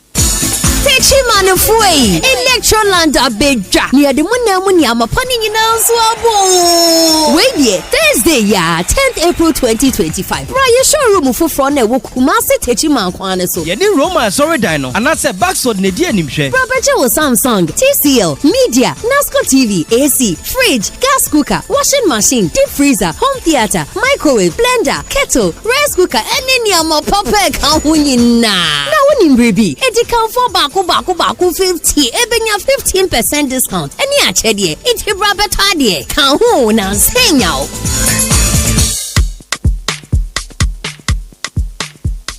Kweku minim se wayeshe me kraman nane na so ebony show ho a embaso Mane Honsepeno. Ebony Condoms comes in different flavors and available in all pharmacies, chemical shops, over-the-counter shops, and pubs. For bulk purchases, contact 055-230-0075. Ebony Condoms, Ghana's most pleasurable condoms. Make it worth it. We got peppermints, strawberry, vanilla, chocolate. We got peppermint, strawberry, vanilla, chocolate. It only the view means a condom. The condom mulia then it's not on but as a condom. 21st clinic a yes sciatica expert sciatica no wo nerves na wo to ase na fa wo siremu na fa wo nansia besi ase ho no se ho techima eno ene efa ne sciatica na etimi bubu wo to ase ka wo se dwe wo siremu wo je ho ba bia enye na no na 21st clinic ba ya adwuma pa wo mu yenti abaso bo ma je no Ghana ha ene amono ne enya asem ketua wo mu je international awards ahodo wo mu je local awards ahodo na anu nso na wo mu bie the only sciatica research and treatment center in Africa bibrim ha no ebi ni ba bia je 21st clinic nkwa wo mu de bibidro ene besa o yare no masa de machine aka ho eya yare sabia yare bia wutimi de ko ne mama de ba ko a wo magidi wo mu pa no eye sciatica ena stroke nso de kwa diabetes ne hypertension ne ade Ghana ha ba bia wo mu ho enkran ha sese ye wo Tantra Hill runabout se wo free enkran eba ye wo wonsa ni fa so wo fra masaman so na eba nso a wonsa bonkum so eho na wo behu ye 0540-311-311 0540-311-311 There's a 21st clinic. Still, woman is sciatica expert. I was here every neck or so better Casa natural mineral water. Higher in Casa. Wah her packaging for fair. Wah Casa natural mineral water. Every year is your so we ship utimi home. Let just ensure you are 2 years and they are so this war. No Casa natural mineral water. Ensure papa paddy. Da Maminko Avram Ben Moshe in chain, but I also want to remind our listeners one year be pet some fret now wama contributed to the program number no munchon to 0260 196064 0260 196064 0260 0260196065. 0260196065. Abraham. Yo, yenua. Good. And you know, when did you say ADWOA ASARE? ADWOA. But me myself sum it up am I? Oh, me. Then because you read a comment or a comment section will be can be say dear tweet a bimu painting. Young painting away susi. Yeah. One say medical say you discuss issue say na when jine mfimfin wanye neutral a de bia be bias. Yeah. Aha. Sabe obi biara obe justify ade de ye nyina ye nua ba ye maame Hawa Kumsin ene Lord de omudi wa be justify bia na wa asem nye de ampa ebi esi ebre bi eto Sam George eto omo no omo ye case to wa na say abayo no wo so na anya wo hwe there be say omo ye omo ML short commission there was a commission okay and omo ye he will tell me so even tell me say who was punished the police officer who was leading the team. Azugu, yes. Punished for what? Was taken off. What of the person who was slapped, the member of parliament? What compensation was given to him? Why did Danado issue a white paper on it? Menkasa member, don't go.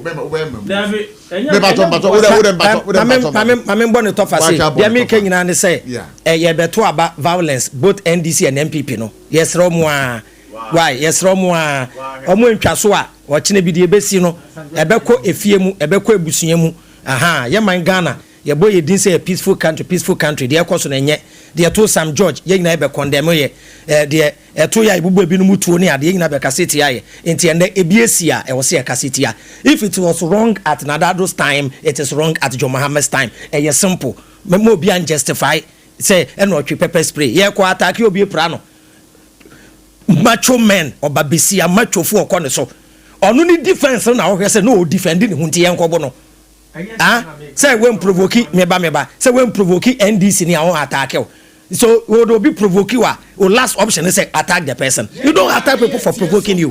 Show ayeti sui na makasa na provoke wa na wa be bomasum ye nye ne sa nti o man Ghana no sebio yenhwe na NDC ni MPP mo ama eja ntokro ni mo anhye ebiesi kuro bi so da Liberia fo na da so gu Bujumbura ho no Rwanda media journalist ba akonu mu asem hwede esi Rwanda genocide e bai nti de ekọ no enye NDC penso aba eye wrong MPP tabi na condemn obi ko baabi na ofa ade ode bebo ne ho ban na ode kwa wonye bone the fact say ma bo me ho ban say me ko program na what say me wetu a me de bo me ho ban ti e che say the law also says that so ko ni pemu a ye wonye ma bi a wo kasa wo de bo ho ban eni ko pepper spray o say abato baby ayeto aba no enye crowded area dabi media men kwan inside media for no tete wall so I'm justifying what meeting way na me girlfriend ni pepper spray me girlfriend pepper spray ne person mu oba me wa najo a odeba bone be no why so the pepper spray no but I want a crowded place me girlfriend nam kroma najo pepper spray also so me be ma no yes me girlfriend nam krom chairman senior Evans don't wade in that again please me girlfriend nam kroma najo oba me ho anajo ofinifie ne kwan wa na me girlfriend kura pepper spray a osuro me be man to kura pepper spray enyi nipa bonefo e be hira na yanjeje jaman for taxi yanjeje jaman for cars enti obi nam no kuta pepper spray wa no so de bon ho ban a mema we sabe no ba be odi koye no be odi koye no abato center crowded place be enye crowded place no it was in a crowd senior bacho nti how akum say no kuta pepper spray no according to law is it a crime no be dem chairman mama no so mama no nye say me kasa mama how akum say me ba me bisa question say how akum say pepper spray no me bisa say according to the law wa tumra say okuta pepper spray wa on tumra into the fact me ba onya how akum say there be ya attack no e wrong let us condemn it obi no okuta pepper spray wa ye bone me ba chairman me senior me nyasa e o yire na to na ka be justify nobody is here agreeing with the fact say attacking mama no ɛna pepper spray no kura so ɔnyɛ bɔnni bia ɔnyɛ bɔnni bia so kuta pepper spray. as for the attack we condemn it. etuo no de ba ɔyɛ wrong pepper spray bɔnni bɛ ni wa ye. who condemn you obi condemn. Oh, no. Because chairman they condemn say. Please,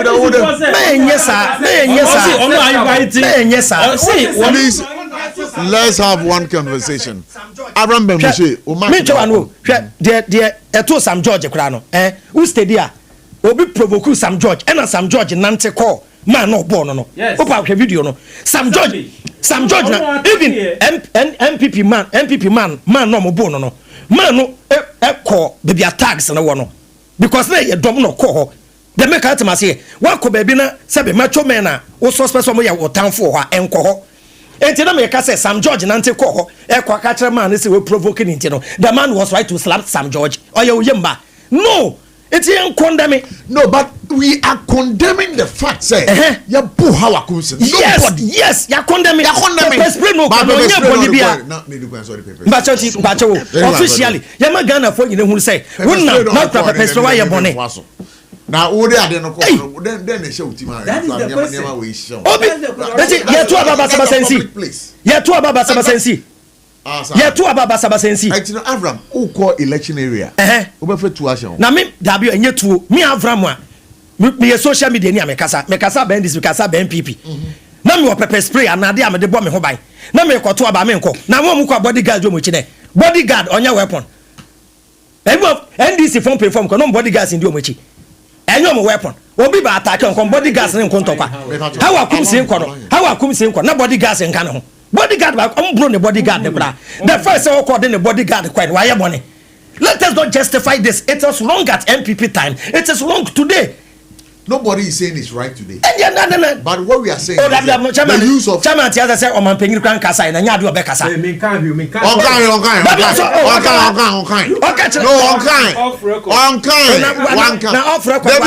Abraham wanka me mante. Me na me host. Me say me na me host mante. Me na me host mante. Me na me host mante. Wanka.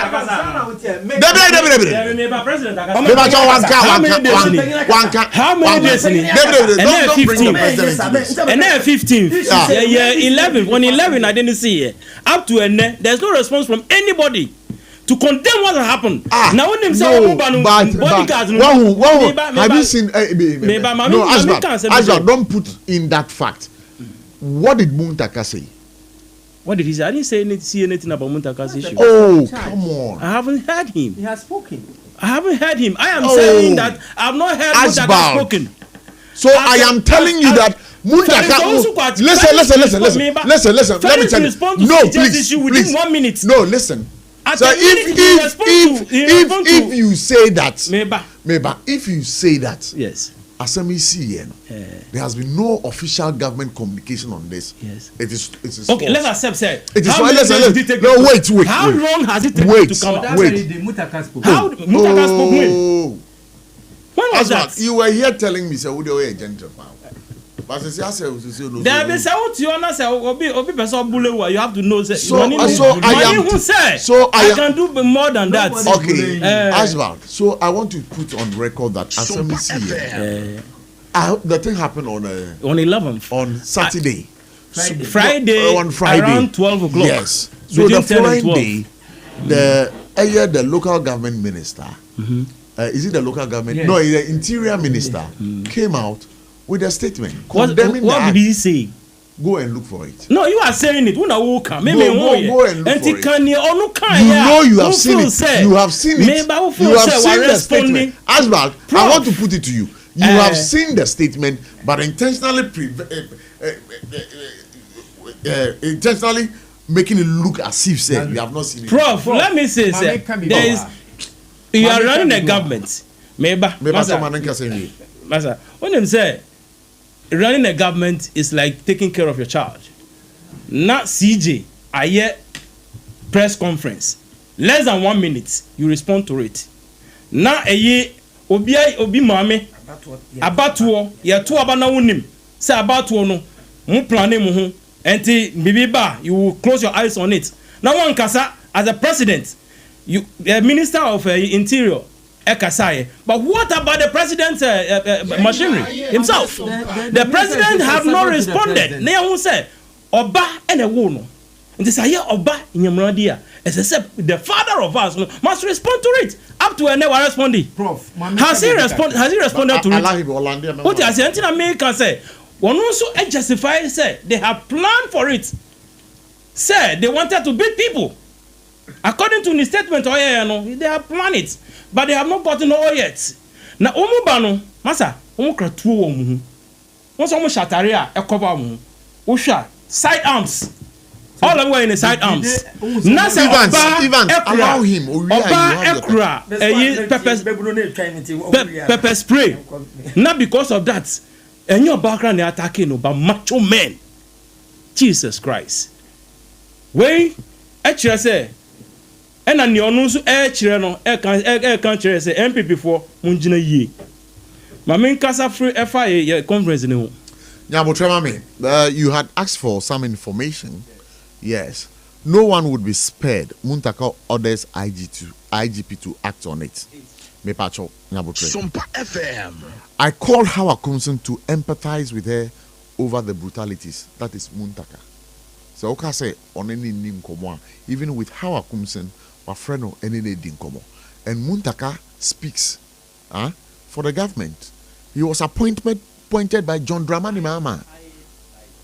So they are respecting protocol. Thank you very much, sir. What clarify? Sure. Sir, the government spokesperson for let's say police had responded, but has he also condemned the attitude of the police as to how they have handled the elections? But the police administration, they have come out with a statement condemning that, and even going to the extent. Prof, you don't need to defend. Please. You don't need to. Where is that of their statement as well? You want that statement? Yeah, I want that statement. I'll fetch that statement. Yes, tell me. You see, sir, you are governing, and if you are governing and something happen, you are responsible. Prof, and I'm also saying, sir, I'm also saying, sir, President, who is our father, should have been responding up to by now. But because he is aware of what is happening, he refused to listen to it and also come out with it with any statement on that. Prof, I'm listening to you. I am very sad, and I will say, we MPP phones, we are watching, and we are watching as to how he is handling this country and how he is ruling us in terms of the interest of NDC and the interest of his himself. And me, I will urge my people as a party people to have patience. We will put ourselves together. If the police will not protect us, we will find a way of protecting ourselves. Because yes, I call elections. Now, if we call election, just 19 police stations, then you can a whole constituency. What will happen there? Prof. Yeah, I'm listening. My main Kasafa a conference now this Saturday. More conference, Yes. All right, meet you. Mr. Party Funina say we are rebuilding the party and re-strategizing. We are reunifying ourselves.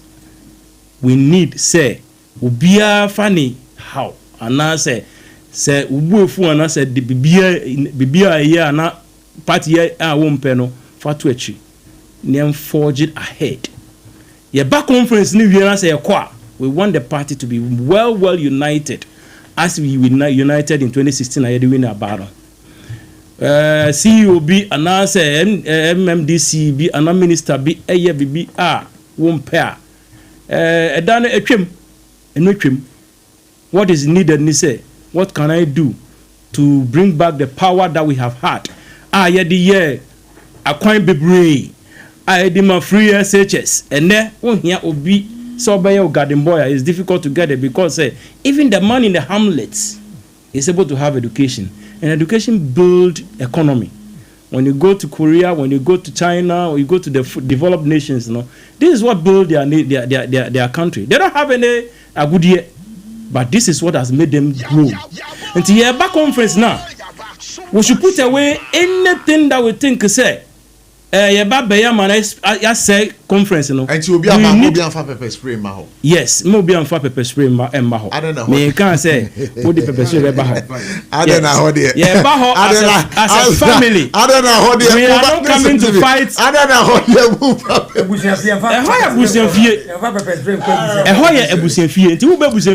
listen to me. Asma, listen to me. The Ghana Police Service has interdicted its official who was captured slapping a journalist during the 2025 parliamentary election rerun in the Ablekuma North constituency. The victim, Kwabna Ajikum Banahene, a journalist with GH1 TV, subsidiary of EIB Network, was assaulted on Friday, July 11th, while covering the election. In a press statement, the Ghana Police confirmed the officer has been withdrawn from election duty in the constituency. So you now agree? That is different from the attack on a lady, a former minister of state. Police have they have not spoken anything about the woman who was attacked. And this is not what we are looking for. But what is here? You have sent your children to go and protect somebody, and they were not able to do that. And no one can answer. Okay. But about the person that was slapped, and I statement now was those who were attacked. That is Lord, the deputy organizer. That of the minister, former minister. Mundaka has come out to condemn the act. And I am saying police administration had not take action. Police administration had not come out to apologize to all those who were manhandled, because I won't conclude on that. But we'll follow up and see it. Okay. But I mean, for course, of this particular issue, so that we go to the other issue. I have some conversation with Avram would have to do. But I try to be afraid you made 0260 196064 0260 196065. What do you make of the issues? Right here on SOMPA 106.5 FM. Hello, good evening. Good evening, Plum. Yeah, I'm Bajo Edison. Who are the one on fireball? BBI Boko, like a car by our Sicilia, BBI minister, before Utu area. Akafia, Catamanto to say. Oh, you are the one on fireball. BBI Kama, Nene Uba Cantamantua, I had to say here about Boninti, BBI Diago. Plum. Lamentia Dr. Brand example. Lamentia Jessica Dia Safia Mohammed our Christian Smithano. The Mamma Clearly is Smithano and MPP Nino Holland. We have the Chow Bibia. On him. Na Ablik must be now Busa MPP and this in say. Oh, Busan question mark, who say there were one of the pepper spray in the Koya. Obey then also went to be a Yano. Now, a person who defend the NDC. Adia who defend dia e wo wiase a dream pass who defend dia ma NDC and only adia e dream because about we no buy no and tro kontompo ye wo ka so be nyina wonye hwe adia si so ka sa me no nya adwen de o ka so be nyina wonye aseme na okay oh prof na no aka say obetu assemblyman for can this assemblyman busu so a okoje 1300 na aseme na ka allowance assemblyman for Assemblyman Fara. SOMPA. Assemblyman here cry on near more motor and only motor more. Now the old 1,000 a year and we is cabbage. Prof, the American say, you see what Abdulkumana. Maybe I say, a quiet Bema may a hamiu, not a bar. Not so our person would defend in Tisabi. We and your bono and a walk of baby and a pepper spray and one wonders a month what continue and your mouth. That's what he's pepper spray and a money away and the only a crowd. Now your crowd and come for to me at the trust and so. Mammy Bonnie Man, why? On your body PR. But then you know, me and young one said, Jordan money, Mamma Catray said. I'm a partner to trust them. I don't know how to do. That's a Timania, I will come and say, any pound what you we. But I didn't see yet. And this is for Koyan, the Abba, Stella, more rapidly. For go for the mail, I'm make you to you know. I don't know people in a couple of you. When you end this much of money, I'm a Basin Tally. I put our organizing on my back. That mum, I mean, I don't know, I na me dey make. Wait, you don't even cast a Basuntali na organize boys no woman. Akafia. Yeah. Meet you. Macha sign. Yeah, kwakotia, mesle MPP for. The SNO, mum ya fantu yaki. Ni send your money, ni so invisible forces na ya job what you do. Mun come in a book. Where did you job? Where did you job? When you did you job? Aha, na NDC opposition no. Omo yo dia no underground. And you know what be swat na ya ma ya play hu nyansa. And the other mum gana na mum pepper and phone training one. Na baby I Akafia jari okay karo be na sisa oba juwedi e so. Me ba to 0260 196065 0260 196064. You can call and be a part of the discussions right here on SOMPA 106.5 FM. 0260-196064, 0260-196065. This unusual time I hear be lines, so we should expect maybe if you can hear crowd say so. But if you can call, you have the opportunity to be a part of the show. Aram, let's wrapping up on this particular issue.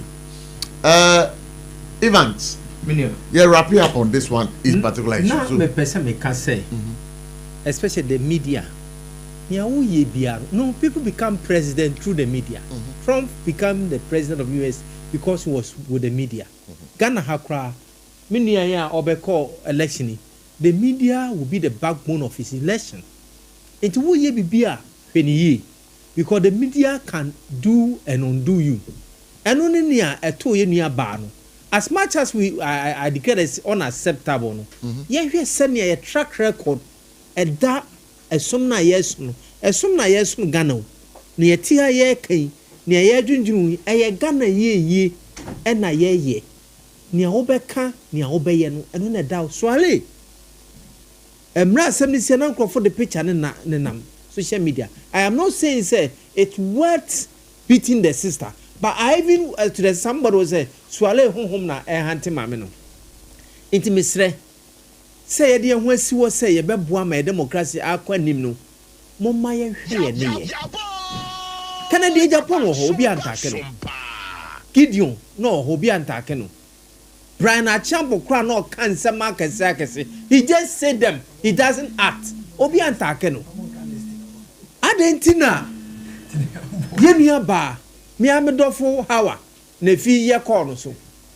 I'm even informed that he granted some interviewer a man Crawford na omo yesa intimate member people before senior adwin say because of that they call a year you call you was say akotia ye be ye bibisa mesremu ebe hadwin yo me that say okay so maminti Asbal on this particular one wrapping up on this particular topic.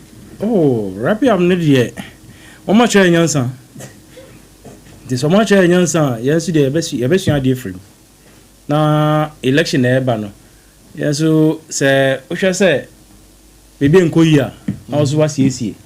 Near here say over CC no was CC. But me share no boss say.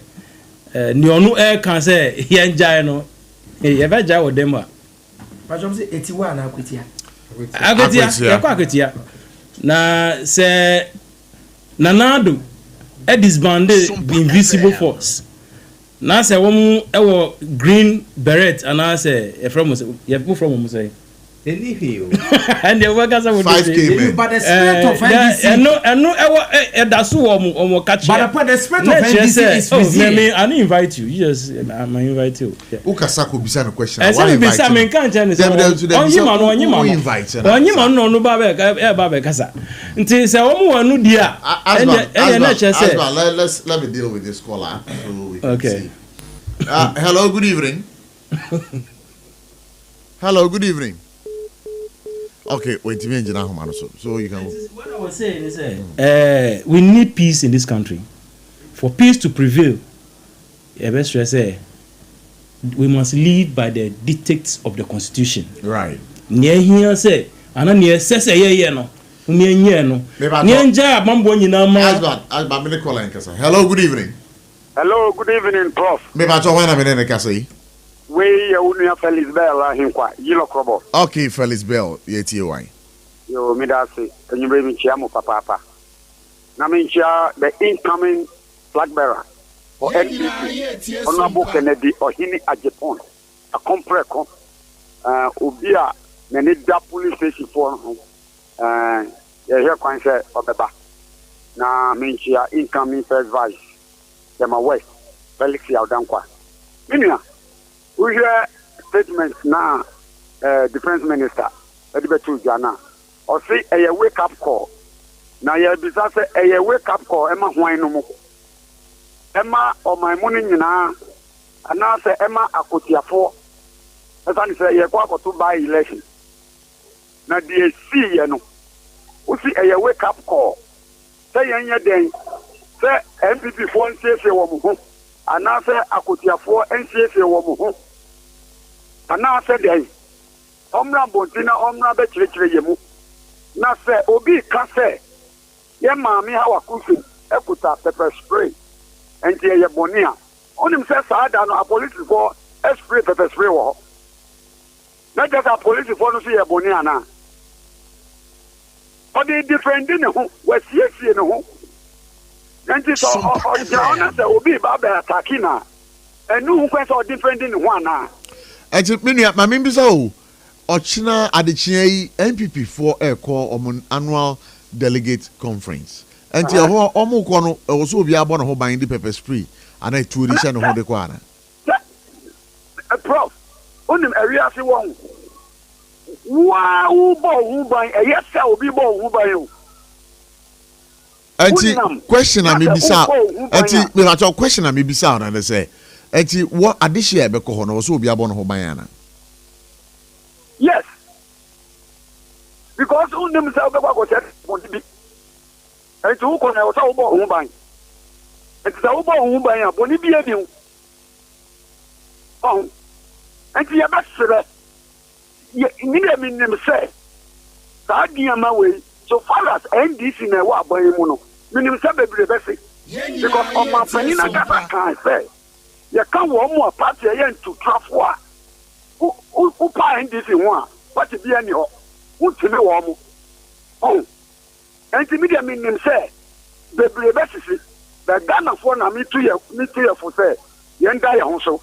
But I say, pass our badge mediano so, also bet me a friend 0260 1960 64 0260 1960 65 wadwen kire bia na oso dia beboa asba na wo ya na me can say omambu ayumi SSA we should allow the organizations to work. Police should be able to give us the confidence if the confidence is not coming now and no nebema obi subaya den ebe siesie ni ho nearby na say ye ho say ana ne see police for amaye moyem ho say oh we have done a big mistake, we have done that, we will change up now ye ho say bibia ebe ko one but up to now na say enti bibia e che say omuti ada omuyada na eno no ebe ma obi so onu wo ba bi no obefa ne ho adwen eno so say eba musa na na che say the country is not going to be safe for all of us. And say the police administration should give us the hope. Okay, they'll give you that hope. I believe say that is what you require of them. But my ending commerce is here. Hello, good evening. Good evening. Me ba to hwana menene ka say. Kwame Judas ne security board. Kwame Judas, me ba to yet you pa. Beginning on Abraham Emma point to be na hono menene nya say how a conflict with self defense. Number one, police for na more police stations by law obi enkuta weapon and fan call to spray a weapon. To spray a weapon, not true and as a bank to spray a weapon. They need someone to spray a police station because police for kuta weapon or so the big brothers so reinforcement member omnikita weapons. And for the fact that you condemn ne no also a wrong sort of spray content because of spray a weapon, any weapon, a police station because police for no be enkuta be point no. Many medals pass over Judy and so 0260-196064, 0260-196065. And you know, as well, so say the way we medase. But what's the annual delegate conference in the Bibiaba Kokama? Bibiaba Kokama. Party no much Sheniama Bibri. Committee na ejuma pa ma. I prepared say Obiaba ni budget. Just to avoid you no down. Okay. Until you would see your name so mobile no more and come. I'm sure say. Hello, good evening. Hello, good evening, Chairman. Not to say. Me ba to me ho na ukasa free. The kasa free Ashalaja na man kwani. Okay, Ashalaja, ye da say TY. Chairman, I mean stop on in dear rat Chairman. Chairman to menka. Hello, Chairman to menka. Me ton kapao. Yo Chairman, ne tell say we are so wrong. Say obi o kan kwetri obi a. Yes, they say was dan dia manu. Ko se bia na no kura na wan ga be ma wa wu kura ga dan no ho. E wo tumi antinem. Obi an ka se ma me ne bo no no eye o. Ne ma me ka che me se ma me ni oba abone. Ntimi wo mi nka sentia oba. Ne mu no me no kura se me wo mi se ma me ni abema. Empanifo ka se mbi me bu ebebe se me ense bi empanifo ka se mu. Empanifo se wo ko komuti kwayi a e su to da wo kwan. Empanifo sa so ka se wo ye be ma bebra ye kuja wo. And when you first start, I said, "Well, the best. You want to do one stand by." So I bring in the boom, mama, and son say, "Our commission will boost. I be the man." Many I say, "Oh, this will look on the show. Come say, oh, quite a baboa. The other corner." So I'm going to assume that I said, "Oh, come on, the baboon for the best way. Can't the corner after one more class. I got in the besi." So I'm a then the besi, and I will go to our persuaso. You don't be how commission, how commission day. And no when I will bar when you're day, and now when I bear my yellow quite out. Obinga see a boy bone a yo. No more I didn't have a persuasion in Pacho. Yet is friend to muscle. A persuade, yet is friend to so. Any problem you display to all men in a land and say, about the community power, the spending power. Oh, David. What kind of sound? Meet you. What I tell you, allow it to me. The persuasion say, you have also into his room. Debbie, okay, I didn't know the one who buy. Machia sound the Machia sign. Machu and us also community. Many of them are doing on the side of the bar and before the blue bar. What do they call a Poby? Hamilton.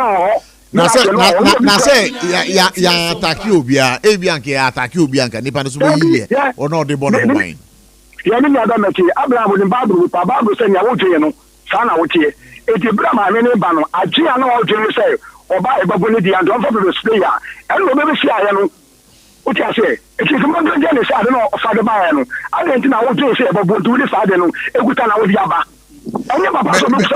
me da say obi gina chire ye da say pa why nyame shira pa ma me fa call away. Yes, hello, good evening.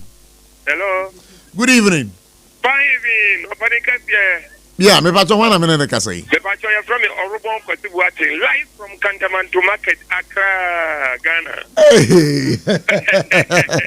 Kwesi buate wada ma pa to eti why. Obod papa nyankopon shira o. Amen. Ni okata ya okoya anza na mebayi. Aso 9 and I don't say sane. And so tino 9 fra.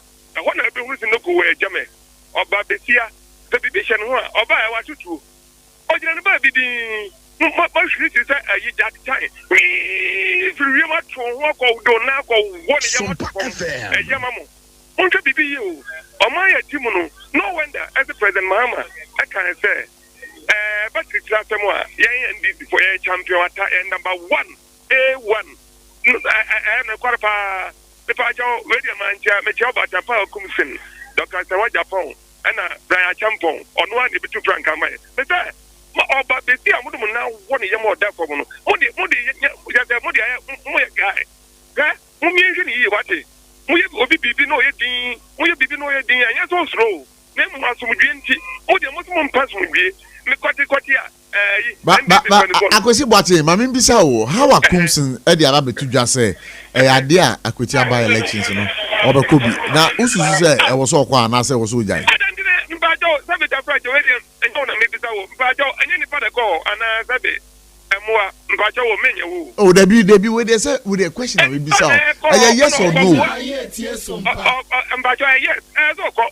Ni na so ko. Me na minti ase o. Akwa no ko jana ba bidin na bia we mfa we jua. Eji agosi boatin. Eji o maame na some way atoro. Na osako baby na ebibo o ka say abanfo ka say ho kwa ebe west do anka o maame abaka o maame akwara.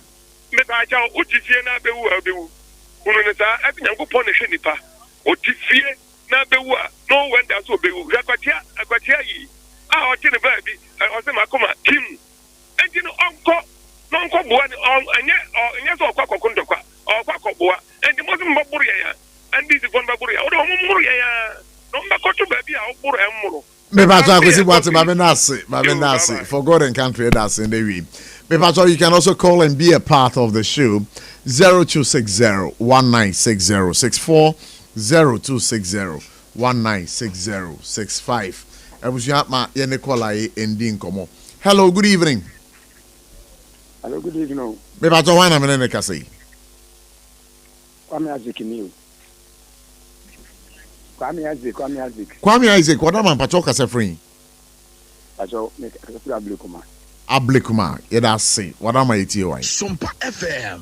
The MPP ni NDC for no. MPP for me no say omo ye holy dan NDC. Pacho what me gan. Me ton kapa. MPP me yo mo say omo ye holy o man we. Omo fira ba so krampo no. Ye nu be 7 months to 8 months ko enu yi. Yinim no ma ye organa ha. Eti mo bi nyom mo say jamade omo ye no. Ye se ne kan ye defend say obi akobo obi o ye maame. On enti enga so obi akobo na ye.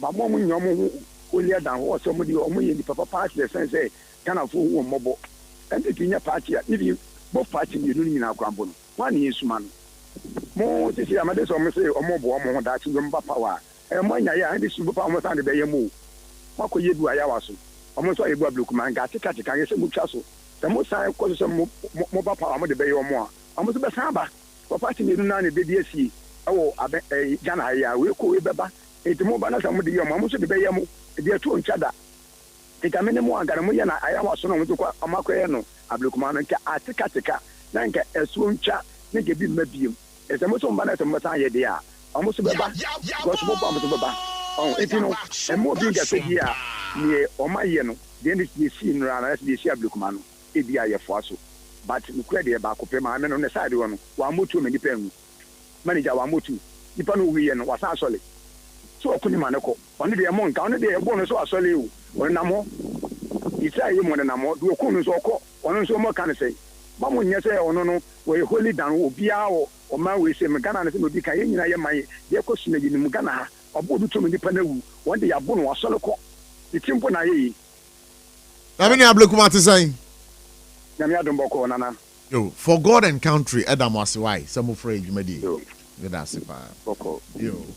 But Yenny Kola in Casa. Oh, okay. So I can't. But all right. So Yenny Kola is in Casa. Hello. Good evening. Good evening, sir. The Pacho one I'm in the Casa. Odehyie about me. Oh, Debbie. Obi aba line also. Why no Bakasa? One the Copa and one of Bakasa Sakwaba. Ah, bro. Meet you. Maya Obeka Bakuya Pasibuati Casa Assault. Not a Saba. And I wouldn't. I the woman said, mine also I and this in Jordan wanted to after 1 year. Oh, yeah, on the woman said, how good is it? Obeko, Bense, after the house. Obeko, because on one gas of a woman organizer. It is all cry and grandma, a Busumi Mora, my mom, and Mameno, then near the Obet boy and people can say any trouble, man. And the end of cry and very honor. Yes, sir. Now, never phone been out for me. Tigo. And then as a Casano phone power, Agavia. I have two come my own phone, but me that's why. Okay. Some catch us a cantaman to one show. Oh, one day, no rolling. That's it. Forgot and country, that's it. Why? Everybody already did, everything. Mati. All right, so 0260-1960-64, 0260-1960-65. Also, bet me friend na you know Edin Komo. But let's see if we can talk to this caller right here. Hello, good evening. Good evening. Me ba jowana me ne kasai. Botiano Kaswa yo. Adama mpacho eti o. Yeah, that's it. Yeah, that's it. Yo, me pacho, about Tampa come sing, and this is what Borono. Mate, my and this is company for us. Oh, yeah, and Nipana Kobo Womono, Yenimo, and the Munyamananga, Omobua. And this is company for one, a bomb, Grofono Pass, and go boom. Hey, now, would they be one in a swallow the Casasami? And I did you. I said, I got to the Facebook and Japan. I said, no, and Grofona, and I'm going to go more Kunu. But, and yet, now, was 7 okay. I had to say, and so more, Papa, and so more, yeah. I'm going to oh, yeah, but we are against the Domoboa. I'm going to check the Munko, Mumunukunu. I am not doing Gomobakuno. I am not doing. Hey, Una unim. Me macho, Botiano Hoboko there. Now, Botiano Horo, how Ben Pan am war? SOMPA FM. Oh, how I understand. What was that? Oh, three, barrier, Atala. Equano, it's all Janechi and Yana Bapamu. It's all Janechi and Yana Bapamu, but and a contractor or more. Okay, me that se pass by. But I'm also in tea for God and country, right? Yeah, that must say. Hello, good evening. Hello, good evening. Me bacho wana me ne kase. Ideni kumi ya, nikazafi amasama. Okay, amasama hobo ko de. Bidia boko. Na mu kwan ye akosi sen. Kwan no. I did demonstration. Na don ewra do mama ya kanka won bi enti demonstration. Okay. Me da se yeti o why? Me pass abusate. Ayi omuli hawa kumsi wa botu wa kumnipa. Awa kumsi ayi kaswa wa tutio e de akum obi da. Eni before ba. Ye o mutima no mo begina wa kan no mo ko. No mo begina wa kan no mo ko. Enti omo kasa eni before no. Omo maame ana omo papa ana omo busani bi e na obi ato na dia wo no ato o sanke do omo de. Oman no nyina ye dia. Oman ye me ye nyina. Enti before no omo nto omo bo. Na oman no omo e de ma omo for 4 years. 4 years du a ho na do mu so o beta de ama omo na ye mfa ma omo. Nichia Dr. Mahmoud Baumia any MPP company for nyina. Bye bye. All right, just hear that if I so by radio so SOMPA 106.5 FM for God and Country. That's the program you're listening to. Show produced by Bright, but no by Cecilia Fako Biebio. Mo amofre nyina no ye da mo ase. Na my corner I don't know. Avram. And then enkomo no ye den. Kasa chire beburu no mamoi. Yo. Odehyie. I'm say me squad no ndɛ na ɔmo adwa pan sɛ they be catch them some fun.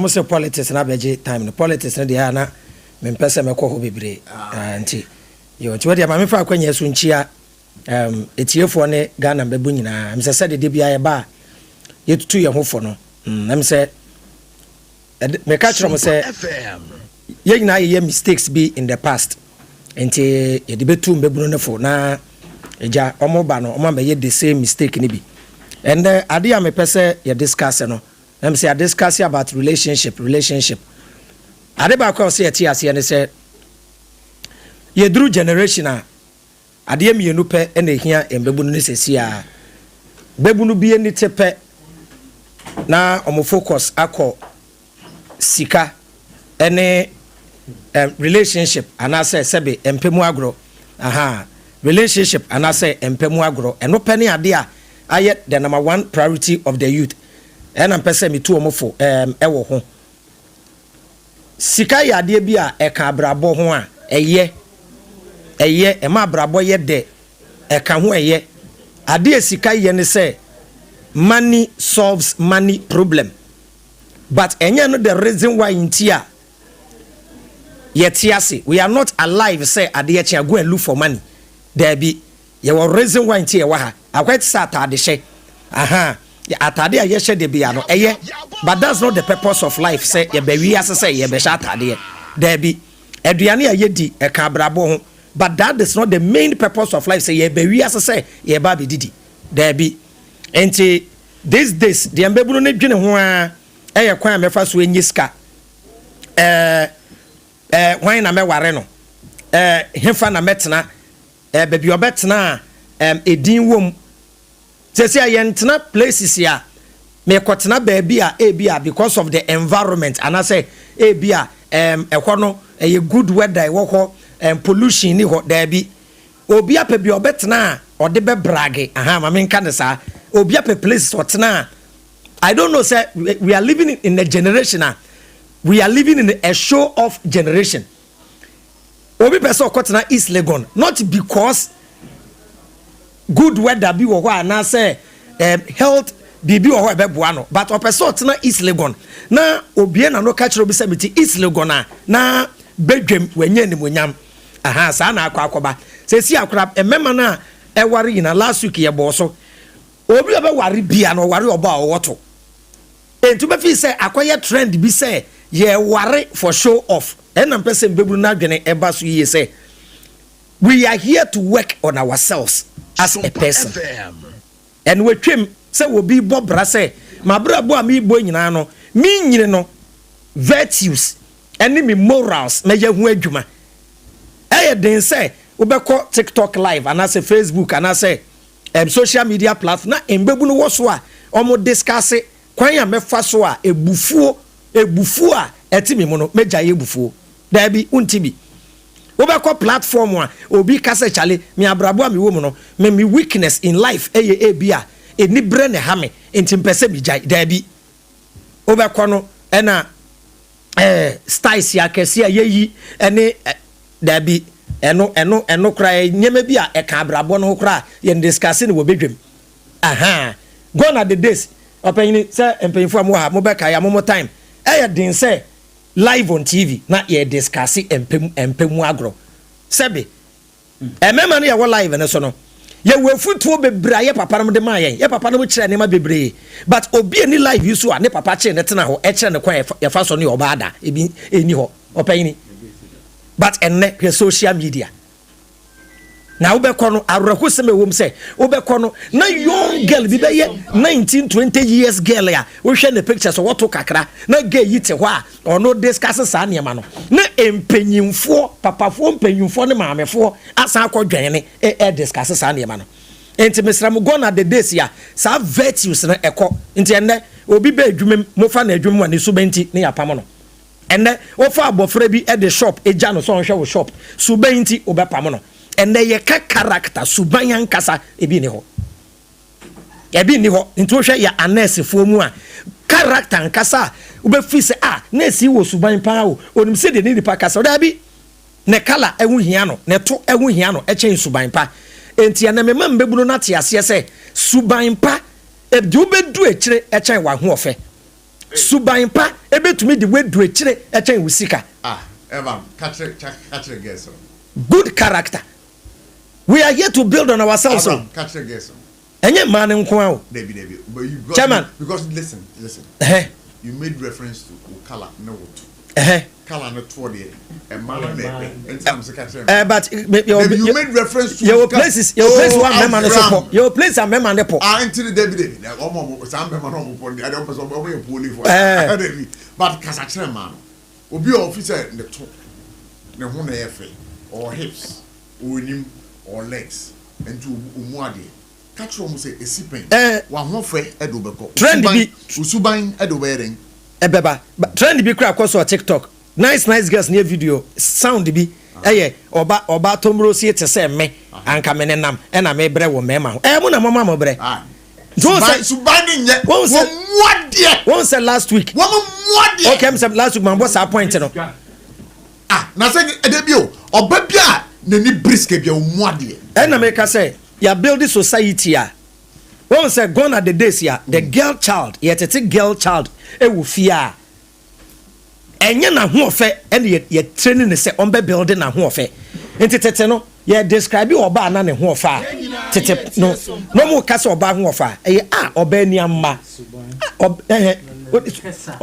oba ni mkasa hwe ne kon anka kasa nyumwe anka mayina tizemini abeya Sewakoto ya Sewakoto o se oba ho ofa nkasa ye ni suban se ni okasa kwa ma wo be ma no akoma to Sewakoto nyumo o se nyumo senior o se gone are the days na ye describe oba ho ofe kra o de yemfa suban kra nto nchen oba akọ na ye nim ni suban po na ye ka na ho ofa eye oba ye ni amba oba yi kum oba nantu na eto kra yemfa nka ho so be di adanse a na ye den so be say musician tetefo no wabo nyom e mo describe oba ho ofe mo de ne to ni shape abem ne dressing ye said oba kata ne ho na na edibu nti ye tete oba kata no ho ye mani suban yes oba be kwa ware no na ya tete na mo we hunu suban a ye ne be ma de tena but enda girls na be ni na onim say the license to marriage e ye to kese ne hips enti obu to be girls ni be to be tu susu ano de akwaye ne to ne nyina gina ye be ma so yesu social media generation no and akwafa we nyina ba wo sa generation abai almost some trend ni enti aware nche in this way generation and no worry oba ne ho fe omo kwotena wade ase 6 months 7 months na aware na abojo omo nyanko bejai enti aware bebre wo wa omo ye wedding shepe oba ni nyobeko okwa enim gwase aka because aware na oware na nkasa odi abeyi atamfo ahi aware na kura ho pictures ka kura no de bu akutia enti de me ka kire mbaburu nyina se oba enidi a wobenya e wo society enidi a wobenya e wo adwumam enidi a wobenya e wo bebi a wote no eye wo character aware mu po be ma be do wa men interpret respect as love asa ade a be ma hunu se me yire do me eye bu a bebu no enye wa ho fe asa eka na aduane a ye nim place ye to aduane e de chen wo ge no gas na badodo no kura ba ofie be no ye nso ono nso ohie kura se ye hye nso ohie no kura se ye be hye enti se aduane ne ye pato a ye nim places ye to aduane a maami oton mo aduane mo maami e fen se hajia special local food akabe kwa hajia wa kodidi be kodidi wa hajia wo ye nim be bi aduane joint kura mema ne nim ye ne ema no kwa aduane joint sameboa emema e de tu ka kire oba se chale aduane bi ha ye nkonkodidi Number 2, say ye near Messia. Area ye wono, ye will be able to see any amamaye. Ya wa yes sisters of Messi amamaye. Ediabio, edemo prapra, obi bet me ayamaye. The only reason why ya Bema ebet nefie, Bemeni bekefie, ye character, subain. Afei, the next thing I make also, generation way, yen say, yana, ya sa 70s, eba 80s for no, yen. Ena ye hu TV first television ye hu first black and white ye hu be first na atoa so ama this generation no ye fiti omo as babies and ye di TV titi omo into omo live in the world of illusion ye time na live in the world of reality ye time no na obenya oba ase ne pekra na ye mo akotena new area oba no untumi mfre no na utwem na wahwe no na wahwe sa 2 days 3 days 4 days 1 month otonade anu wa sheda wo de me bala na wa fa danfo boy bi mutumi sheda petu efa ni nua boy adanfo ne ma me ton oton beans ya ubedi beans ya ga ni ton ekutu akakra na wakoto opekwan na kasa enti sa time no when you fall in love with a woman a true love but this time a social media when you boss wa wo kwaya hi can I get your number? The next time, how are you? I'm checking up on you. Can I take you out? Taking out a pepanya. No, I shall stop dating start. And I had the world of illusion. Taking that way, panya and wakele match and one. Say, boys, now, chairman, almost say money pay you more. David, me power trim. Young Cotana, if you pay a coffee. And a trim. Say, Bema, see what bar petted, no. Now, like I said, may dinner. Hey, yes, we are bro. Now, may dinner. O baby san chale dia me kan no twen en rush me se twen me dwene ho no your research sa en no how are you hi can I take say akrama no na kire location afa ne ko ono e be kwa research e wu location no the picture say please babe can you take me ye nyamfa ye no onu choose location no no atred the rooms no atred rooms iti be ma ba no waboa ne ho ye call ya de chi anti pacha. We live in a generation we are not looking they think in a relationship you go for a perfect person. Obi an free ni tirim e we as in your school. Every chapter of your life add new challenges ba. The youth of today are running from challenges. No, don't run from challenges. Challenges wa ha. Where we rented a new house. If you know what rent, there will be a challenge. And the youth must be prepared for challenge. Mami mi sobo mutie mi nyina ni etie for mesramo. Obi a wonya easy life. Obi a ne papa yesikani. Chase ni aunties ne wo fa sika wo fie rich guy.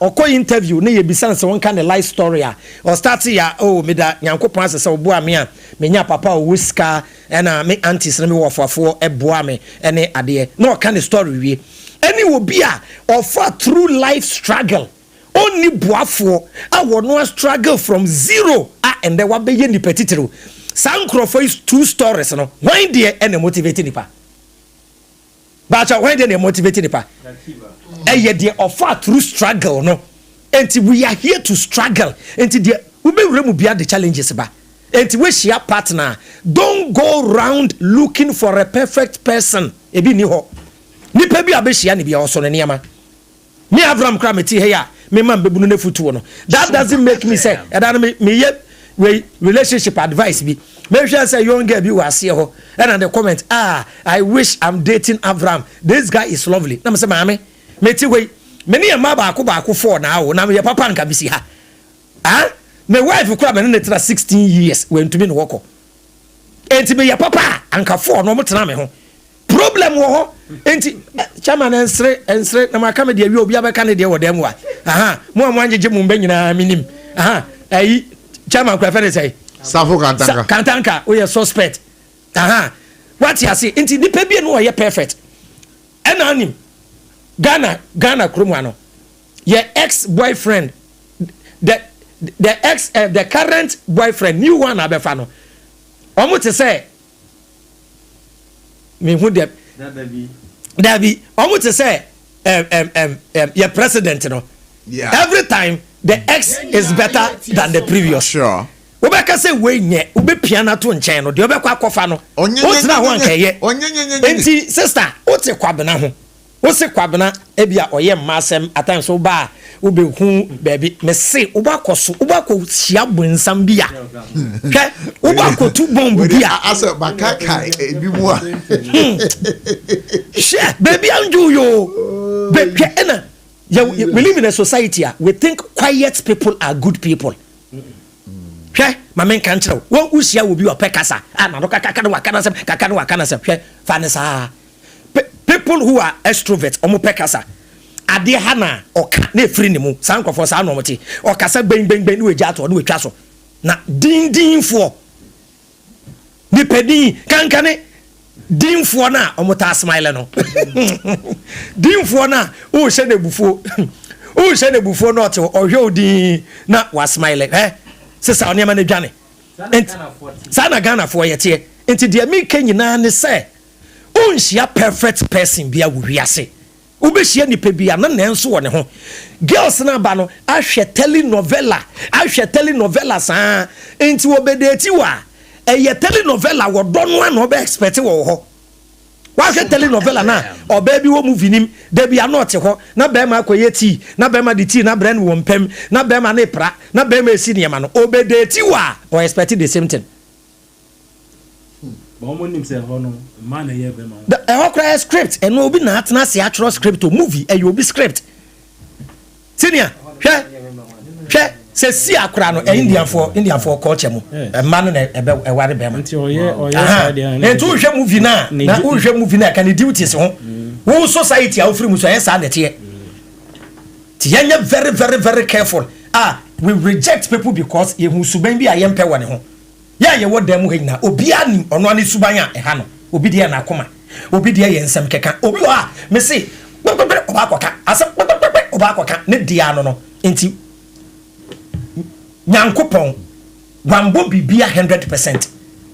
obo bibi 100% ya anka nipa ye nya hwenye ti Nyankopon ka akwan kora wanye nipa ne be ka akwan nipa ne ba be sidan nipa ne be pa matade nti mimi hu say nipa bi abehia ne bia no ya what this sinto bi a wona brabo mu a wonso wo sinto momienu no ba together mo be boa mo ho emo mo build on mienu no mu sinto hwe obetu ehia wo ba bi o hia na hya ase no o hunu se no ye memasem but oyobo buade pa o very respectful very calm but bia condition ne situation wo ma ne bedane memasem oni so betu nya sa wo ba we hu abotre ene na kasa ema pay your training ade be ma no ene odo abeyi a kire no oba bedane a better wife kura chain de obehia no ntesa no obetu ehia oba oye virgin onye memasem training any relationship unti no wan oba be say kura to so ma ebe ye onwan nti be stress ye nya abotre obeti story say obi ne yere atena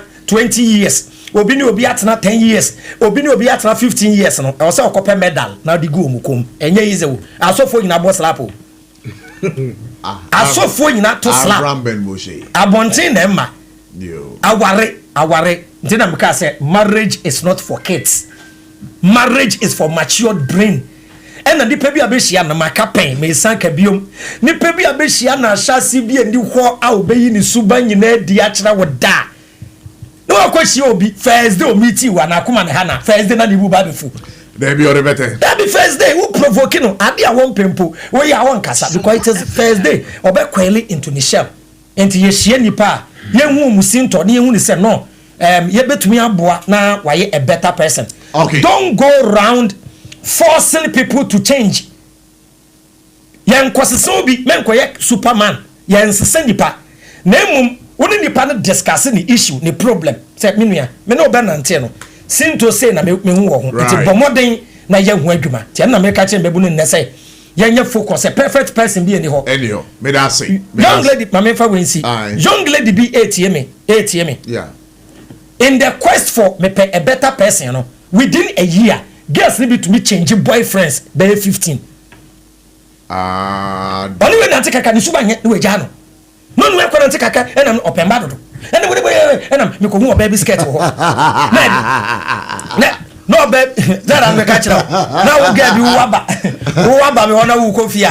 Na wa akosi we odros wa hata ho ojije wa me kwara me say mami aya nya sao hey anka aye ho say ye jawa ha anka aye betu koto ka ho Abraham Ben Moshe you will never cease to amaze me. Stephen Yawusu on Facebook says amen to whatever you are preaching. Abake, thank you very much for being there for us. You're watching, you are just laughing, sir. And Topi Rebecca says more fire. Abraham Ben Moshe Abake says that not true talk power. More fire. Anona Ebu music. Great lesson. Sapon Isaac. More fire. Prof Abuchi. And Francis Nutako, political asafoche, next national organizer for the New Patriotic Party. Special greetings to Honorable. Winning is assured. And then Emmanuel Kwesi Othing, oh, my bro is watching. And Emmanuel Kwesi Othing again says that, yeah, Abraham, not true, pow. And you know, comment there about live here on our social media pages. But there are some other comments. As a who they are here, but I would wait. I would feel, say, our brothers will work towards it so I can read all those comments because they'll be peeved right here. And you know, as I say, no, yeah, but sorry to other sir. My main call. A quick one. Avram come on there today. What would you make of it? Me feel say common here there. But I go back to learn lesson from himself. Say on a man 9. Man 9 na on a man 9 now. And me I haven't gone to that level. It a man who what level saying? More level 1. And to ne baba ko now. Eti min go sa and to level 1. Yes. And to see so nyina baba ko pe na wafa. Oh, and yes, my fall baba, baba, kuna. No, even but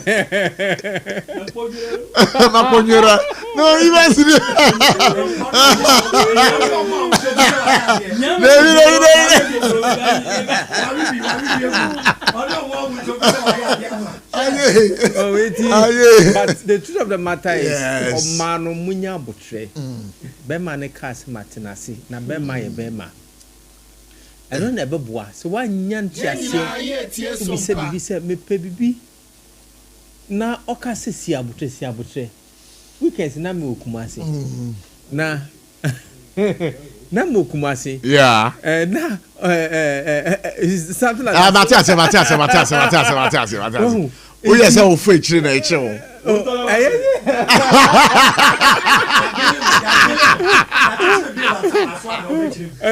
So I'm so say mo program the Antino Kumasi. Eko Kumasi. I don't know. You person Tio Kumasi there. This is multi TV. Dig box no so. No come multi TV no so meeting. To me fan Kumasi. Over social media and Facebook. SOMPA 106.5 FM. Yeah, over Betty. Give to call social media now. Wife no. Side attraction. Maybe some question. Is that your wife? Oh. Even maybe I say the corner in the box. Oh, not to the new debut, but me say osisi.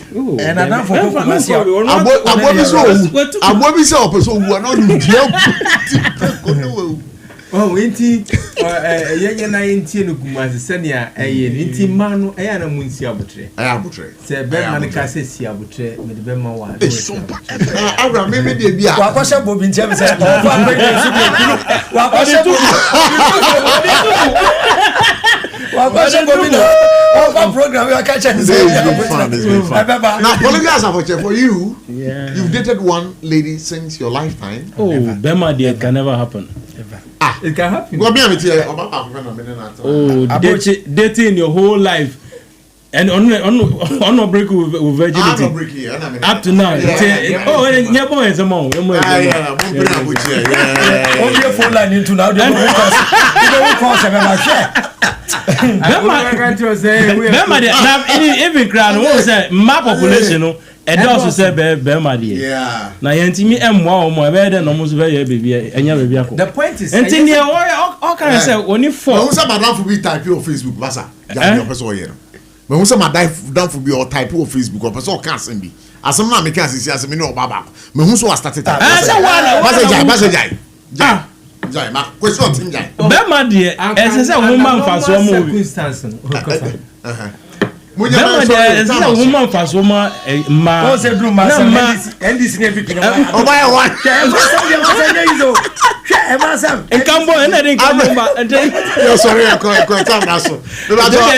me fast man say on ye. Now education a year because say my teenagers are mobile. Quick one. Nyama a year or crum no. Atari almost a nanti or nanti any. Oh, nanti in the oh, Massa, there be nanti in the year. Majority of them no more, no more, a mass cook or crowd. Ayana, face. Nanti in the old tossa. I'm always DJ. Oh, crowd, I am chain. And also, I'm more pressure. I'm more pressure. Now, Friday. I've had it. Maybe I thought Avram Ben Moshe. Yeah, call us a quick one under 30 seconds. The making an answer. I say, a mass and obi any Jonah, you begin in him will be Juminaka. So, a question universal charger. Chairman. Oh, and today I made the Eka singing and say, yes, remember, quick one. Yeah, time and you be say, Uncle for between and for social media now, the NT. Or mon fair foot on a young hope say, a baby. Now, Political Asare now organize that whole body. Me Bapa, annual delegate conference. No Papa say. Oh, me Papa, me can't make me a year in pain for Nenam.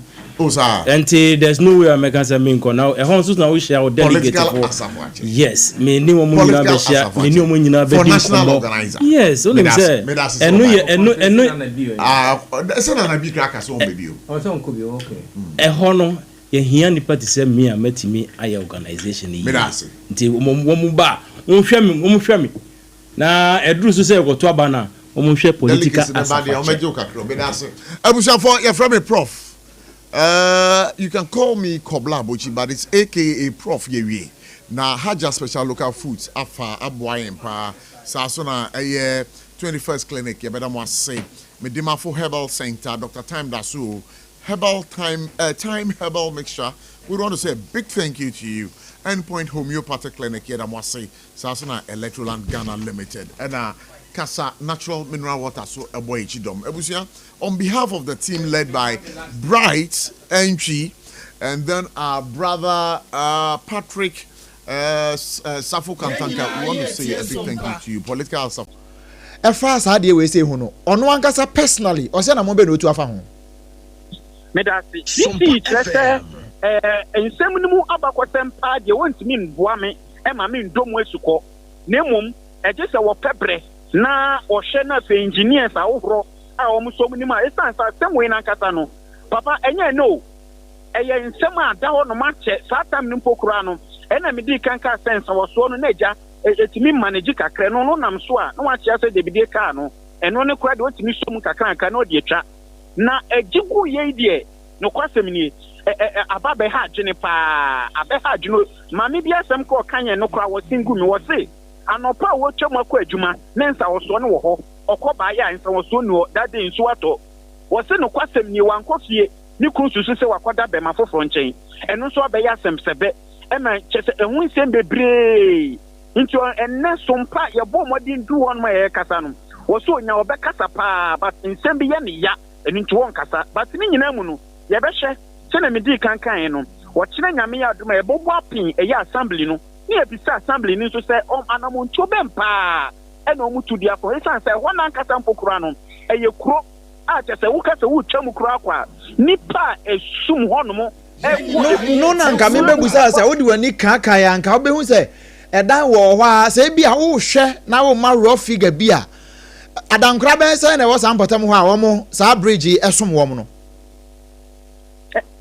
papa brabio na me busa say wo de wani kaka ya adankra ben dodo san na e wo sam potam ho a bridge serve wo mo papa Sabia on impocrate to me assembly member there no so who's a community nation because a one mono me ham and inca crano a dine outro any timamufu at 1 moment me fans I was one to HM a bebra pim because a one man crano no quasemini a song because when you saw Pentecost Johnson so now chum na fe o bomode esani enye se me ya better ma bi nemum bi ai bu on ye friend Amalina hono no timi fa hono me ho ye nsan so ne ba ko enkwada no na omu twem o mo bre no e ho mpo krampo ni nipa esum hono bema enye nipa ketwa ansan po kra no wasan so aba eye Johnson krona so eno so enche hono ma e hono so na ma me pimfo bi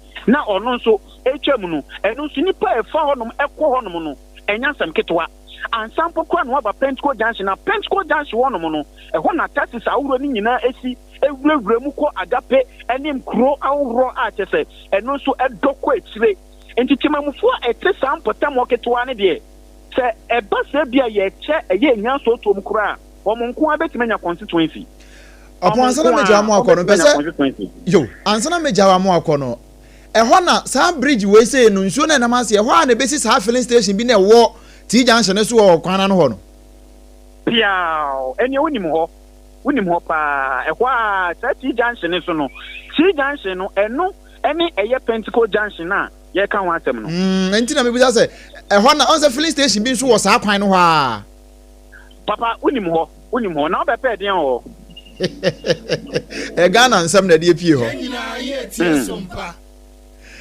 Opo maminya wo na fa wani di nsam na chi ye beto aso why mo wabo adwuma abusia opo checheku na ye ne no abo enkomo no na wo a wonim sam potem ho no o de join ye wo Facebook ne so join ye saa na be hwade ba bia ye kan no eye ufri anya so otuom anya ho na nkasa nya market esane saa ho no before bedu Pentecost junction ne so ho na nkasa no ho na nsamso yi ehyaseɛ problem ne hyaseɛ di free nti e connect ya be si sa Pentecost junction no nti so bi kwa a Jesus oba be wura mu be fa Pentecost junction ho ansa na watimi akɔ ba bia wo yi nti ansa na wo be dane wo ho free sa area ho de abedru ha no na no so wakɔ bi pa na no ponchecheku ene omanfo ni bi ye won potem ho no abɔ nkɔmɔ ama wɔn nso akyerɛ wɔn nso nia wɔn fa mu wɔ mpatam hɔ paa na wɔn kyerɛ sɛ ade a ɛkɔ so no wɔn abɔ mpanimfoɔ abɔ ɛmfa nti wɔn de kyerɛ sɛ mpanimfoɔ mmerɛ mu na wɔmmerɛ wɔn mmoa. Jene deɛ yɛba ha first na yɛtumi fa nsuo no kakra nti kyɛ wɔn betwa a wɔbɛte nsuo no mu ama emu ɛyɛ deep nti na afei yɛsɛ yɛn ankasa contribute na yɛde yɛ bridge no yɛyɛ ɛn bɛyɛ tuta ne na nsuo no yɛ na afa yɛsɛ yɛ abrɛ nti ehia ba mo a ɔmo ayɛ na ɔmo yɛ bridge no ma na sɛ kwan no kɔ bɛtumi atwa atoma ma yɛn kora afiri ha akosia because aha yɛ road a ɛdɛm a ɛbɛbɔ yɛ nyinaa ɛwɔ sɛ ɔmo yɛ bridge no ɛna no bi sɛ yɛ nsuo tɔɔ yɛnhwɛ ne yɛ anka nsuo family akɔ nti bridge no deɛ ɔsɔ ɔmo yɛ sɛ yɛhia aban bo a ɔwɔ sɛ aban bo ɛne etumi yɛ ɔmo yɛ bridge no ma yɛ mepacho yesa aban no so ndo me bridge ni ma nso eto de yire ade ye fa uti agape to ba ju ko fa Pentecost junction sana what me adu fie nsa so be fa bridge no so e be ye ontemo ju sa ko fa long process ti e pa o mo che o mo me bridge ni ma na se ekwan no so obetimi atwa atuma ma ye kura na adamu a ye be de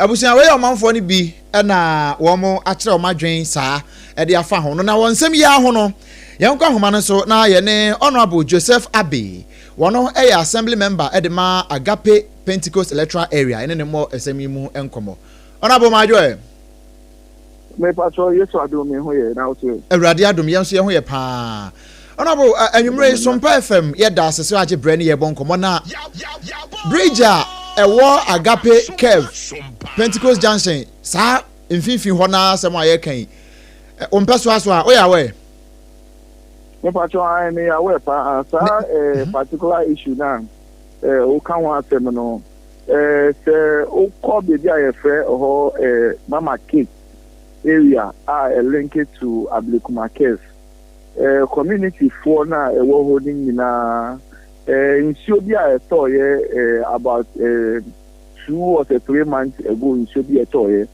from Pentecost junction Fakadi Maka no kra eko ball sa bridge na a man for across from Mama Cake Ediba Ablekuma Cave sa area mu ho and since then community for na was outside of the Mama Cake area ebeko kroma e say mo fa kwan tintin ansa na mo abedu ekwan won betimi nyaka e dia kokrom and that side of a bridge na asay ninti ama community for ni na omo ho akire omo pa e was area mo honorable fayeku ya chikakra bridge ya shase ebreben na problem yi bae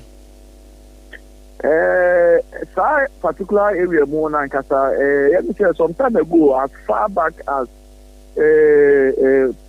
2016 there was a particular bridge there yeah sa N1 ekwan no omo direct nsuo no from Sotuom ena ebe fa sa line so nti sa nsuo na nkata na say sa bridge na ewo ho no efi kwan tintin ena ebe fa sa line mo nti sa problem na ewo ho no de ade a ada ho achepa hajin ewo community ni mo ono bo so na e ka ada ho achepa no udi assembly member wo area ho emfiese ni me pacho last assembly elections 2023 and I'm the assembly member. Now, honorable from 2023, I'll buy a basic 2025 at least.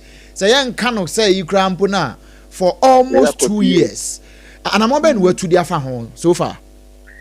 Me pacho, na bridge no bridge na nkasa say no 3 months mu penye wono. But no create no crampo many engineers wo assembly hono many omo akọ site ama omo akọ hwe. It's a budget for the current year 2025 no that capture every account say be sa bridge anima that community for no na omwetimi across into idea ewo kwan mu a ye hu adwuma ye de niam be kọ kwan so eni ehu ejuma ɛsɛ sɛ yɛ ne ayɛ na mo mo sa area no enya ahotoso. Honorable ne wo kan ye assurance a wode ma electoral area for. Me patron ne assurance a me engineers akọ site me MC ebi ho nkomo na community for in fact actually beginning na ade ne say ye no ye ne say me community o na me board e wo bebia e free community for ni nyina say assembly nye ready nti anka obia emba together na ye hwese ne ebeye ye nya sponsor di kra wo ma ono ne na anka opese obeboa yen na ya ye sa page no but omo na sponsor no say okay the community for no so ye interested ya and ye hwese ne ya be nya community mobilization ga kra e be ba de ka ho no aye e di amaye community for now me nyo mo kasa ye no up to now they are not willing to support say e be ye sa ijuma no ana nipa na no why na dey so be supporting ya ejuma no community for now supporting no and also I hold on and that is why I saw it necessary say was many MC and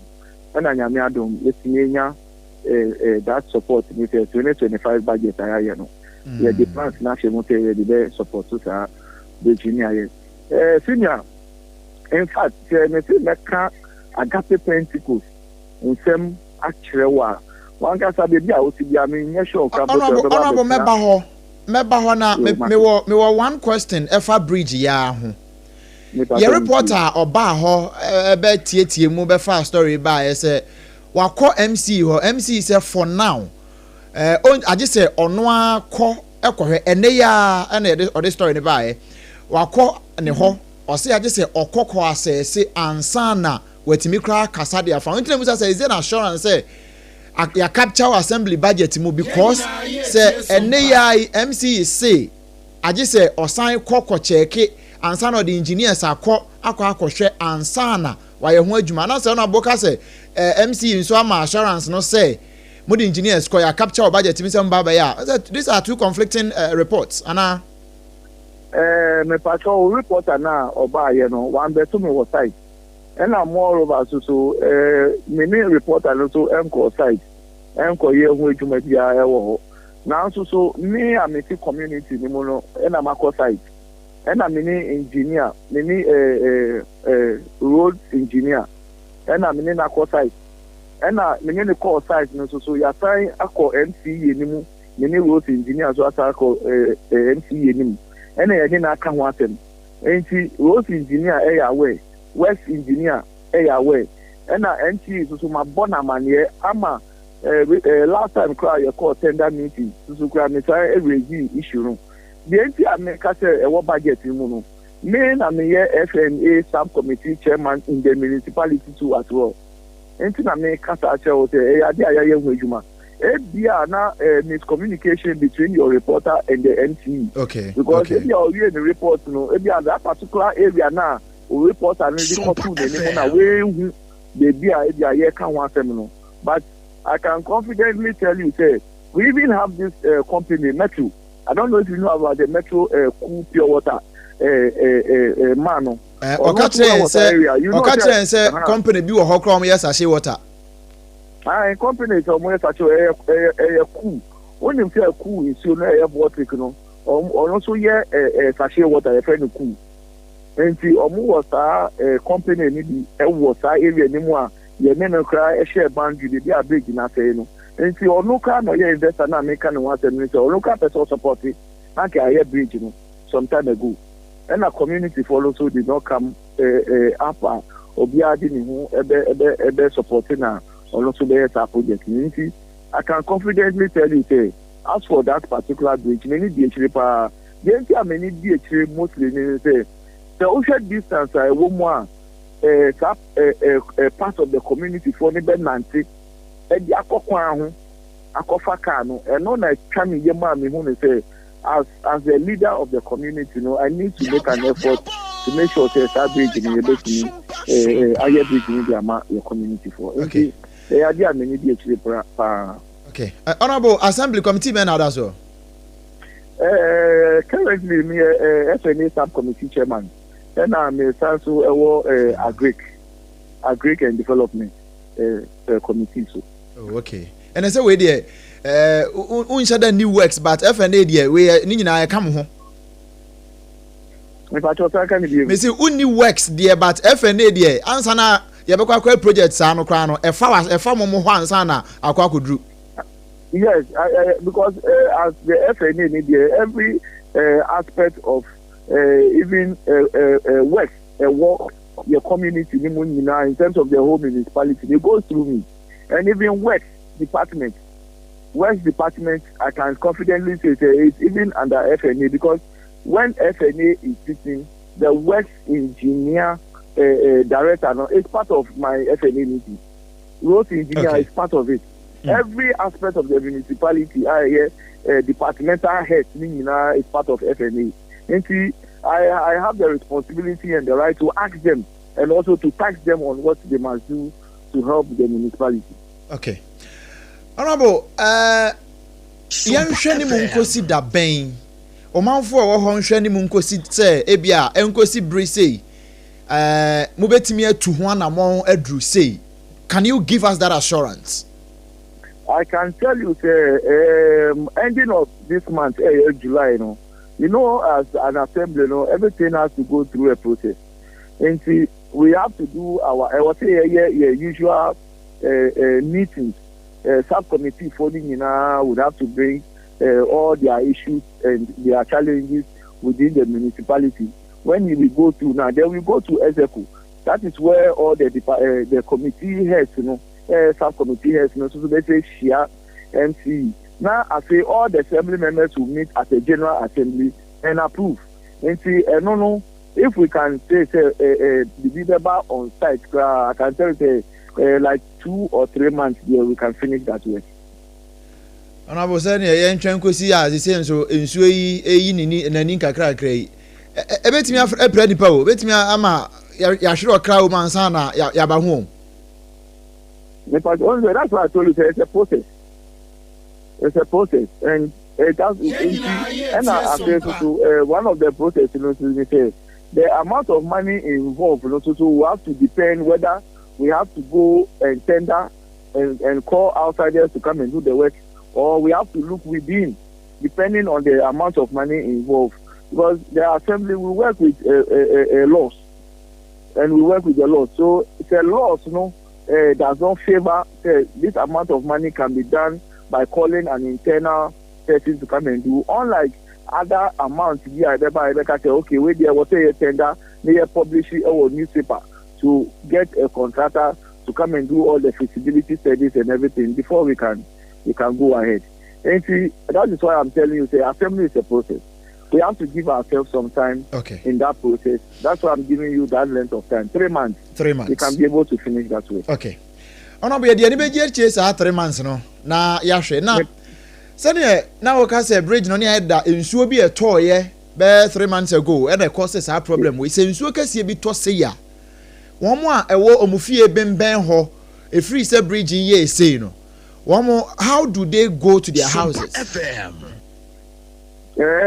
Actually, comfortably, moving that area, encroaches the day, because I can tell you, even last month there was almost 9 was a stretch of the area, and I can even say the machine, cry free assembly, drip machines, is dredging. Maybe a machine in the Fakrambo, they are called got a simulate of the dredging got a nuclear issue. A problem at the mine was that part of the area.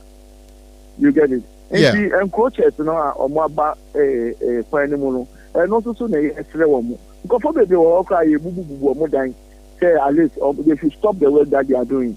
But at the end of the day, Obewana Anajo, Nanipano, no, or Twaso. Obewe weekend, Saturday, Sunday, now or Juma, now or Twaso. Until Monday, they do not. Obi ni be ba ni mutu na obe una edan no yokuku dan yetu a ya boss ni party ni obe ni akobubu side dan no you understand nti sa issues bi na the community people are almost ewo na nkata omo ye encroachers na omo ba omo wo gota na no hu nyina ni nyina problem e di maye what boss we dey na me fa unwie wo ho na me say what encroachers so ma me fa unwie wo ho kra would you admit say any assembly na say mo ya faili mo constituents any mo crowd mo because if encroachers etimi kukuru dan we see on assembly no cannot act upon it someone can home you no, you cannot also blame the assembly entirely because the chiefs and the people in the community are also part of the problem, and they are also selling the land to the people. Because you get there and they'll tell you, oh, this one is the chief of this one is the son and the chief of this and that and that.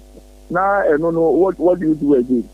And see, the people also, we are trying as much as possible to also even have a chieftaincy institution within the municipal assembly so that we can also be directing them on the right way of doing things. When them say even putting most of the areas are your one worker, Central Municipal Assembly, every container be a municipal assembly, the chief and the ASAFO people are the ones involved. These are containers spreading the and especially on waterways, especially on areas like that. Uko can na kwa say nipa no waye adwuma na yi uko yi free also so ada and also so akoye if you have na so akoye problem e dia maye. And see the chiefs are also giving us problems. The community are also giving us problems. But we are very resolute. Yeah, catch our motel. President Amaya mandate. Say obia waterway, so we should clear the person from there.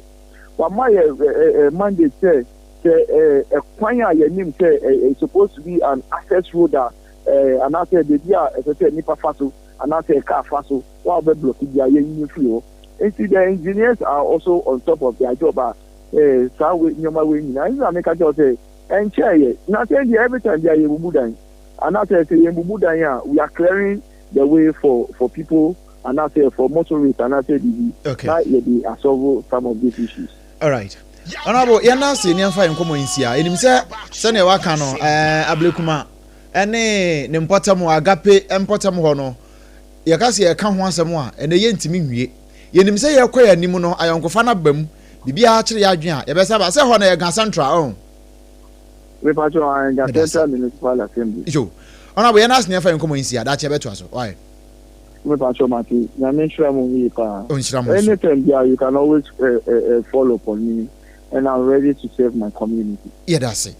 Abusia we yero for Joseph Abbey, wono assembly member at the Agape Pentecost electoral area e wo Ga Central municipality mu na ye ne no ebo nkomo no ni nyina no se wo Facebook ne so a na wahwe videos na etwagu no we ba bia omanfo e wo sa mpotem ho no efa e de ko won fie nsam so a sabe adworoga enye papa asei o kire se nsu to e be bosme miensanie no na ebes obehohoro bridge ne koye na yebuza se bridge ne se ye ni yanka nsu eto yi anka enhohoro mfa nko nanso ahohoro de ko enti join ne wo Facebook ne so na onso be enjoy bi kakra e wo ho na bibia anye fine. Leicester Company Limited adawroma na wo de Yas toothpaste na ne toothbrush no e de abeso yasne den Yas toothpaste na ne toothbrush me pa cho se wunyanya bi emfa ntwi wo sia ene wo yodu kaka se dwanam pa we no eyi wo sia se njampra ni nyina de firi ho na mo anum ada ho se clear wanum te na bibia atimi ai fine bowura dwama so ba bia na kopa bito Yas toothpaste and a toothbrush eno na make am for dia ma wo the number is 0501 619 588 and 0501 390 335 na fe onim pani mo ho enkomo chane so time herbal mixture eno ye se ekomode wo na nso aduane no wontimi ntibi ni no ya na ha dwene pa time herbal mixture pebito eno na boa wo ema wotimi tibidie now for general well-being so when you be ato na bibia nso atimi akoyie pa dia ma obi ho a na ne honam ta tutu ni pa uhia time herbal mixture eno na beboa wo ye wo time HH mixture eno ne capsules e wo ho a eno no de wa be ma na oba junso yemu ena enkoyie emfa ma wo ojunso a na wote ya wo kire pa immune system no so ye weak yade bi ekowo mu age se ba bekra wansa me pa cho je time HH mixture and the capsules dey be of pharmacy herbal shops bia mu na onsoso no mbi be ma ompam agudie enkoyie no uhia bi eno betimi aboa pa 0244417669 0244417669 eno ne ahoma no a obetimi afre na onso atu bi aton kasa mineral water nsupa ena afei dwumadi ahodo bebre ya awodie no nso no se unya bi na se wo no mo a ema yemo nhyehyɛ kora eno betimi atewanim ama bebia atimi akonkan se wo nso wo pebi aton a sachet mu de bottle water dispenser ni nyina mu no eye kasa mineral water Casaloma Ventures e de aba ye water fankran he ya back hospital ati ho no 0206 469 430 0206 469 430 and 0303 695 780 0303 695 780 na fe one empanimon komo na dodo bi a ope no wono so emfa ensom wo we no madaroma ye twa ye ho sima we kra de ni botetebe 9 pe na fe ye the hot bite kase ye ne nto aso no ye de ama wo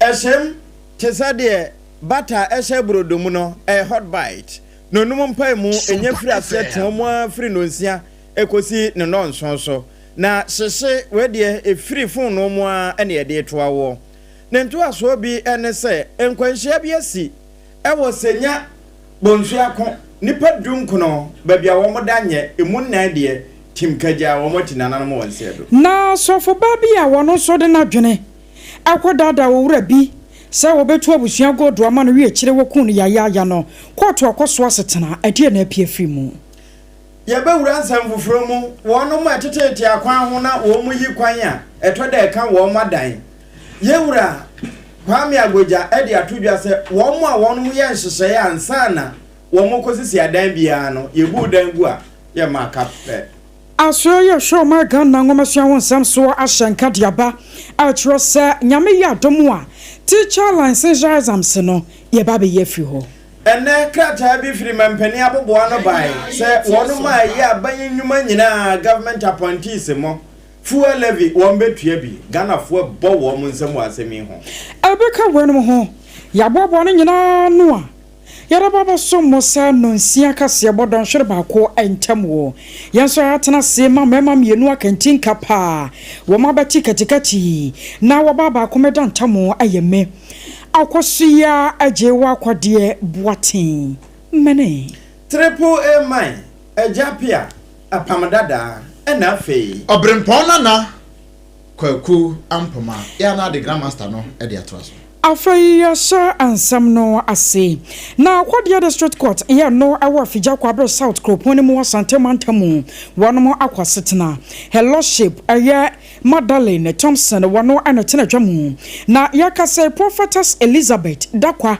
anasa dankwa wano ana wayes of penyina wadake Solomon Temple International ya wano manye ano na chase kwatu no chase wonko remand nyame ya domu wa June bosome no anasa mpo July bosome ya yewomu ye mu no ne da toso edunson ene wasanane mu ade kro no wombasan so afra asem no ebiem na de ma kwatu no kwa asem no so asetena no kra na sa 2024 fimpimienu ani aduonu nan mu ana prophetess Elizabeth dakwa ya yaka no wasami wonu mo kyerem so owura bia wono aya donte hene ewo nyabo traditional council wono akora ya na Dampon senior high school one headmaster no oda no owura Eric Oben dakwa papa ne ko ne nkyese abusia godu bi na sane abusia no o maame no papa na no musibi soso no daye no wankwankotu gold no amfa anya ne ho yie na abusia so anya bia wonye buburo ya dokoro wo mu ye panti wosere prophetess de watene nka se wono na bana di yie ni mu nsansam wo wabene mu enti wonkwankon hwehwemu mfama na abusia gold yi wontumi nkonkotu ampani ampani nuane apa abra nkomotwetwe ne ko so no prophetess Elizabeth dankwa ijetum ayasa god no kro betumi atu no hwe huhum wiase no wo wonu se ewo se wo wura friend se Oben dakwa wote ne ho kra ansa na watimi de ne nsa kwa koso god num na watu ade amano enti wo shada fra no dako ayasa wo mra ne fie na afi wonte ne ho mfa nhio ne ade enwo woro ne ho bibi ya afi ne nkeka waye wonu wosane ye beya musubo ne bia nkodi na chi ne wakina bi god no wo kode ne nsa kwa kan ankwa kofo hawo eni mo apinisie amfa mere no sana ni wase ano no na court no kire se ebra owura Eric Obendakwa ekokoduru hɔ no no saa time ni mu wonu ano na prophetess Elizabeth Dankwai na waton sade afro owura bi a ye friend say Mubarak Mohammed ani ni pamiensa bi a wɔn ka no ho a wɔn de wɔn ma topia afagyan ya kyese wɔn ma dwane kora ama wɔn mo kyekiri wo wura yi kun ya ya busua ni tutuka wɔn mo nsam wo na asam ne ba nam so ma June bosomi ni mu no afempemienu ne aduonu numai metra afia mu aposifo kokoso ne pa chi ma asam ne kokodi quarter na edi quarter kwone ba ewo kwade anam so amene bra kwade district court no ekwa setena no court no ahyase prophetess Elizabeth Dankwa ya wono ada Ken Solomon Temple International no ewo anomanye ene wo reference Mubarak Mohammed no a wono so enhwemu kire se no ye parliamentary candidate adema All People's Congress APC amanyoko no wagina mu pen sanke wo premra sebedwa akonya ewo kwade ne fafra wo afigya kwabre south koponi mu ni nyina mu no sampanyimfo mienu wo mo nkɔ remand nyame yi adomu a court besan so afra asem no wasana bosun da to so edunkono na ebra court kwa asem no wie ya pa no ene amane boni kwa meredo ye woto yankra efra santemantamu ene owura kwasi bafo wono kasa adema abusua ye nei wo mo do hia firi mu nanam hwinti wo mo de court akonia bayi wone no edi nkomode fa ho yedi ka beda police service a omo wo kodi ase papa omo ayade omo gina busua ne wo man nanem aye adwuma ese yede ase dama wo enu nti nyame bo a 19 funu ye nyina besa aba court ha ye tie ni a court no ebeka ene no ena emremu no odi onkwadu ebo won ekwadu na esanse ni pamiansa no ma ye nti no ye ntimi amusa won se odi fa na odi bem ye hwe ni mu ene mra no yesa ne se state attorney o ha yesre no mu nyina mfo mo hunyim ba bia maame no utietia wonam sa kwa no su gold se mu obu nkrofo bebre agye nkrofo sika ama busua ene ade ebia wu kura hwere wo mo nkwaje wo mo ma ene wo mo yire no mo maame no enu de ani ehu akire kwai de ya de hye Eric de wakum nipa ekwato wo nkum bio eti da aprosifo a wokode ase yesra ba mpanimfo so obia eba attorney general department yesra mo mommoa yenya ho adwuma ntanta na maame no onya na asotwe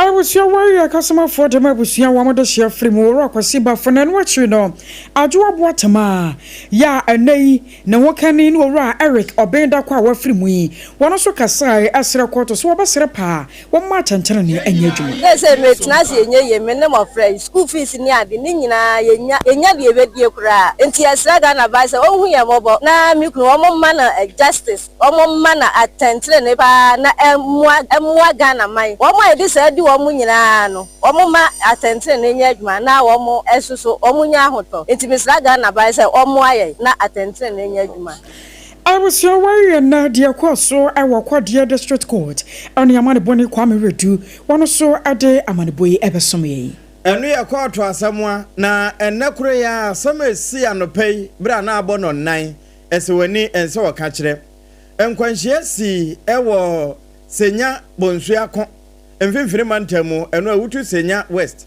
mansinum ena sayre hosemi ye na enkwanhie si ya sprinter bus mienu baako number ye GR 5137-18 ena baako ye AC 804-14 arahosam ne se na nani kire senya breku ena wo mo de wo mo ni ekopem so we head on collection so de ya na adrafo no brofo anasa posifo wo mbeka no no na emu no bra enkomo ebubo ba ye nyina no ye ne akwaku adema wono na de ne nani sem yewura Kennedy ewua eyewitness wono bo accident no ho asempa na wode ama no wa kyerese na ka ne bia ne kire senya breku a wafa passenger fo enam sayo so mabra nkwanhia ne siye no atoemu ha nipa be se de wo muti nananom ewo nsedo na emu be se dunkono wo mo prapira tropa wo mo da ya asabia se CA Uniba Trauma and Specialist Hospital wo mo ja yarehwe enya asamoketo a dokotafo ejina wo no so na enum no nso no posi sadom a wo mo na eba awutu senya mensinum ho a wo mo eda no senya breku district police commander DSP Kingsley Asante wonu sei ne nani semu bi na ansa na no de na nani semu a nani tuamu a wo hu se de nkwanhia ne siye no wo bo kwaku adema amane ti omu pira na yi passing ti driver photo ni nyina na ma kaka no almost 30 minutes me ya force no yi o na amuna nyina no nyina ebubu nti ho na police phone so ba na ya di omu call trauma na passengers one the first thing they am ko go afete village hospital me ya den kan so e course nyame ade na da for me no dia onye no na amuna no bubu ye ti amanfo na ebeye mbo ansa yetumi yi omu deɛ uhu no ɛyɛ sprinter bus na atete ayɛ sɛ farafara no a nipa nnan deɛ hɔ a wɔn anka wi anagye mpo edunkune prepra na ɛnum no DSP Kingsley Asante senya breku district police commander wɔn nso deɛ wɔhunu yɛ na wɔn mo baabi a wako aduru no wɔbɔ mu sɛ kyerɛ yɛn ahemachin bɛyɛ 4 am na yɛnya ne ntiɛ sɛ accident bi asi wɔ bonsoku a ɛbɛn senya breku onyina senya nti ba za no so yɛfrɛ patrol team nti wɔn bɛdu hɔ nom na ɛnokorɛ na yɛ 2 cars sprinters 2 na ahyia nti na nyanya nti ne binom kora kaka no mu a yɛntimi nyi wɔn bata polisi bɔ mmɔden ɛyiyi wɔn ama yɛ rashi bi kɔ fete hope hospital na yɛhwɛ wɔn a wɔn de no nso mmɔden na ɛsan de wɔn kɔ winiba trauma hospital ana ɛyɛ bi nso ba senya clinic so yɛn no nipa 19 and na wo car no 2 cars no nti e ba sa no ye de 13 eko fete and ye de amon de no modin no ye do ye ration ko wini ba nti weda no amon hu manim ye because bonus enti sade ya won be kan fog na chasa na ebo asi enti won hu nanim ye ene wono a na yonko sprinter bus ekopem ya ebinum etina nanom won sedo kwakwa de ma ena amaneboy watoma ne yen ye ko Ghana mrahye bojafie ni akwaje nsem ne bia firi ho na ye gina mrahye bojafie a na ye mrahye bojafo ya wonom efiri experiment fi do titiri ne bokro ne mpotamo ena womo totosle yin wonom ko a wonom so aka bi ewo mu ena womo kire se ade bi a akoso na nsan ya ewo boko se asodafo akosane tuo mu de agu omanfo ye wo mpotamo ho so adan ya wɔn say omanfo no abɛ attack military car say military van so ama nam so ama akoya wore ho sempa wo ho a wɔn kyerɛ sɛ wɔhene poporo kora wɔn pɔtam ho wɔn nso baabi a wɔte mpo no asodafo yi ama wɔn nsura mfere wɔn san te fa hɔ ma wɔn kobubu ni nyina na sɛ kamea sɛ wɔn nya ɔhene no kora nkɔm bɛ ɔmba nwoma no ɛno na nam so ɛma mrase odwane a ogina mu ɛma ade hye ɛwɔ timpani garu timpani asɛm ne yɛ kai ma me Lydia Lamisi akamvariba wojina simpie ni apaso na woto nkrai edema ne yen se yanye na yen tumfam wobreko a sompa 93.1 wokumasi wamonye wamonso mfama opemso na se tutu ababio asantema nyina wura nyansabu akwa wanka kire ne se wonfa na no ntum bi pa wasasem yi ho empo se wodina no atum ne edi kan no ne akoso nie entu ansan fa na no ntum asoya fo no mfu yie ebufusho no wana omoba krom ho mukunku krofo bebre baya ni fatia ebikura prapra ne ya pra ne se school kala nyina ka ho nti ya kusa to 4 ya kusa si MPs yam krofo ba ko sex eni ampeni fo mo eyin kan ha se na ya from se mo bra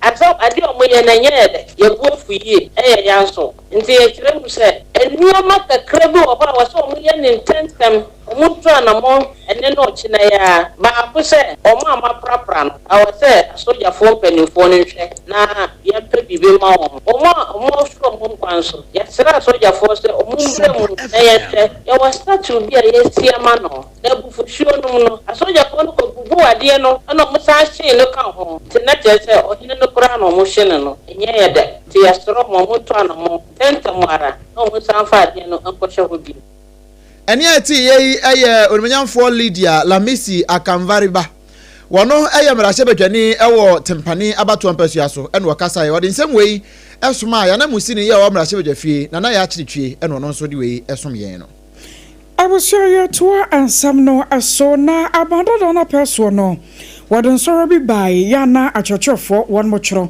na watuni din sa teacher licensure examination na eno no makwan ema won mo a wɔn pɛ sɛ wɔn bɛyɛ akyerɛkyerɛfoɔ wɔ ɔman yi mu no wɔn mo so wɔn ahoɔden ɛno sɛ bi wɔn nim deɛ ɛde hwɛ ɛmi ehunu wɔn mu duro ankasa saa so nipa no wɔkɔ akɔkyerɛ deɛ wɔ senior high university anaasɛ mpo primary no sɛ yɛn ankasa no ɔno ankasa ne nim deɛ ne nyansa no sɛ bi esitiɛ na efiri saa da no wɔ abandada na pɛn so wɔde baayɛ na busua akyerɛkyerɛfoɔ paa yɛ wɔn ma fɛrie wɔ mu onyansɛm ketewa ma ebi ma twerɛ no bɛsɛ mpɛrɛ nwɔtwe wɔn da so twerɛ na ɛno nam so ama aban bɛtena akonnwa soɔ no Ghana aban anam asoɔ yɛ hwɛ ɔman nwoma wɔn nsɛm soɔ ɛno dadua yɛ one masha National Teaching Council say ento akopim osana bosome mekire August bosome ne to so aduasa August 30th no na sa teacher license exam so no one ma yikura de afiri ho san say ayade aba ya de so de abato akyerkyerefo so na one mo ka de akyere say bi onya say bi omba be say Ghana nwomahua na so ba bi ekeka kwa no one mo anya afiri ho no mo a anso akyerkyerefo ma pa wo mo ni mo de one ma bobew ye wasanke yetimi nya wo mo Ghana nwomahua mu no ye bepam wo mo nyina amasafo no. There is still the vexed matter, teacher licensure exam. The last of it must be concluded not later than 30th August. So, Chairman, if there is a last opportunity of those who sat and couldn't make it, that process should not travel beyond 30th August. So we are to work with the registrar, get us a firm date, and we put that off. I should particularly commend you, Chairman, and members of your committee, making far-reaching recommendations on a more comprehensive, practical approach in assessing teacher readiness. This new model, which will guide the teacher licensure exams, goes beyond just solely paper-based exams. It incorporates assessment, supervised practicum evaluations, and structured mentorship programs, ensuring that newly trained teachers demonstrate not just theoretical knowledge, but actual classroom competence. I was your way, I say, share my Ghana Ngomesia and Samson, na Swafwa, Wadano, Rahona, Idrisu, Nene, and Yokoti. Any Aswaya, Quania Quantum Pohon Samso, Nabobuano, any Jina, Yera governs Kwame Abuja. One Neboja, Eddie Achra, one metete tempoa, Hodo, Titru. Baby, a one mu yi akwanya e ka manfo dan ye se anka dan a ya na hu ne se kwan ne tene na wo se wo mo wo baby te se asutware volleyball ene aveyime ekwan no nyina no wo mu yi kwan na e ka wo madan abana ye nhyehyɛ se wo bepe bibi kakra e de ama wonom tumi ade a wase won sirim enya baby de won tirato na wo mo hwemu bi a wo ma ye ne se ebinu nyate se ye be ma mpatasika wo mo akwan na ka wo mo dan no wo ma hyase akobobo pantampa bi wo kwan no ho se de be na wo mo yi a ebe ka wo mo de ene wo se bra wo no mo ye nhyehyɛ no kɔ kan adan ye wo ho achi obi bia wosi ne de asi wo ye bugu a kapre wonsanka. The project was approved and the right of way established for anybody goes to build in the right of way. We are under no honor because it's becoming a habit of some people that immediately they know government intends to build a road along a certain corridor. People take advantage to go and build in the right of way, hoping that they will be compensated, and that must not be encouraged because when the project is being put together in terms of cost, and then there was no structure there, the cost does not include the new structures that will come after the cost has been settled. The law must apply. If somebody, of course, those who crops and other things you are going to destroy. Eni a woti ye akwa ne akwantempo so afọ yewula governs Kwame Abuja na ate se wokasei. Ya to ansem ne so ne akwa akopie mu e wo man Ghana sikasem emu. Amrado ya oda o man Ghana sikasem batan no ano eye yewura Dr. Esiama Johnson Kennedy ne ho. Wono e na ye kasei wo kire se ye hwese ne dollar ne cedi ne entokwa no ya na etie ye hwe exchange rate no a eya ya hwe ne Bank of Ghana for de ba no enu nti se wo de wunnim kura no a utimi kwa bank ahodo ni bi ne e ben wo no akobusa sa so na wotwi mu no Bank of Ghana rate wom de baaye no na ye sen wom de be kirewo na nso me ne wo kasai obi o ho a wotefa zongo mu ho a ba bi a alaji tie no a wo ba no obusa yes dollar wa ha eno ho eno omuna wo kwatietie won eno na Bank of Ghana mrado e ka se sa de no enye yenyan se ye ko zamramafo ne ho na emom said na watch bia Bank of Ghana for my update one more team wa etenase ehwe sani ade ni nyina da bia enkosi anwumre bia no one etenase hunu se enne no ejina ha no mo de aba nti na watch bia no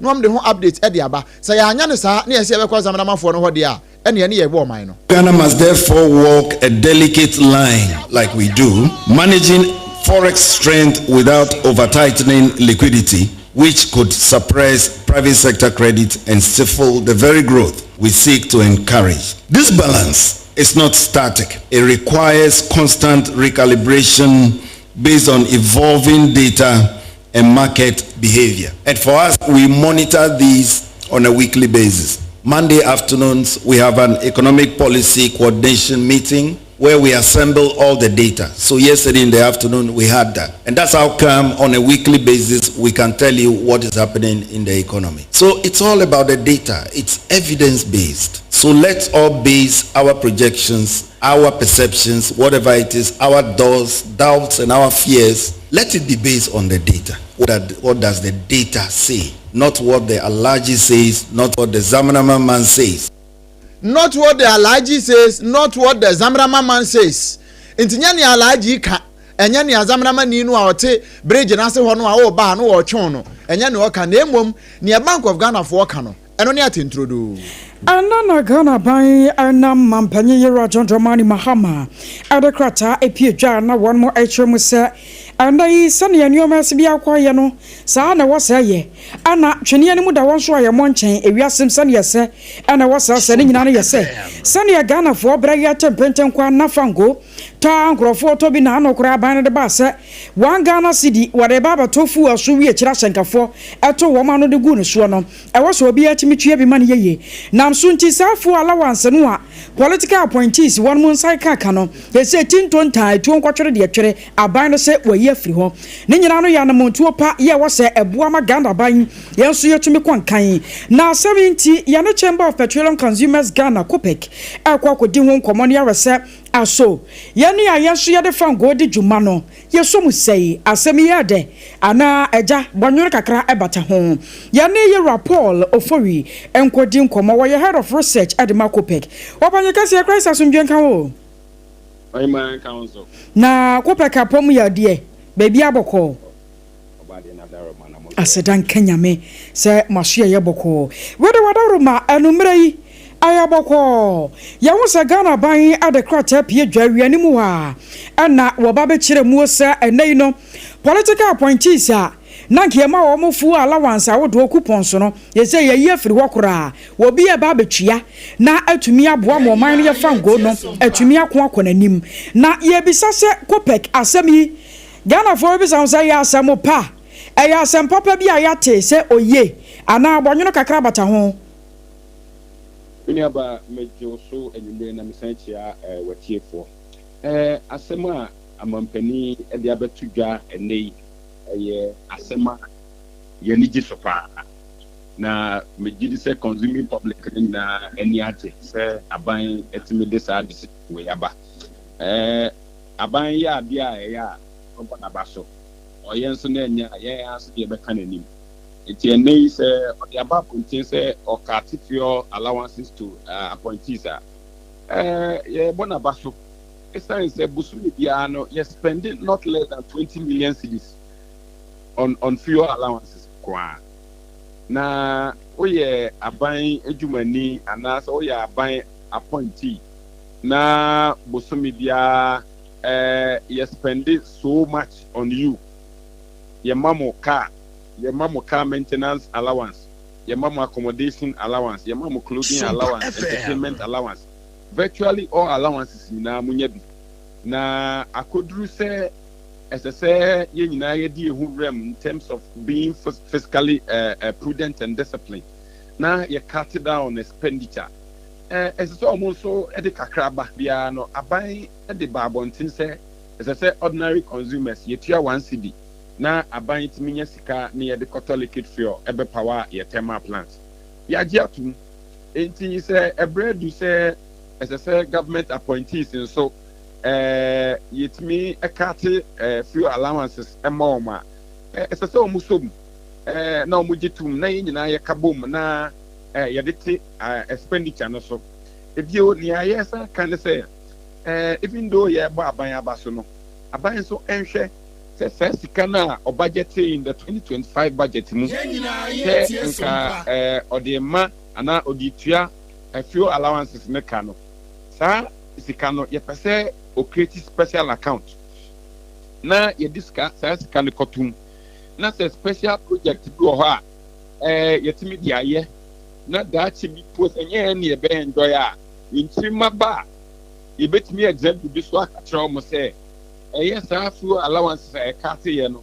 ɛso mfasoɔ a yɛnya a yɛnyini na dwuma pa a yɛtumi de adi ne ɛno ɛne advice a yɛde ama aban ebio yɛsɛn akyerɛ aban sɛ V8 no ne consumption no ɛdɔɔso dodo nti aban ɛnhwɛ sɛ yɛtumi anya alternatives bi a alternative no ne sɛn yɛwɔ biribi yɛfrɛ no electric vehicle ɛno deɛ wokyagye no kakra a na wayi so de akɔ adwuma na wɔde aba nti yɛbɛsrɛ aban sɛ ɔnhwɛ saa side no nso sɛ nka wobɛtumi akra electric vehicles ne bi aba ne yɛde ama appointees no rather than giving them the V8 no cost yɛn so much as a nation na sɛ ɔde electric vehicle no ɛma na sɛbi ɔkɔdaa no akyagye adeɛ nkye no na akyagye awie ɔsɔre a watu ɔde akɔ n'adwuma ɔkɔyɛ adwuma ɛsɛ sɛ ɔkɔyɛ ɔbaa no aba bɛpaake wasan akyagye bio saa ɛna others ɛyɛ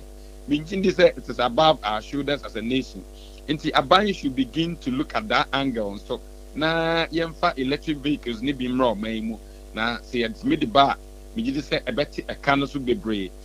Thirdly, yɛpɛ sɛ aban ɛsan hwɛ sɛ ɛyɛ possible sɛ nka appointees no ebia once in a week no ɔmo use ɔmo official vehicle na sɛ nka mpo a ebia ɔmo bɛfa bus anaa ɔmo bɛfa trɔtrɔ anaa ɔmo bɛfa taxi sɛnea ordinary consumer na anaasɛ ordinary Ghanaian no esutumi fa bus ɛfa taxi kɔ adwuma no once in a week no ɔmo nso ntumi nyɛ saa bi. That way, it brings governance to the doorstep of the ordinary Ghanaian. Ghanaian no sube mu say aban no ɛyɛ adwuma, aban no pɛ sɛ ɔyɛ biribi ma Ghanaians nso hu sɛ ɔyɛ adwuma no ɛsɛ sɛ ɔyɛ no. Na yɛn cut down on expenditure. Na yɛn ma ɔmo nso hu sɛ yɛwɔ tema ɛma wɔn na ɔmo ayɛ fiscally prudent and fiscally disciplined. Nti yasema yɛde aba abɔnten nyinaa aba.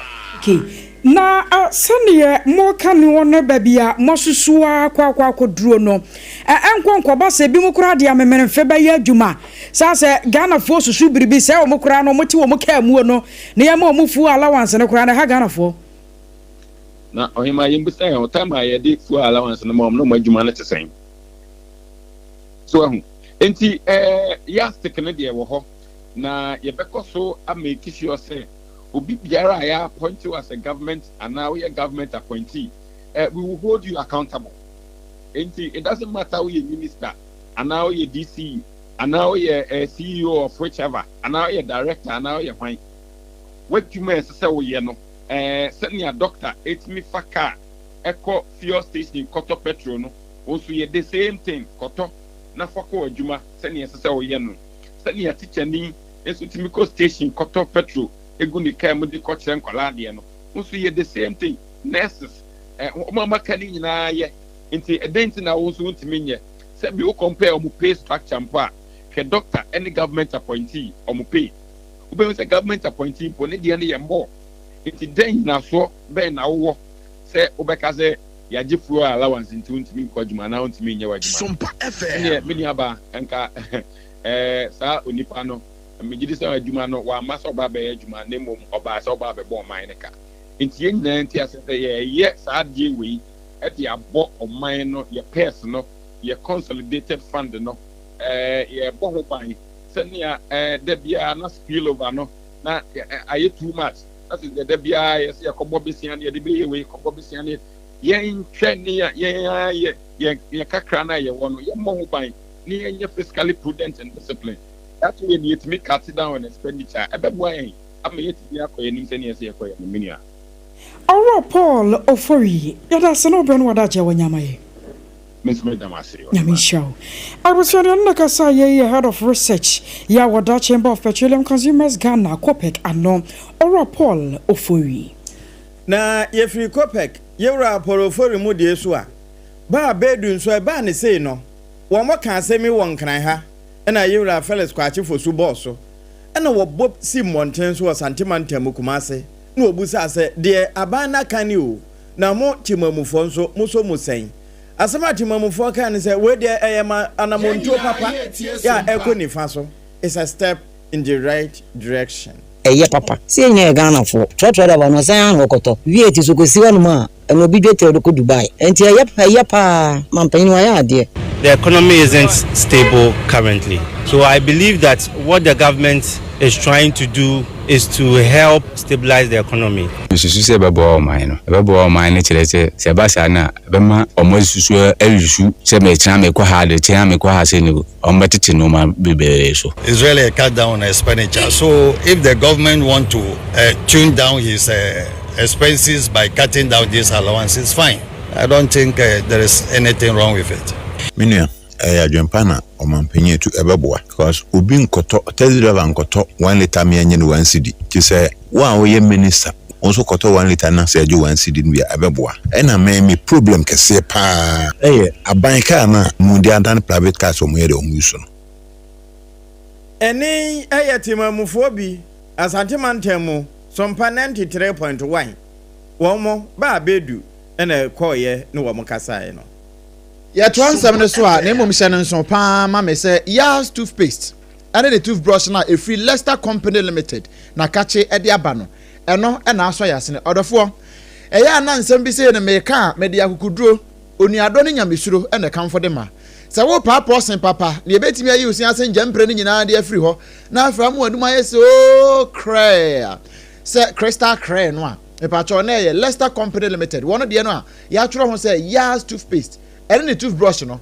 and the betimi abo de bia da your friend stand there choose impre no na mo choose a mananye Yas toothpaste and the brush no eno ene papa enya na e wo shops ahodo mo ahodo na table for no ene ma no ade si apampam store for no nyina no wo mi nyina benya bia to ho je number si 0501 619 588 0501 619 588 and 0501 390 338 0510 0501 390-338 na onempani emo emu enkomo sa wo pene dodo mu atu aton no ana wo penchiremu no woni won kasa ubenya ebi hwa saduane si wona wontimi ntibi ni ada bia ya na me eha me sanse kina wukuo ena anwumre obeduru fie no na yaye bia kina kura wo ma adwuma ana wo nkwa adwuma obetena fie obewo fufuo bi adi nanso hwase ya fufuo ni abekwan na mire ne nkoto wom nanso ntimi ntibi ni eya na eha adwene pa uhia time herbal mixture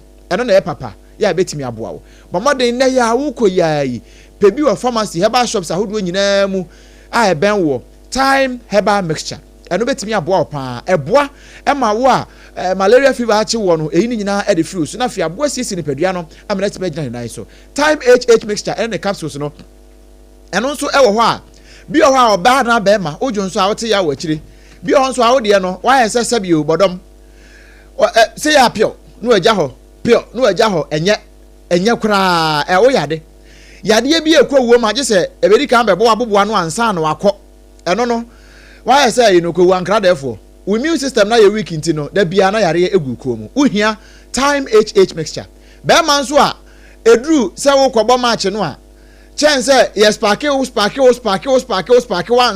no kra ansa na beje so no no be yi wa bra jai na adwuma pa na ade ma no uhia time HH mixture na capsules enya na ewo pharmacy ne herbal shops nyina mu gi number 0244417669 0244417669 enchiremu bia uhia wachire ana open do atu aton no ubenya bi ato ho unya duro ni wiese ekim na wo pensuo ade aka ho a eye kasa mineral water ensukwam de wo a eye kasa mineral water eno a na kitakita yen no a ne yanom ne saa fia ha obi obanum suo bia no eye kasa mineral water eno abie eno wonom efira hyase ebesi awieye dwumadie bia wudi say ye party ana sa asore minim nsore ya omo da bia omo kyensu wo ho ya moma no nye kasa mineral water eno ne papa no a ebetimi aboa we no emawo egina ho nan so yie ena wanum nsu papa ada meka Ubehu ana typhoid ne ho agim. Se wunya typhoid nti nom kasa mineral water eye CASA ukohunu KASA nyenya ukohunu KACA nyenya eye CASA mineral water era ne papa no Kasaloma Ventures awade aba no wo typhoid won kran ha ya back hospital achi ho no obutuo sa wo pedodo mu anapene baako mpo a fra 0206 469 430 0206 469 430 na fe one won abo enkomo ansa na wo be frɛ no check say mobile phone no ekita wo no mobile phone ben enya o fra won say ejina so din no anka hwe be hu ana ba kun call rejected because phone no call rejected call no me pa cho uhia Techno Spark 40 series Techno Spark 40 series yen di esisi animu a ya na ye de ye ya allo live kura mpoi Techno Spark 40 series no a na kita yen eno a na ye ne kakra sa say eno ni the new ish the new babe the new correct one in town Techno Spark 40 series eno bi ena me de onuado no kuradie ne nyamesuro kamfo de amawo bomode na pebito na se wunya bia wi ase na kita wo no wi ase na nkasa hye wonsem Techno Spark 40 series AI technology no we mu no eno kura de chese correct one pa ena noise cancellation system wa isan dia hyem entinya afa na dwomne mame da bi won ko na wo kasa no voice ne yete se wugina market se wugina information center ase o emfa ho no ansa wo yi wadwuma na wo ko ba bi asem tia wa eno no me pa cho upe bi ato a phone shops ahodo nyina e Ghana ha no ubenya bi ato ho se wo se woni bi je number si ma no sisi a no on frɛ Techno fo 0303 980 205 0303 980 205 and as we me check your social media handles ni nyina no Instagram Techno Mobile Ghana and TikTok no and so Techno Ghana ubenya bi ato ho and as we me place order mpo ho na de bi ama sa na bi atimi aye fine me di mafo herbal center Dr. Time da so me pa cho tie ni ye mame se bibia mu ye de mre na na ye ntimi nkansa o ya de no a ha wo no bra na ye hwa animu se o de ye be bra wo saa da bi Midimavo Herbal Center Dr. Time da so da no Dr. Du Jemfi se bra no onfa ya oyade no wonfa time on to so mfa ma wo se stroke sisi yade ana ukotodwe uchepe ena ye wo ya diabetes prostate won ha no nya hunu kan ye mojabroso asese yesi nipa empani omadu amunyinta so 30% e wo Ghana ha se wo nyina wo hypertension wo munya nko Midimavo Herbal Center ho ntia me pacho fo ne kirem ewo Midimafo Herbal Center so ye awo ma ewo awade mu mada bia ye bom sujetiri yade bia baje kwankro wo nipadua mu anom kasa mineral water nti wanya typhoid malaria na age waboso a ko Midimafo Herbal Center so ye na wo mo pa Dr. Time da so owo poku ase mayira uduru hope wo yade no ni nyina time yira na bia time aye fine ena ukumase nso owo abu akwa agogo wane aban suku no ho no ene di animhwe free numbers 0244 774 282 0244 774 282 and 0500 727215 0500 727215 na Midimafo Herbal Center for nyo so na yemfa time ento yade ne so emfa emawo we no mada romanti ma yentwa hu simamra ye ba CDD for kan sembi wono mo se de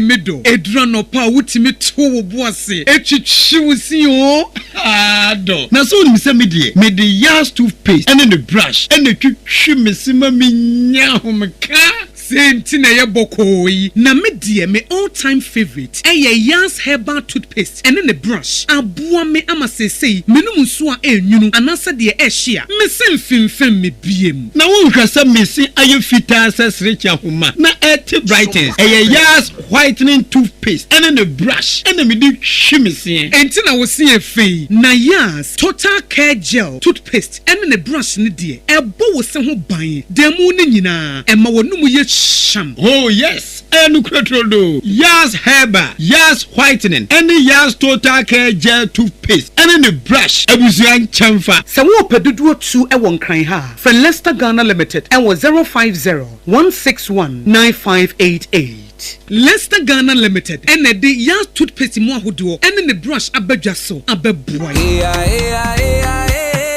You can call it Slim macho. Make you spark anywhere you go. Oh. Ghana, why you ready? Say obey a Guyana. My Yanadi Joe. A Techno Spark 40 series for cry. Abejamas. A Jawo. A more style. There were more spark. Sleek, classy. Kaish. Screen is so come check. Battery no one holding. Nessa Chanso check. Crystal clear AI camera. Edima Phonia Ubechucha. Ube posting na. Triple check. Super fast processor. Edima games how ubebo. Who's streaming? Who's snapping? Who's slaying? And they were flexing. You can call it Slim Macho. Techno Spark 40 series. You get them out. Omo bold, trendy. Aye Gen Z. And they will be bien to me so hukwa. Memory fi mami. And the papanso. Long lasting battery. Techno is your plug. Yen in temtem. Bora Techno showroom bia. And adila bia ejina tum. Ewo Ghana fanenina. So what north south. So what east west. Abre biano obi wo hodi mao. Ninyina buono. Edda fokra. Edi ekrana wo train. Techno Spark 40 no. Aye slim. E bojumante. E sparky baby bia. Ubet me friend. Ewo 030-3980-205. And I say follow yen ewo social media. Techno. Stop at nothing. Kweku. Minim sawa she. Me kraman nane. Now so ebony show one. Embasso. Malehon Sepeno. Ebony condoms comes in different flavors and available in all pharmacies, chemical shops, over-the-counter shops, and pubs. For bulk purchases, contact 055-230-0075. Ebony condoms, Ghana's most pleasurable condoms. Make it worth it. We got peppermint, strawberry, vanilla, chocolate. We got peppermint, strawberry, vanilla, chocolate. It only the view is a condom. The condom only then it's not on, but the does got as a condom. Emra, me pacho brana me sha dia wo bagi. Bra, aden, enan so biem. Hey, time heba me sha ya me kan se yi ba kwin. Ani wo yi me ensen. Bra, sanya time heba me sha esia jimi ni me fie fo enya dia ba ko ebeso yen. We dia udi se ofa ni nyina. Time heba me sha me kase me di one dance ya heaven ena de me kwa akopie. Enti se malaria we draw ne time heba mixture. Enye enunku o, die nanum ato a wontimi ani die no. Time heba mixture duro no ena ye ma o. Oba a wafa afuro die wo ma akwada no fo. Ene akwada woni mfie dumienu entimi num aduro yi bi. Se obeto aduro yi bi anoma, hwe se wakọ hospital anase lab ame yehu se wo atridie malaria yi bi ansa. Se o petam heba mixture enu dudu atu a, fo ani kire KNG Herbal Center ewo Emrom Abidjan House. Ana ba akoso wo atonso Monaco Junction. Eno echi obenya bi atowo over the counter medicine sellers. Ene herbal shop dodo na emu. Pre 0244417669. Kayo, set time no TIME. Time Herbal Mixture. Afi malaria fever bi adani ziba ewo munu be tuako. FDA aji ejodi enkra tuyi atu.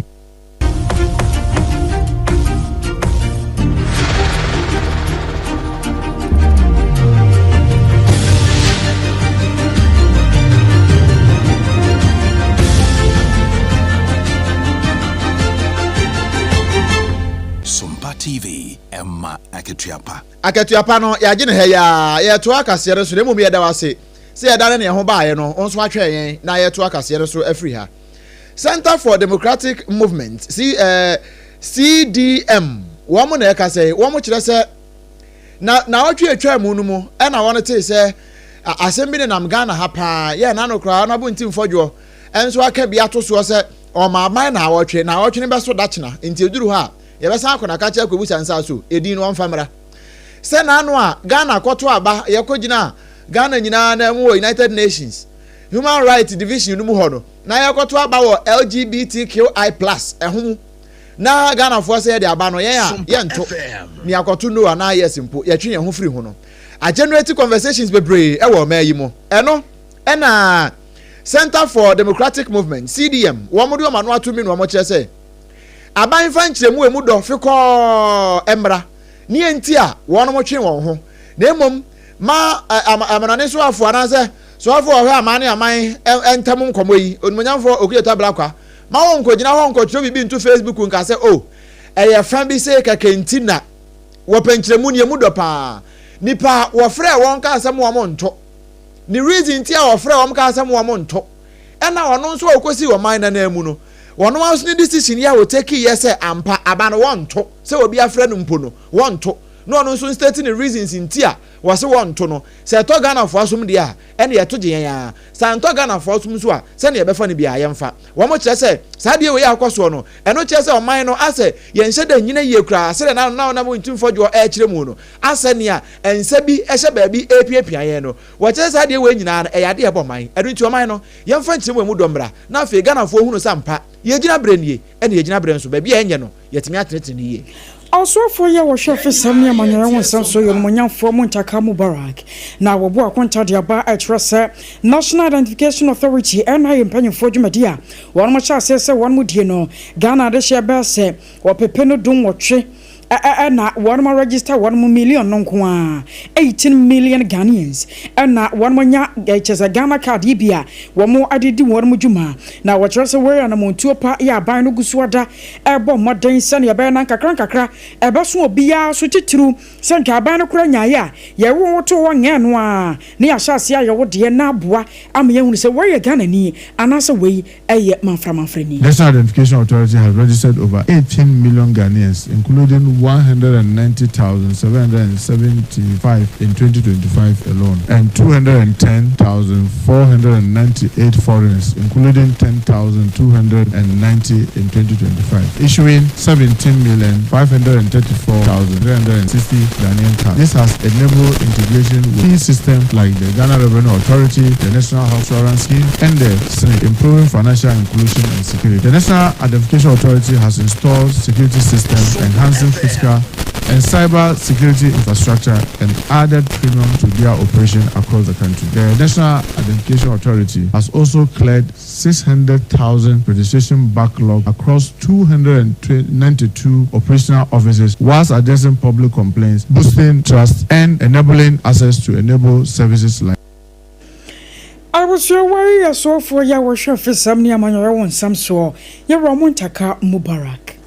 Ene mamemfa nkwa dance na adanse wuruye eho ena adanse sat mense no Savior Church asafo na ewo ho womo aye school project ena fa ya asabia bi womo pa ho ntema no wono to nsa e de frɛ Yewura Johnson na sedu nkatia General Chairman ema okopie adwumadi na se na ne nkasem no wo kyese mampanin John Dramani Mahama Yewura babio na mamu etoso mienu wone nsɔre yahodo no di kaso bompa sɛ bɛyɛ na wɔn mo atimi abiebia ya asabea wɔde ne ho bɛbata wɔn mo na asuafo a wɔnom ebefiri nursing training ahodo no ɛyɛ aban de na ba no wo posu de akɔ aban de mu a wɔbɛposu bi nso akɔ hɔ na sansemi Yewura Sedu Nkatia ɛkyerɛ aban na ni suade hunu ne ne botae ntia wɔyɛ saa ɛyɛ asabea yɛsi mu ne abaye hyehyɛmu ɛne sɛ yɛbɛyɛ na ayasabea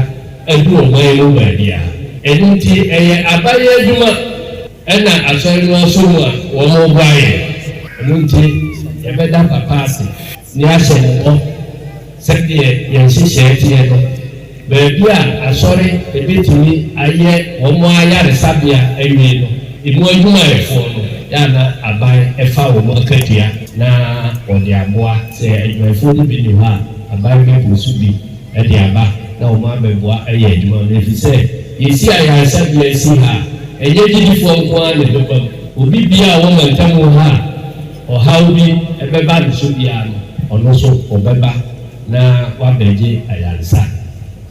Ewia na Yewura Benjamin Anhwere wɔ General Superintendent de Ma Savior Church wɔn akore ya nso no wɔde adansi di si pɛn wɔn nso ɛde ne deɛ to so apɔmuden ho hia enti ɔsɔpɛne Abraham ɔde agyina hɔ sɛ zone biara bɛyɛ na yɛ sabia enti wuri yɛ zone so ɔde amaye a yɛsi saa hospital kɛseɛ ɛwɔ yɛ zone mu yɛ zone ɛso efiri kwabra kwabo ase saa kɔpem takwade alugo enti ɛna wuri yɛ zone yɛde aso abɔfam a ɔsɔpɛne Abraham di anim a yɛde aso abɔfam a yɛsi saa hospital na ebetumi afa empa anye yie koraa no ɔha from the beginning yɛbɛyɛ baabi a yɛyɛ friend theater brɔfo ma na say operation yɛbɛnya children's ward yɛbɛnya male ward yɛbɛnya women's ward ɛne baabi a yɛgye awo nyinaa yɛbɛyɛ bi wɔ sika ye dey same 2 million Ghana cedis and ye dey same sisia na yesu say enu fie mienu no na ye wie project Jidi Asafo Uriyi Adanse South Mansenemu General Superintendent Yura Benjamin Ahwere ono ene ekotie neni ayo mama na nimsem dada sa evangelist Patricia Asiedu Asiama ya ebona mane sana na grata mama no court no abuwa ne forso onkodam finhia no edunum ne mra nim fo de asem ne court sasa ne anema akwa no finhia dunum de ano oden pa entinka court no ente so won mo kwa piu na atumi aboa wi akire kura na lawyer yese anka court no mane bail kakra na nka agrada ho ntumi ensepa no esanse sene asem no sibi ba hye wo sa no ano ya yeden se ne client no obetumi agina no na anabra high court ya wa masama kwa asem no so asetena no court no kire se wo mane belia enya de betumi aye kura na momu no war mo hwa se ne be na kire yada asene no betumi akontam efa eye Patricia Sedua Asiama na nagrada se ne mera nim ni de ba ya no wo pre appeal dia ma no senka ne sentence ne ye bete so no war mo hwa se o betumi aye ne ntentem so na aso se court betumi ate so na se bekwaso agina de agina no war mo hwa e de aye adwuma enti prempre ya ye kasa de enya de bill no court etumi edema no ye to ansem ne so na ye de ansem no akwa akopie mu e wo nkrofo enkuro so ye kwa alata ya Nigeria he ya wanimsam se na watwi mu ene ye de beto wanim se Nigeria kanema mpani General Buhari Muhammadu Kennedy ne ho wato ya anom e wo no ho na e ba ye wo kire se na wo London e ho na wo gya yarehwa fofia nto ata eno adwade abamo ena no kwase dai wato ya anom e wo no ho na omo ya amane ne amamre nyina wie ama me ne wo ka sei ne nankasa na mu no wo e de free abrochimemu London e de aba bepie mu e walata ya osase so ya wono mu eye hye bia e wo mu ahwe se de be ya wo betimi apren korabe abusia sa odwane e wo Facebook ne so a eno ene da so den e wo ho no a enya asem kuma akra no nti Nigeria Air Force wo mo ene kwafa no e de no e baaye na won kire se sebe aboa no wote se de yankra no ewusuro a ne takra de e beto asase so eno nti se wo no mo kanema mpani anu odi won so be se mfie kakra na wono ankasa mu nso san eye soda ni oye soja ni na wanfa soja aban ene baaye na emom wode oman no kamima nka bia mamuo no nam so boko ya wode baaye no eno nam so ema ohunu se oya asumdue papa ema nam so ama me ne wokasai wono mo ede na mu no afri abrochimemu London ede ma be piem Nigeria wono chese enhye bia wo so wo ye ede fa ho no won be ye ede afa ho me ne wokasai mampani a wote adwa so sesi eye Bola Tinubu ata wono so edna no atomo bi ya wone manfo ho nyina chese abusiafo no nka makoma nto omo yem na ne aban betimi aye ede afa ho bia se kanema mpani o mepe ne krabe papa ya ese fata no no womo ebeye ede amam wi abusia we so na ye gina na enensem a yede ebebesom wo anwumere hot bite ene ne nto aso mu no yede ne nyina ede asie ensem a yede besom wo ene anwumere no na poso bi ene se Aso ye show me ngumasuan wonsam so ashe National Teaching Council sa anai anto akopem August 30th no na teacher licensure exams no onmo ye fi ho enkwanhye si ewo senya burukusu de akopie mu nyina no yensa ntwerefo etase de breye sanso na amrahye bejafo ene wonu makabie wemu ede aresrede eto na ase tutu babiu asante manhene ani mo say ne akwaso obokono wansan kabinka ho Chamber of Petroleum Consumers Ghana Copec wamonso adiaba say wonmofo aban no so pa say nefu allowance wayi ade free honum yemura kwame agoza governance so de atudwa say wonum asisi adan e wo ba bia tempo ahodo wo no say wonum ebu dangu na ye bra wo maye wo approve awi a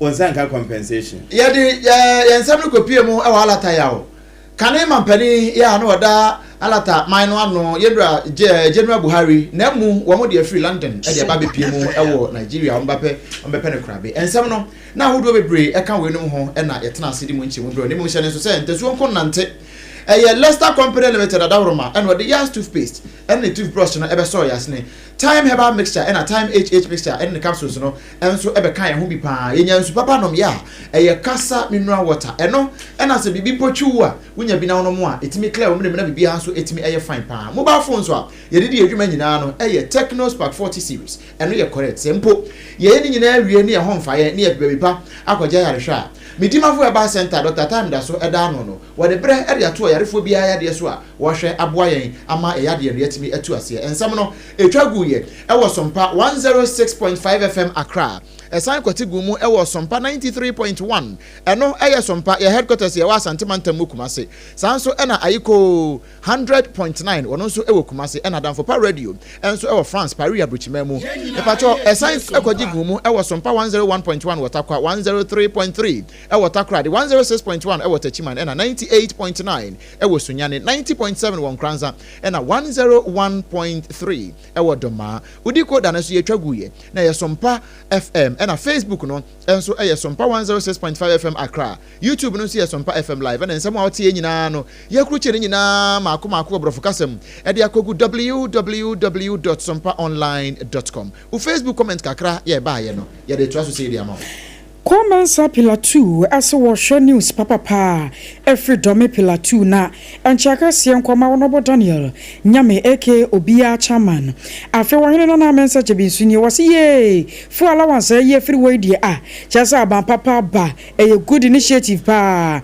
na master planner junior kentampo ana say dumso levy nyame adma wachina ba shase fuel prices e ba be kwosoro 9% wachina na anchaka sian kwama wonobo Thomas ohene babu incoming MPP organizer UK na namakwa mwa chable kuma central was a fantastic news so nyasem ketwa credit dem ewa dansuma so dan wona MPP wombasa sori gina won na so biem na nyame obi a chairman wache opa afei yankofofo so e baba mahama woboase no ne die finu say NDC say aban papa aba na so boys and girls ekwom de womo na yadamu nyina mo ase na mensa ke Wilberforce Edieni was ye debia ya tiare hosem nyame emfa won mokra ensi eni anu ati yanka okase mu no yemme obrempon na kwaku ampoma ya na the grandmaster na so ena fe akosua ajewa kwode boaten ena triple A mine ejapia apam dada ya mu nyina monitia